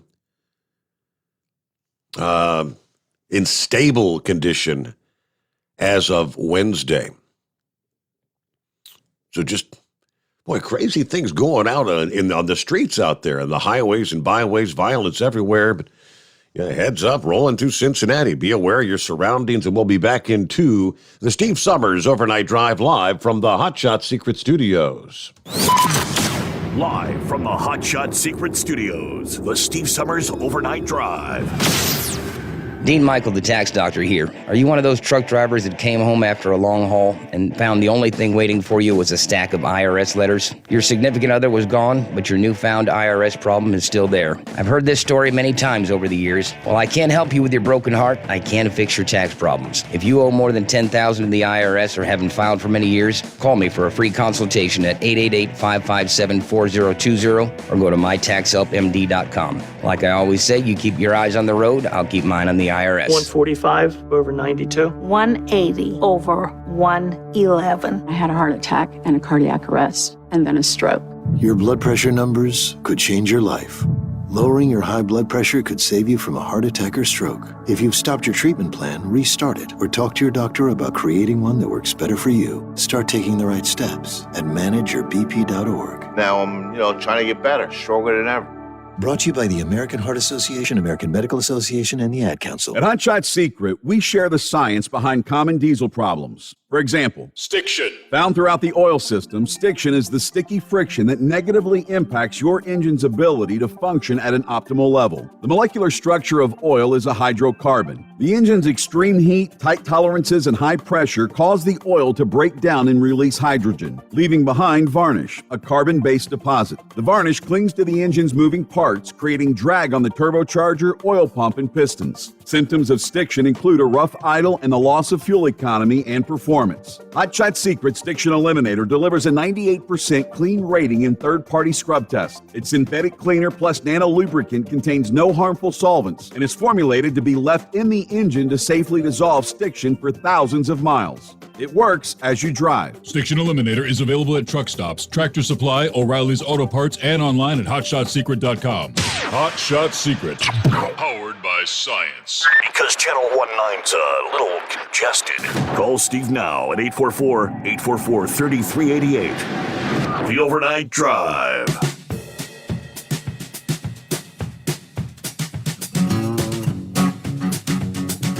All right, just doing a refresh on the national radar scene. Whereas 4 hours ago, things were really quiet for most of the country. We see our cross-country storm coming ashore, where we now see some rain and higher elevation snow sweeping through parts of California, moving into northern Nevada, about the northern half of the state. Yeah, that's the system that's going to rapidly move in and ultimately bring, a lot of snow to some areas and a severe weather threat to a number of states further to the east. They're kind of highlighting a zone that stretches from parts of Texas all the way up into the Ohio Valley, which will be under the possible threat of severe weather here in the next couple of days. Meanwhile, you've got winter storm warnings for about the western half of Colorado, central and eastern portions of Utah. Winter weather advisories in the surrounding areas through much of Nevada, the Sierra Nevada of California. Winter storm watches then stretching through northern portions of Nebraska, southern South Dakota, right through the right along the Wisconsin, Minnesota-Iowa line, northern Iowa, southern Minnesota, over into central and western portions of Wisconsin. Now, that's all that swath that could see some fairly decent accumulations. I guess the most significant accumulations of the season thus far. Hey, good morning, Eagle. Yeah. Okay. Yeah, can you hear me now? Go ahead, Eagle. What's happening tonight? Hello? Nothing much. I'm out here on the road, driving. Well, I'm stopped right now. But yeah, I want to talk about, the school shooting thing second. But first, I want to talk about truck driving incidents, related deals, and the aggressiveness of the cars, the four-wheelers out here nowadays.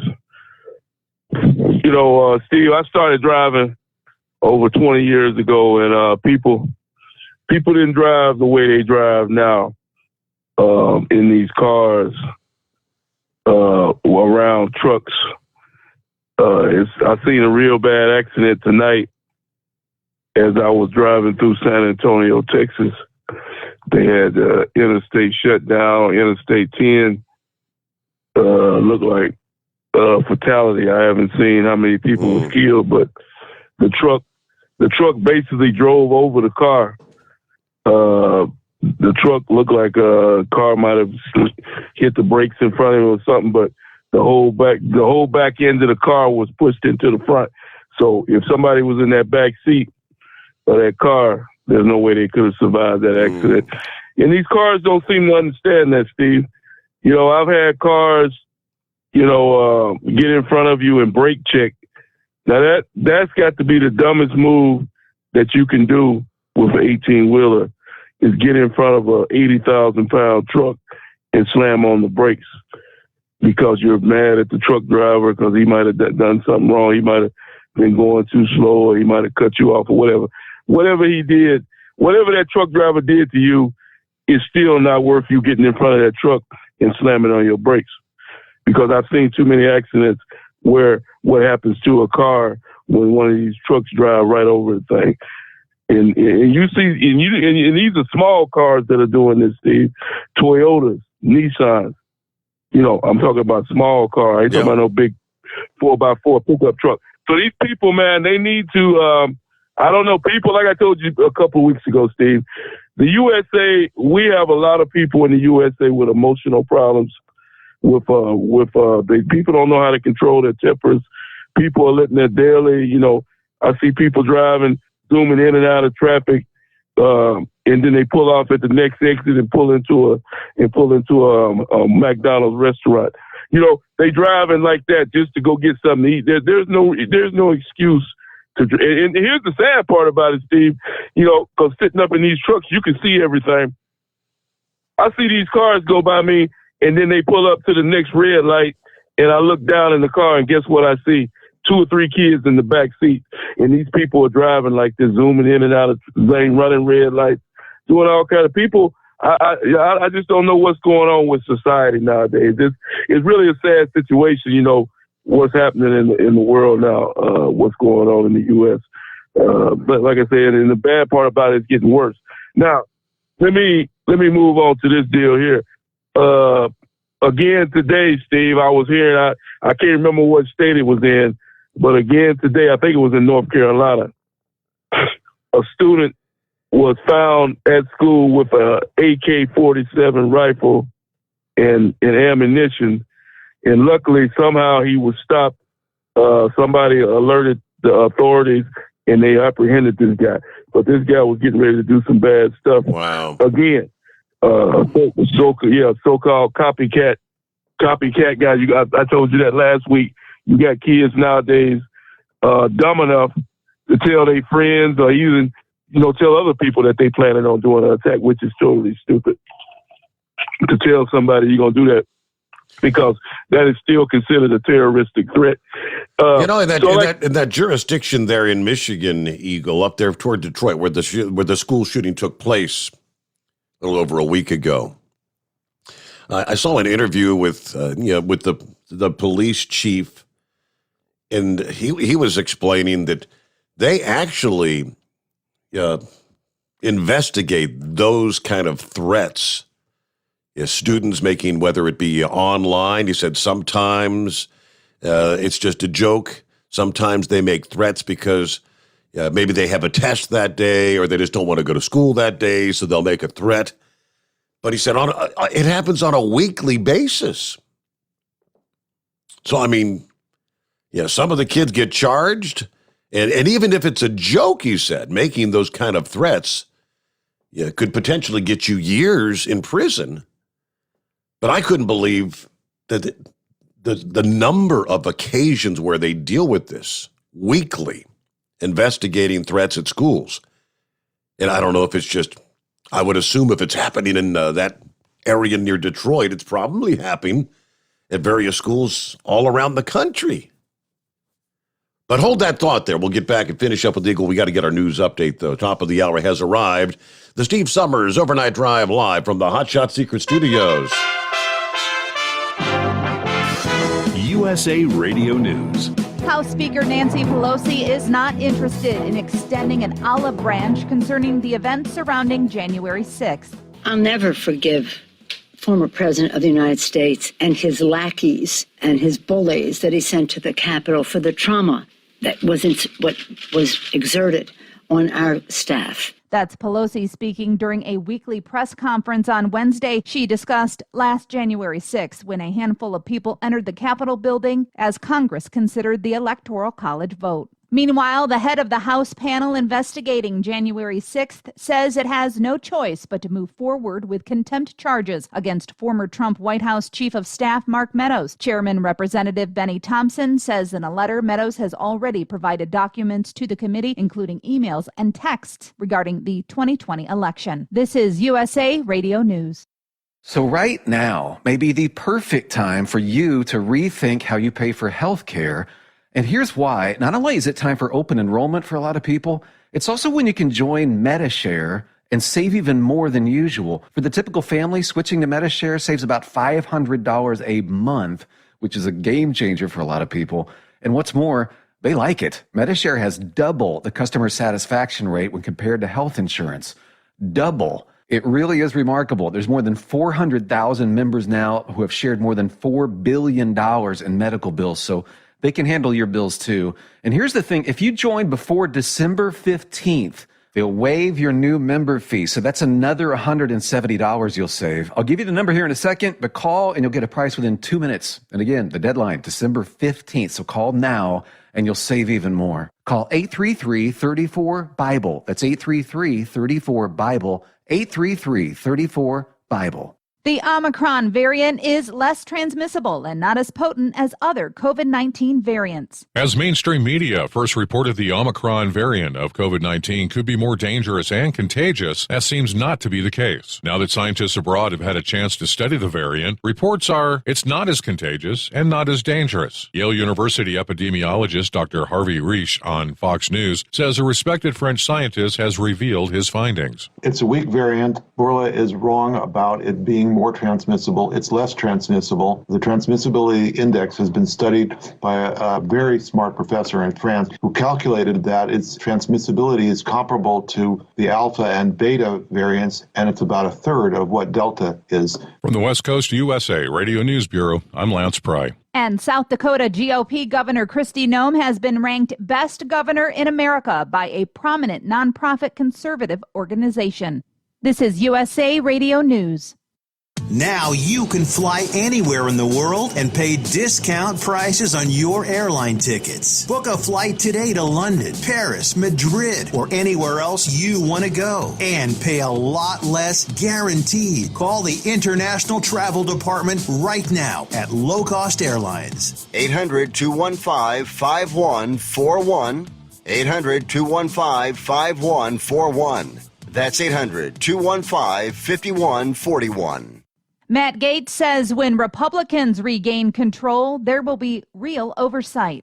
Representative Matt Gaetz, Republican of Florida, on Tuesday vowed after the Republican takeover in the next election, there will be real oversight and real subpoenas in the House. It has been 174 days since my colleagues and I sent a letter to FBI Director Wray asking basic questions about the FBI's involvement in January 6th. That Gaetz suggested House oversight would fall under their control was cause for much concern on social media. From the USA Radio News, West Texas Bureau, I'm Brad Bernards. Nearly 17 years after being sentenced to die, Scott Peterson has been resentenced to life without parole. Wednesday's emotional hearing included family members of his slain pregnant wife, Lacey, who called out Peterson for the 2002 killing and his apparent lack of remorse. The California Supreme Court ruled a year ago that Peterson's jury had been improperly screened for bias against the death penalty.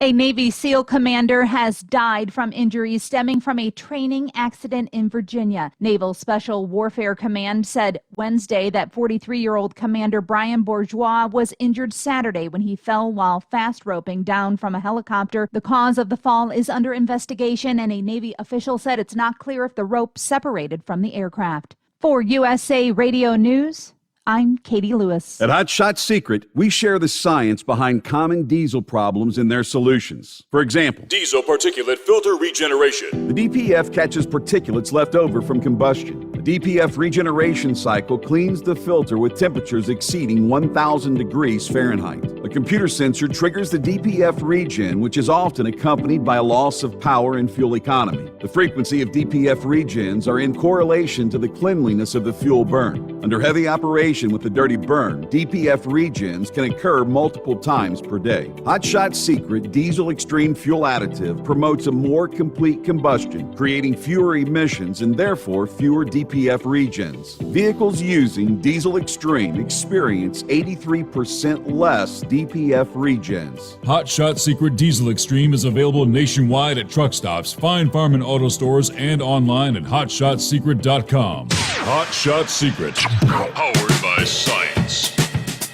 All righty then, back for our final hour.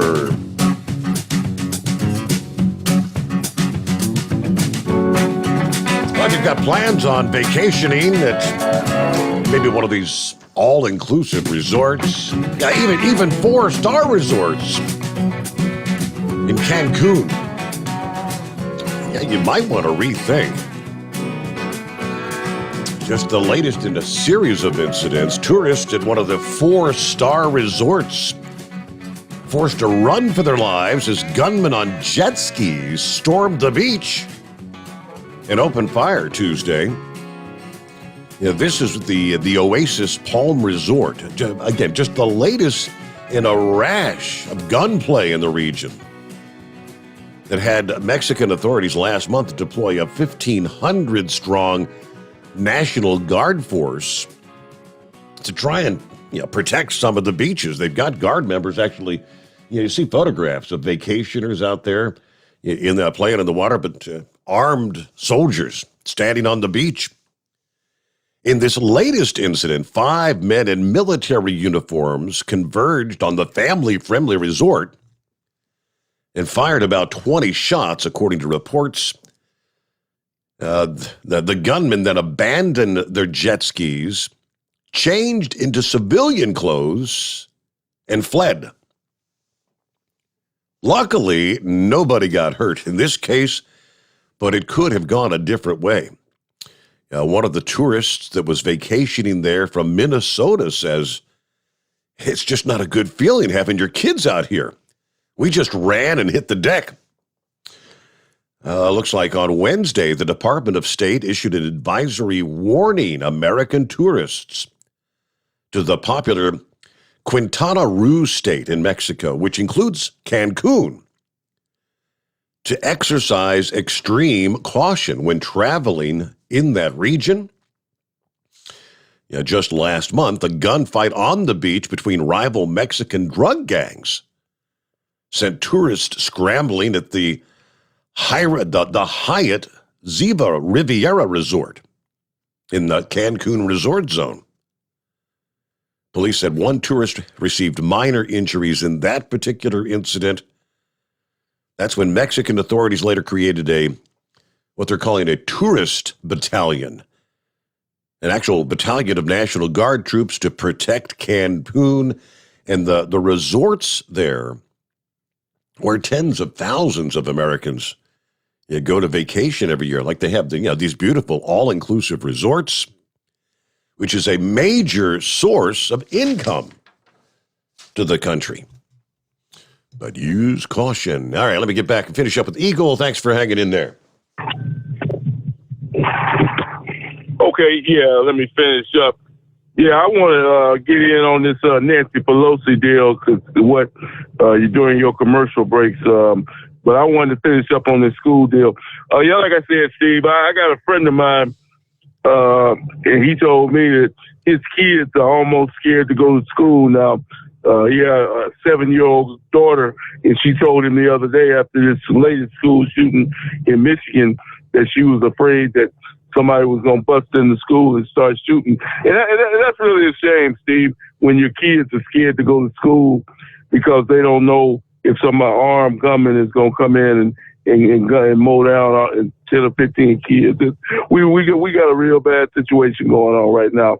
And then, like I said, that kid's parents, you know, they ought to put them in jail and throw away the kid, the latest punk up there in Michigan. His parents should be ashamed of themselves for buying a gun for this kid knowing he had mental problems. Now, let me say this about Nancy Pelosi, Steve, because I told you, I've been fed up with her. I hate her almost as much as I hate Joe Biden. It's running real close. Because, you know something, Steve, she had the nerve to say during your break that she's still trying to fault Donald Trump for what happened on January 6th, saying that Donald Trump's armed thugs attacked their offices.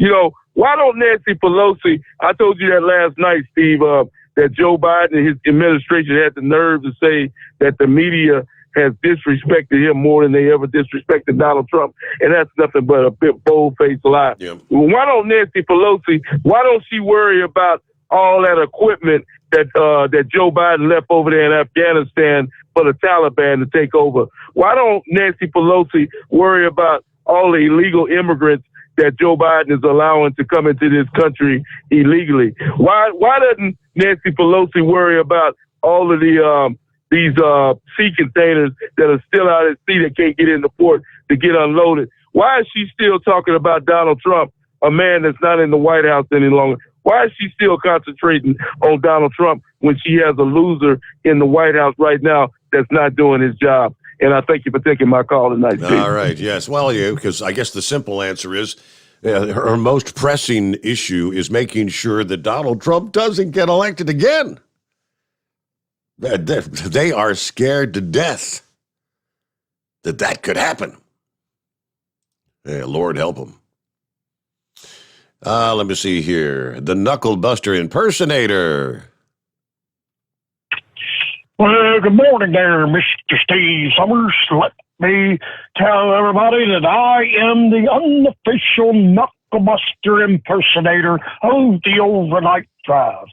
The man that aspires to one day be considered the Rich Little of the Overnight Drive. Keep dreaming. Well, I was reading earlier. I sent you a couple links. Did you see the one about the Colorado World War II vet that was reunited with stolen items and Prague from when he served in the war? Did you catch that story?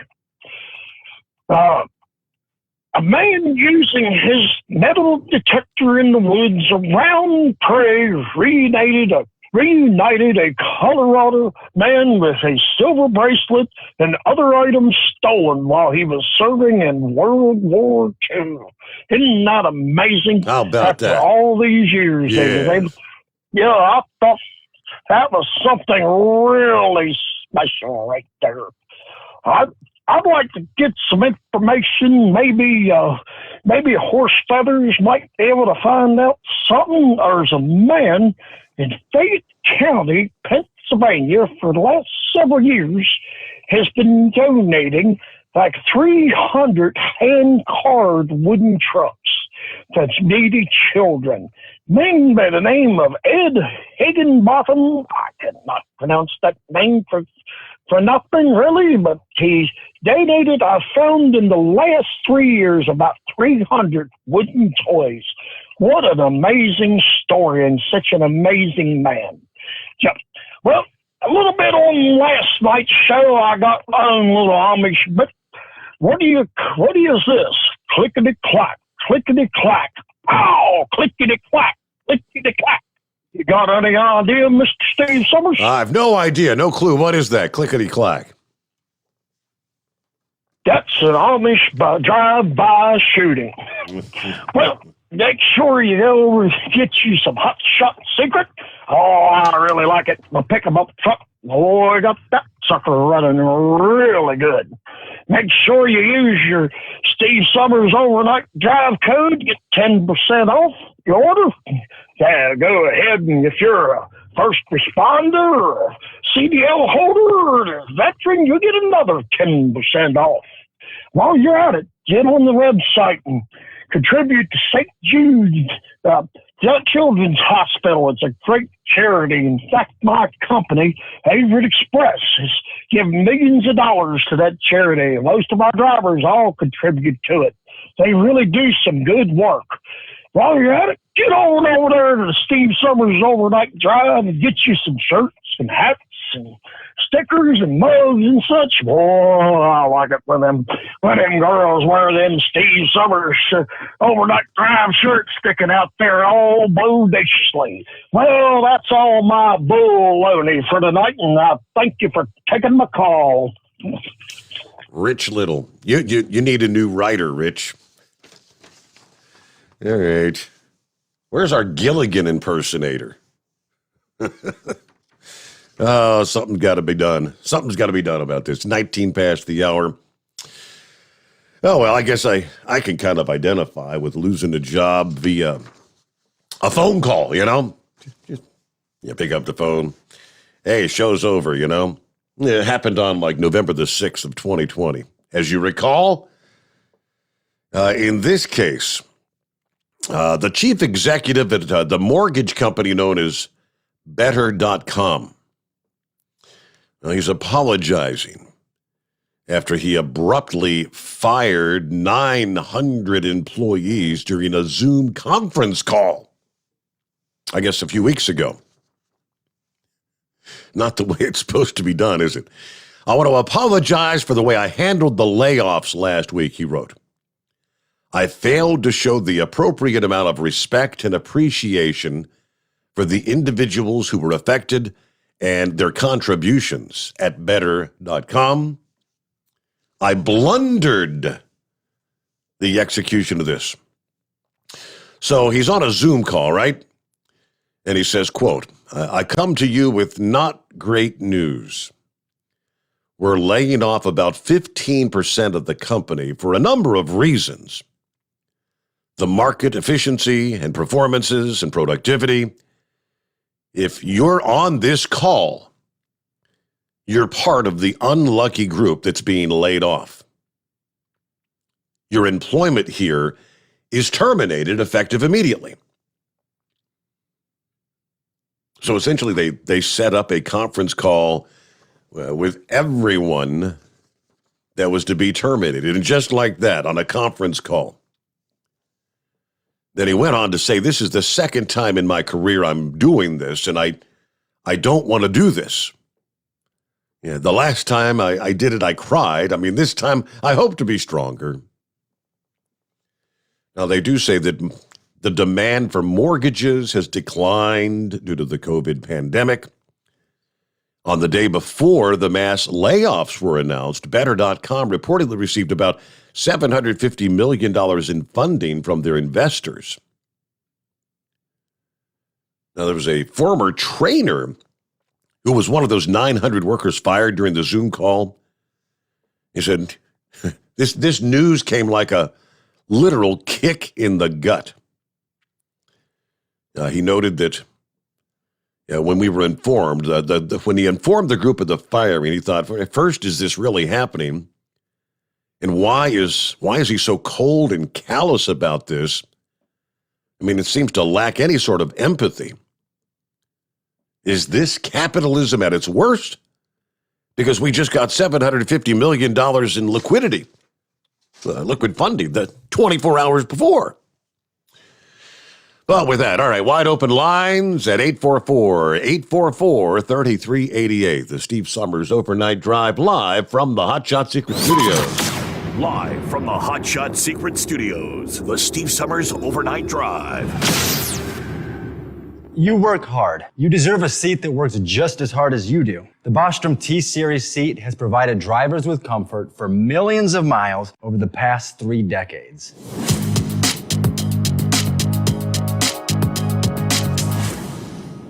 Each seat is built right here in the USA and has 4-position front cushion tilt and high or low profile air suspension with isolator. It's also equipped with many standard and optional comfort features, such as high and mid backrests, 9.4-inch fore-aft slide adjustment, adjustable armrests, and manual or dual air lumbar support systems to keep you comfortable throughout your ride. Build your T-Series seat today at BostromSeating.com and ensure your ultimate comfort for wherever the road takes you.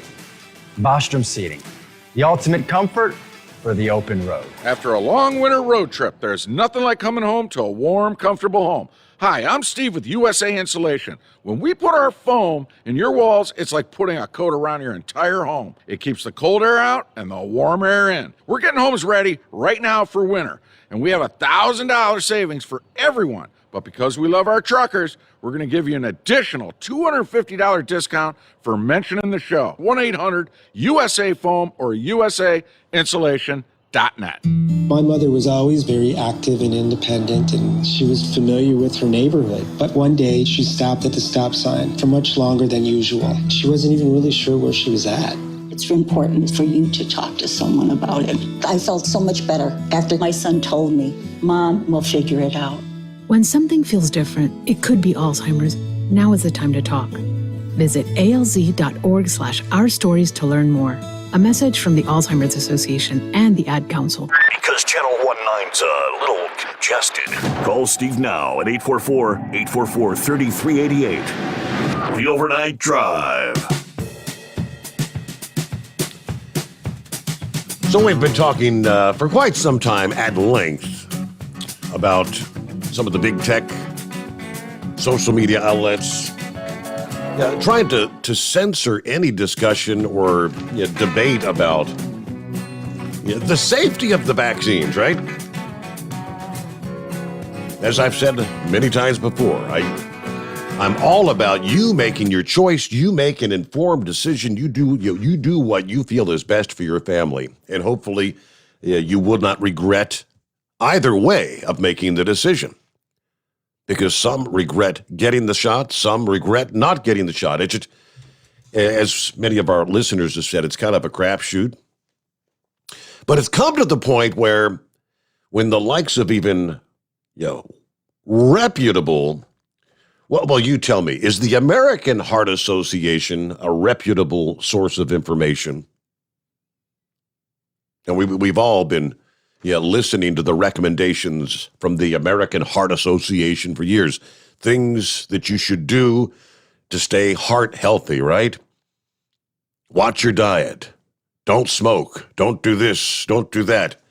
They're about, my understanding, about the best of the best. Well, enough. The Twitter censors are actually warning users. They're trying to tell you that the American Heart Association's website may contain some, quote, unsafe information.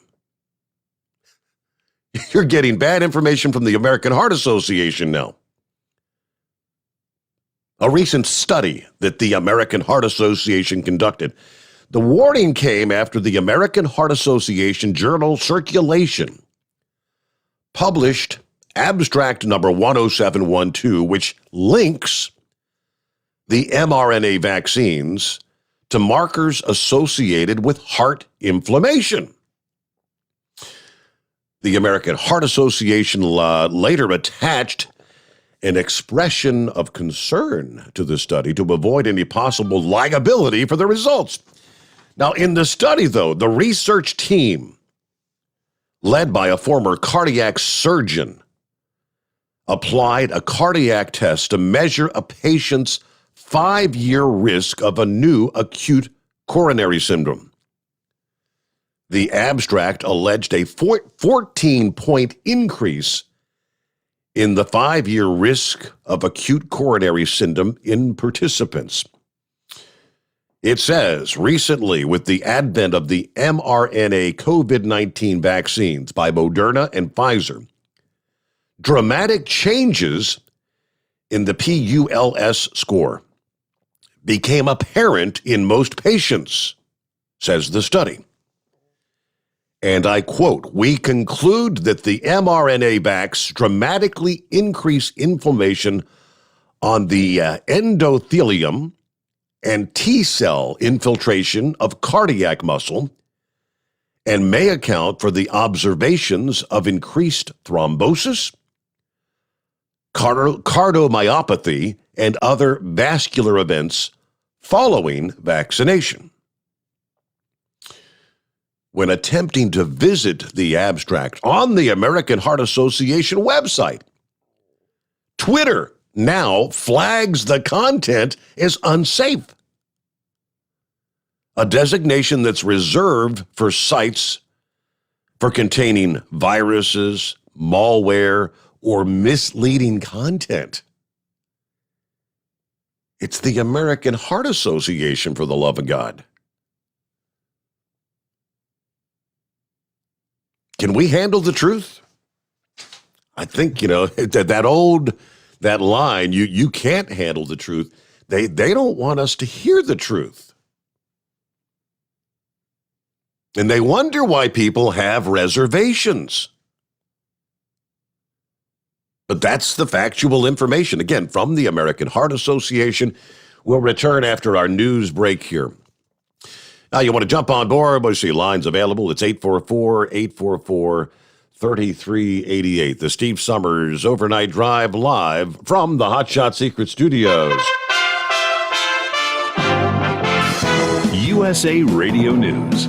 Senator Joe Manchin is discussing small changes to Senate rules with Republicans. Manchin's discussions with GOP colleagues come as Democrats are trying to win over their conservative colleague on a push to, quote, restore the Senate, including making changes to the 60-vote legislative filibuster. Members of GOP leadership told The Hill that Manchin has reached out to them to float potential ideas with an eye toward making it easier to get votes and bills to the floor. House Speaker Nancy Pelosi is not mincing words when it comes to the events surrounding January 6th. I'll never forgive former President of the United States and his lackeys and his bullies that he sent to the Capitol for the trauma that was exerted on our staff. That's House Speaker Nancy Pelosi addressing reporters during a weekly press conference on Wednesday. You're listening to USA Radio News. The old way of living with diabetes is a pain. You've got to remember to do your testing, and you always need to be sticking your fingers. The new way to live your life with diabetes is with a continuous glucose monitor. You simply apply a discreet, easy-to-use sensor on your body, and it continuously monitors your glucose levels, helping you spend more time in range and freeing you from painful finger pricks. If you test your blood sugar at least 4 times per day and inject insulin at least 3 times per day, or use an insulin pump and have private insurance or Medicare, you might be eligible for a CGM with little or no cost to you. Call U.S. Medical Supply today for a free benefits check. We offer free shipping, 90-day supplies, and we bill Medicare or your insurance directly. Call now and say goodbye to finger pricks. 800-763-1954. 800-763-1954. 800-763-1954. That's 800-763-1954. You're listening to the Overnight Drive with Steve Sommers. Drivers, you demand that your equipment's reliable and dependable, and that also applies to your headset for communication. Well, our friends at Stellar Electronic have you covered. The Pluto Duo headset bundle is the best communication headset you can find in the industry. No matter the challenging environment you're driving in, the Pluto headset will make you sound crystal clear all the time thanks to their 99% noise cancellation. And the Duo's not only a stereo converter for the headset, but also a power bank so you can charge as you go. Learn more at StellarElectronic.com or visit them on Facebook. Do you have a Dodge pickup and hate your automatic transmission? Of course you do. LaVon Miller at Firepunk Diesel here, and we specialize in heavy-duty and performance transmissions for your 3-quarter or 1-ton Cummins powered truck. So if you're interested in turning your stock slush box into a towing monster, call us today at 614-733-3744 or visit us online at shop.firepunk.com. It's coming. Crisp fall mornings turn bitter cold. As you fire up your diesel, you can see your breath on the inside of a cab. Imagine looking deep into your engine. Freezing temperatures impact your diesel's fluids.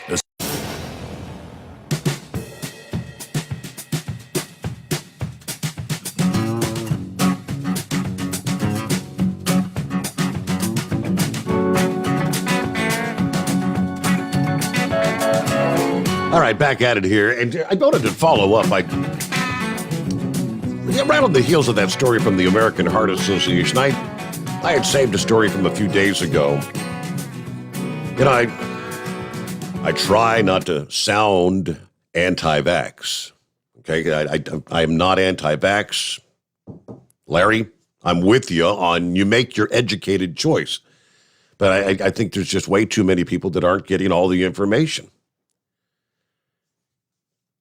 So I saved the story, which reads like this. With each passing day, the list of people suffering tragic consequences of these gene therapies being marketed as vaccines is getting stronger. Slews of professional and amateur athletes have collapsed and died in recent weeks. The mainstream media acts like these are, it's either normal or inexplicable. Well, they're neither. They're abnormal and totally explainable when you know how this shot destroys your heart and clumps your blood. Among the latest victims is Florian Daguri, world record holder in static breath hold freediving. Before the Pfizer shot, he was able to hold his breath for 10 minutes and 30 seconds. After his second dose, his diving performance was slashed by 30%. He has been diagnosed with myocarditis, pericarditis, and trivial mitral regurgitation, a condition where the mitral valve gets leaky, allowing blood to flow back into the left ventricle. He shared his experience on Instagram. After my second dose, I noticed my heart rate was higher than normal. My breath hold capacities went down significantly. During sleep, I was between 65 and 70 beats per minute rather than 37 to 45. During the day, I'm now always over 100 beats per minute instead of 65. Even when I sit down and relax, once I even reached 177 while having dinner with friends. 10 days after my second jab, I went to the cardiologist. He told me it's a common side effect of the Pfizer vaccine. Nothing to worry about, just rest. It'll pass. 40 days after the second jab, I had no progress, so I went to see another cardiologist and got diagnosed myocarditis and trivial mitral regurgitation, which is basically an inflammation of the heart muscles caused by the immune system and some tiny leaks of blood from the valves that no longer close properly. I'm now struggling to reach 8 minutes breath hold. I even have a strong urge to breathe, diving 40-meter dives, 30% decrease in my performance. Other professional athletes whose careers are now on hold include the French tennis player Jeremy Chardy, who commented on his situation. Since my vaccine, I am struggling. I can't train. I can't play. I'm frustrated because I don't have 10 years left to play. I regret having the vaccine, but I could not have known this would happen. Another one is Antoine Michin, a 32-year-old triathlete whose career is on indefinite hold, as he developed pulmonary embolism after taking his second dose of Moderna. Which makes it all the more tragic is that he suffered pain and shortness of breath after the first shot. He was told the symptoms, well, it's probably just stress and fatigue. He went ahead with the second dose and now has severe lung damage. I mean, but they continue to just say these are isolated. It's it's 1 in a million, whatever it is. But who wants to be the one, speaking for myself, I don't want to be the one who dips into the bowl of M&Ms that has one poison pill in it for risk of maybe getting that poison pill. That's just me, but just saying. And it really does kind of frustrate me when they're even trying to flag the likes of the American Heart Association for talking about these recognizable risks for heart damage with these experimental vaccines. I'm just passing on the information. All right, with that, let me get back to your calls there. Inbred Redneck, what's going on in your world? Buddy, just working myself to death. You know how it goes. Yeah, buddy, the thing gets me is I get what you're saying about all that.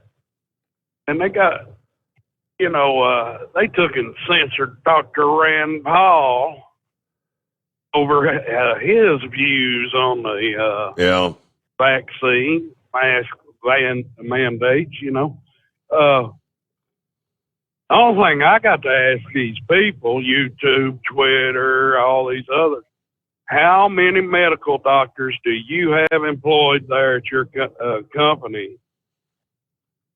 Steve.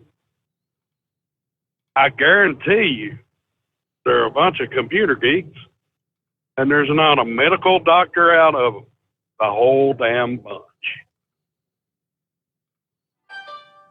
Yes, sir. And, how many years did we watch stupid stuff happen on the internet? Now, whether you laughed at it or not, just let it be known. How do you think the kids started eating the Tide Pods? Right. You remember the milk crate challenge? The TikTok challenges, yes, a whole bunch of them. Oh, yeah, and it goes back and goes on for years and years. And they didn't care about that medical disinformation. So all of a sudden, they're all tore up as soon as something doesn't meet their agenda.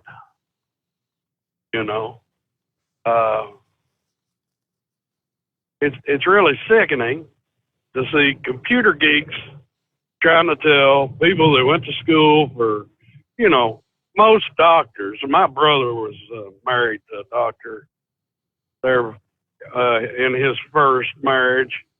And she basically went to school for 12 damn years to become a doctor. Most of these guys that work in the tech industry, they may have went to school for a grand total of 2 if they're lucky. That's about 90% of the tech industry. But somehow they know more than these people that have dedicated at least a decade of their life to this. Mm-hmm. It's just sickening. You could probably look it up, I'm sure somewhere on Google, even though they won't put it on YouTube or anything else. The number of doctors that have been banned from YouTube just for their views on correct. To even question it, yes. Yeah, it's crazy, Steve. And hey, if you took it, I don't care. I'm happy for you if that makes you happy. But I'm like you, Steve. I'm in the same boat with you. I ain't gonna be the one.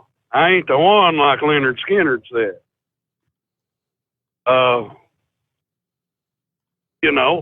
I'm not a guinea pig. Everybody was believing, the FDA is going to release all that. It's been approved. They're going to release all the information on it in 55 years? Exactly. Like, and that is true. That is a true statement. That's 55 years. Yeah, what are they hiding? If it's so damn good, what are you hiding? It's like going to Nestle's milk chocolate. After a while, if you put enough pressure on them, they'll show you the whole damn thing. Matter of fact, the FDA knows every damn thing about them.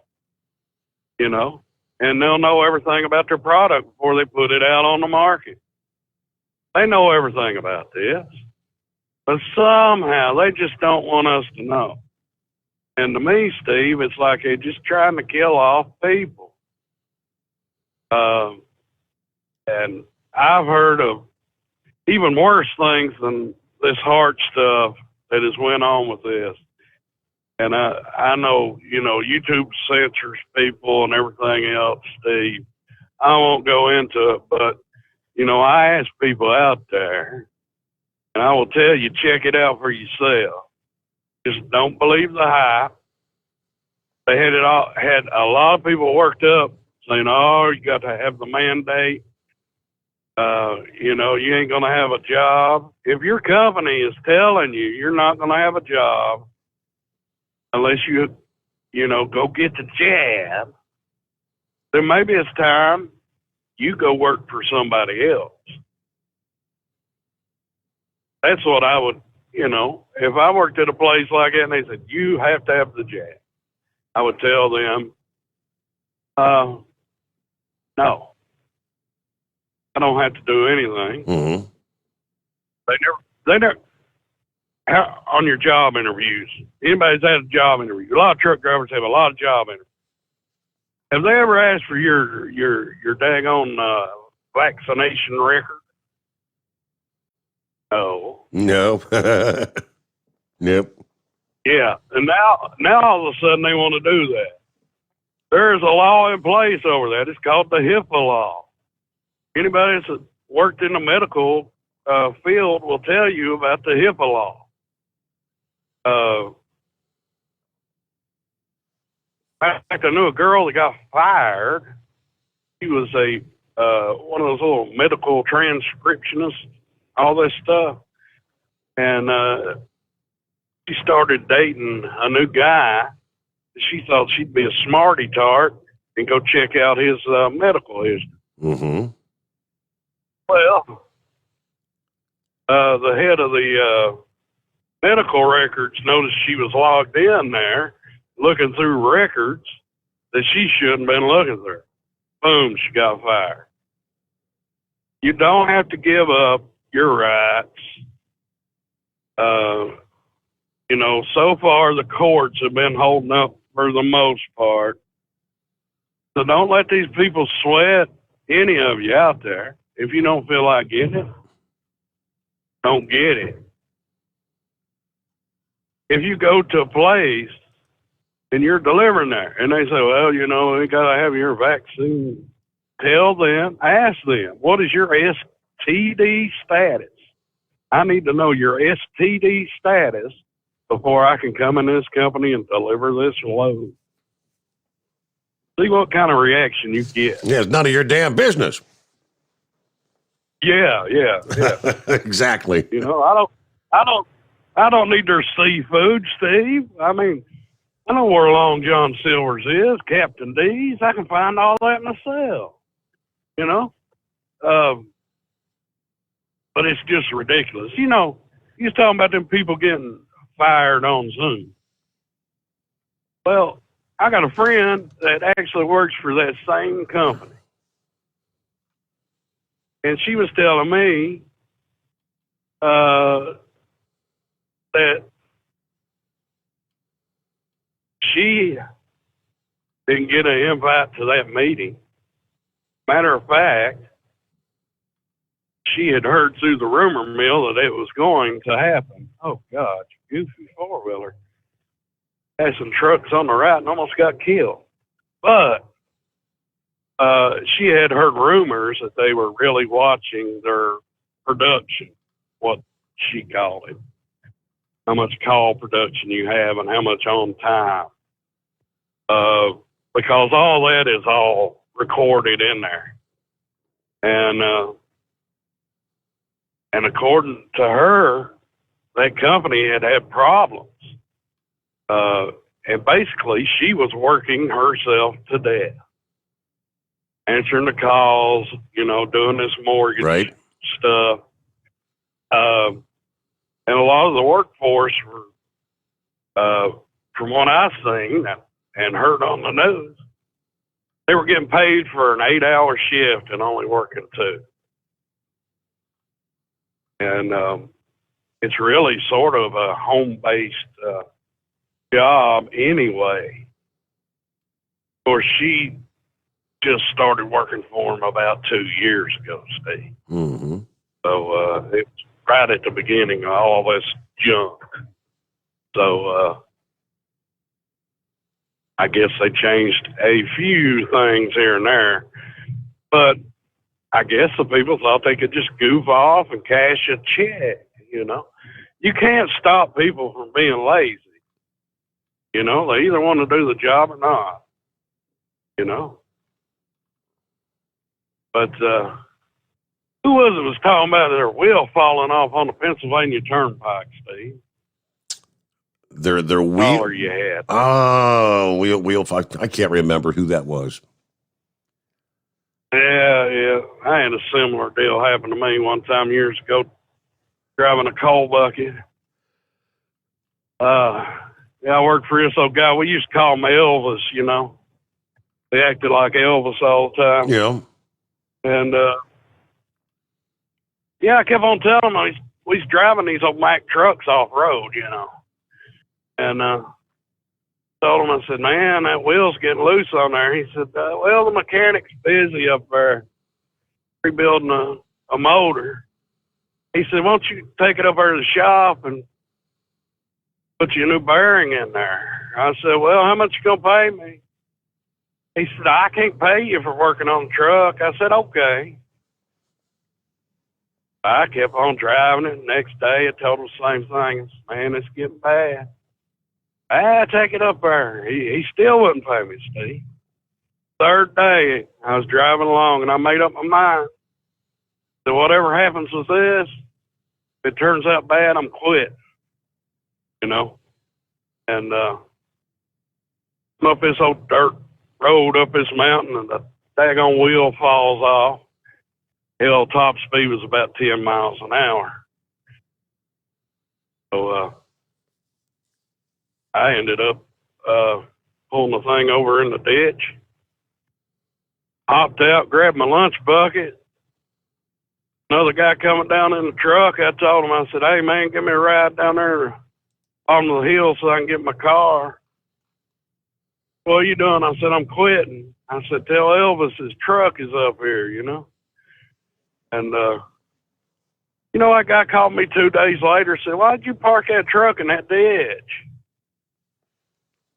Like, dude, it's 2 days later, you know. I was expecting a phone call yesterday on this, you know. Yeah, people going to treat you that way. You just might as well. I don't even care about it. Gotta be a better place to work, right?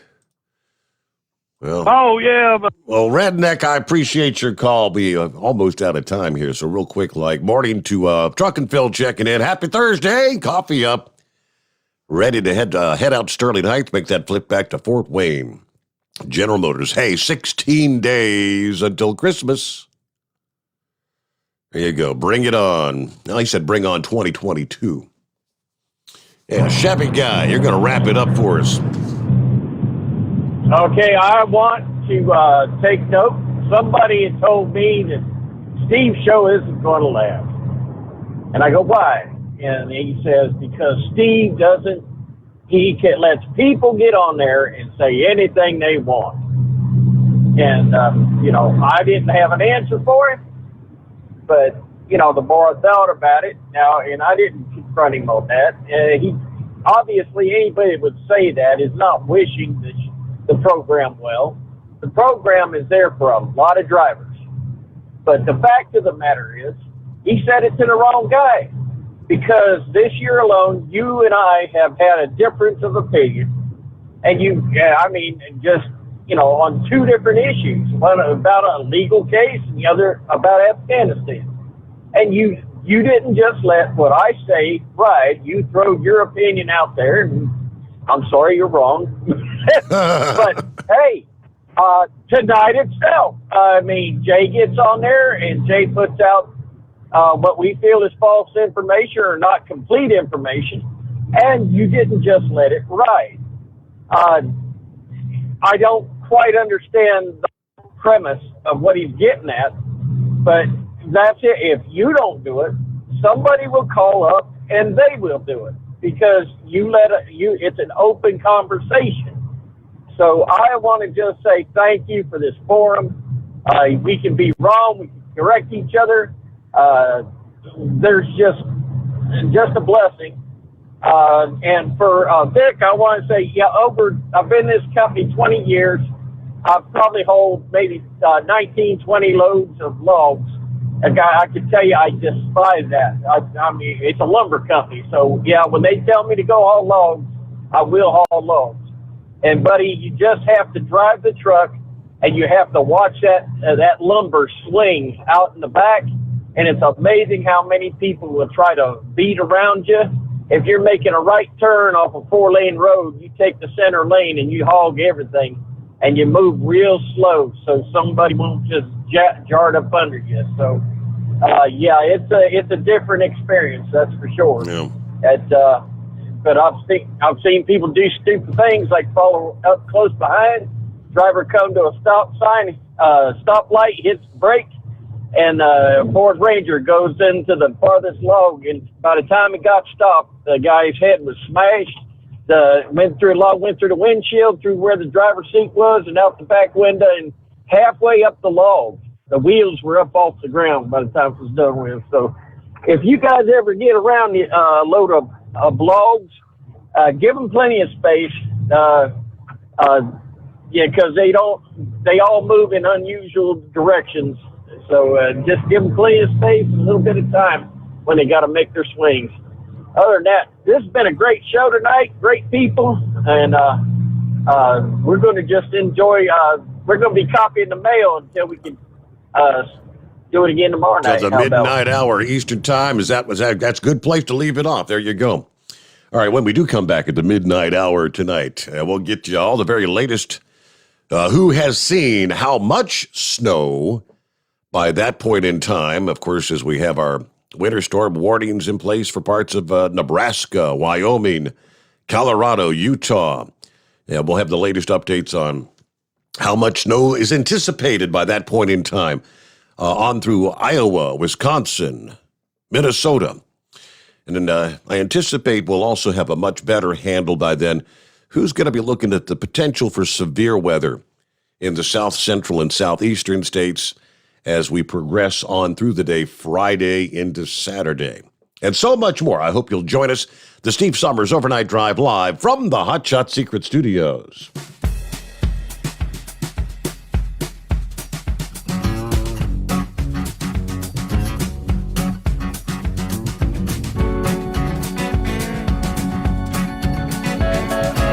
You'll never guess the places that I've been.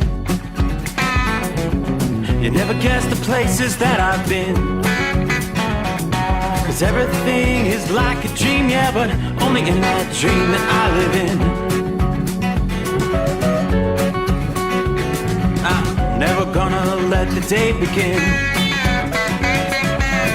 Never gonna let the day begin. 'Cause everything is like a dream, yeah, but only in that dream that I live in.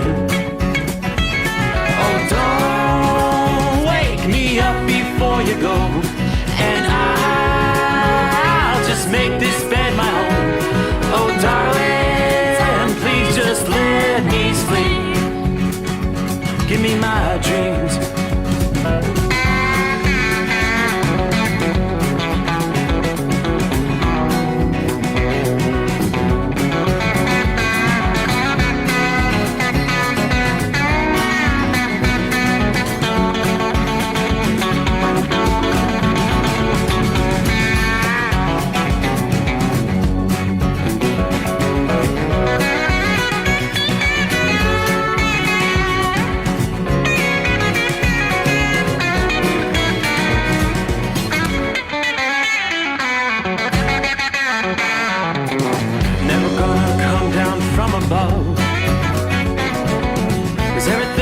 Better from above.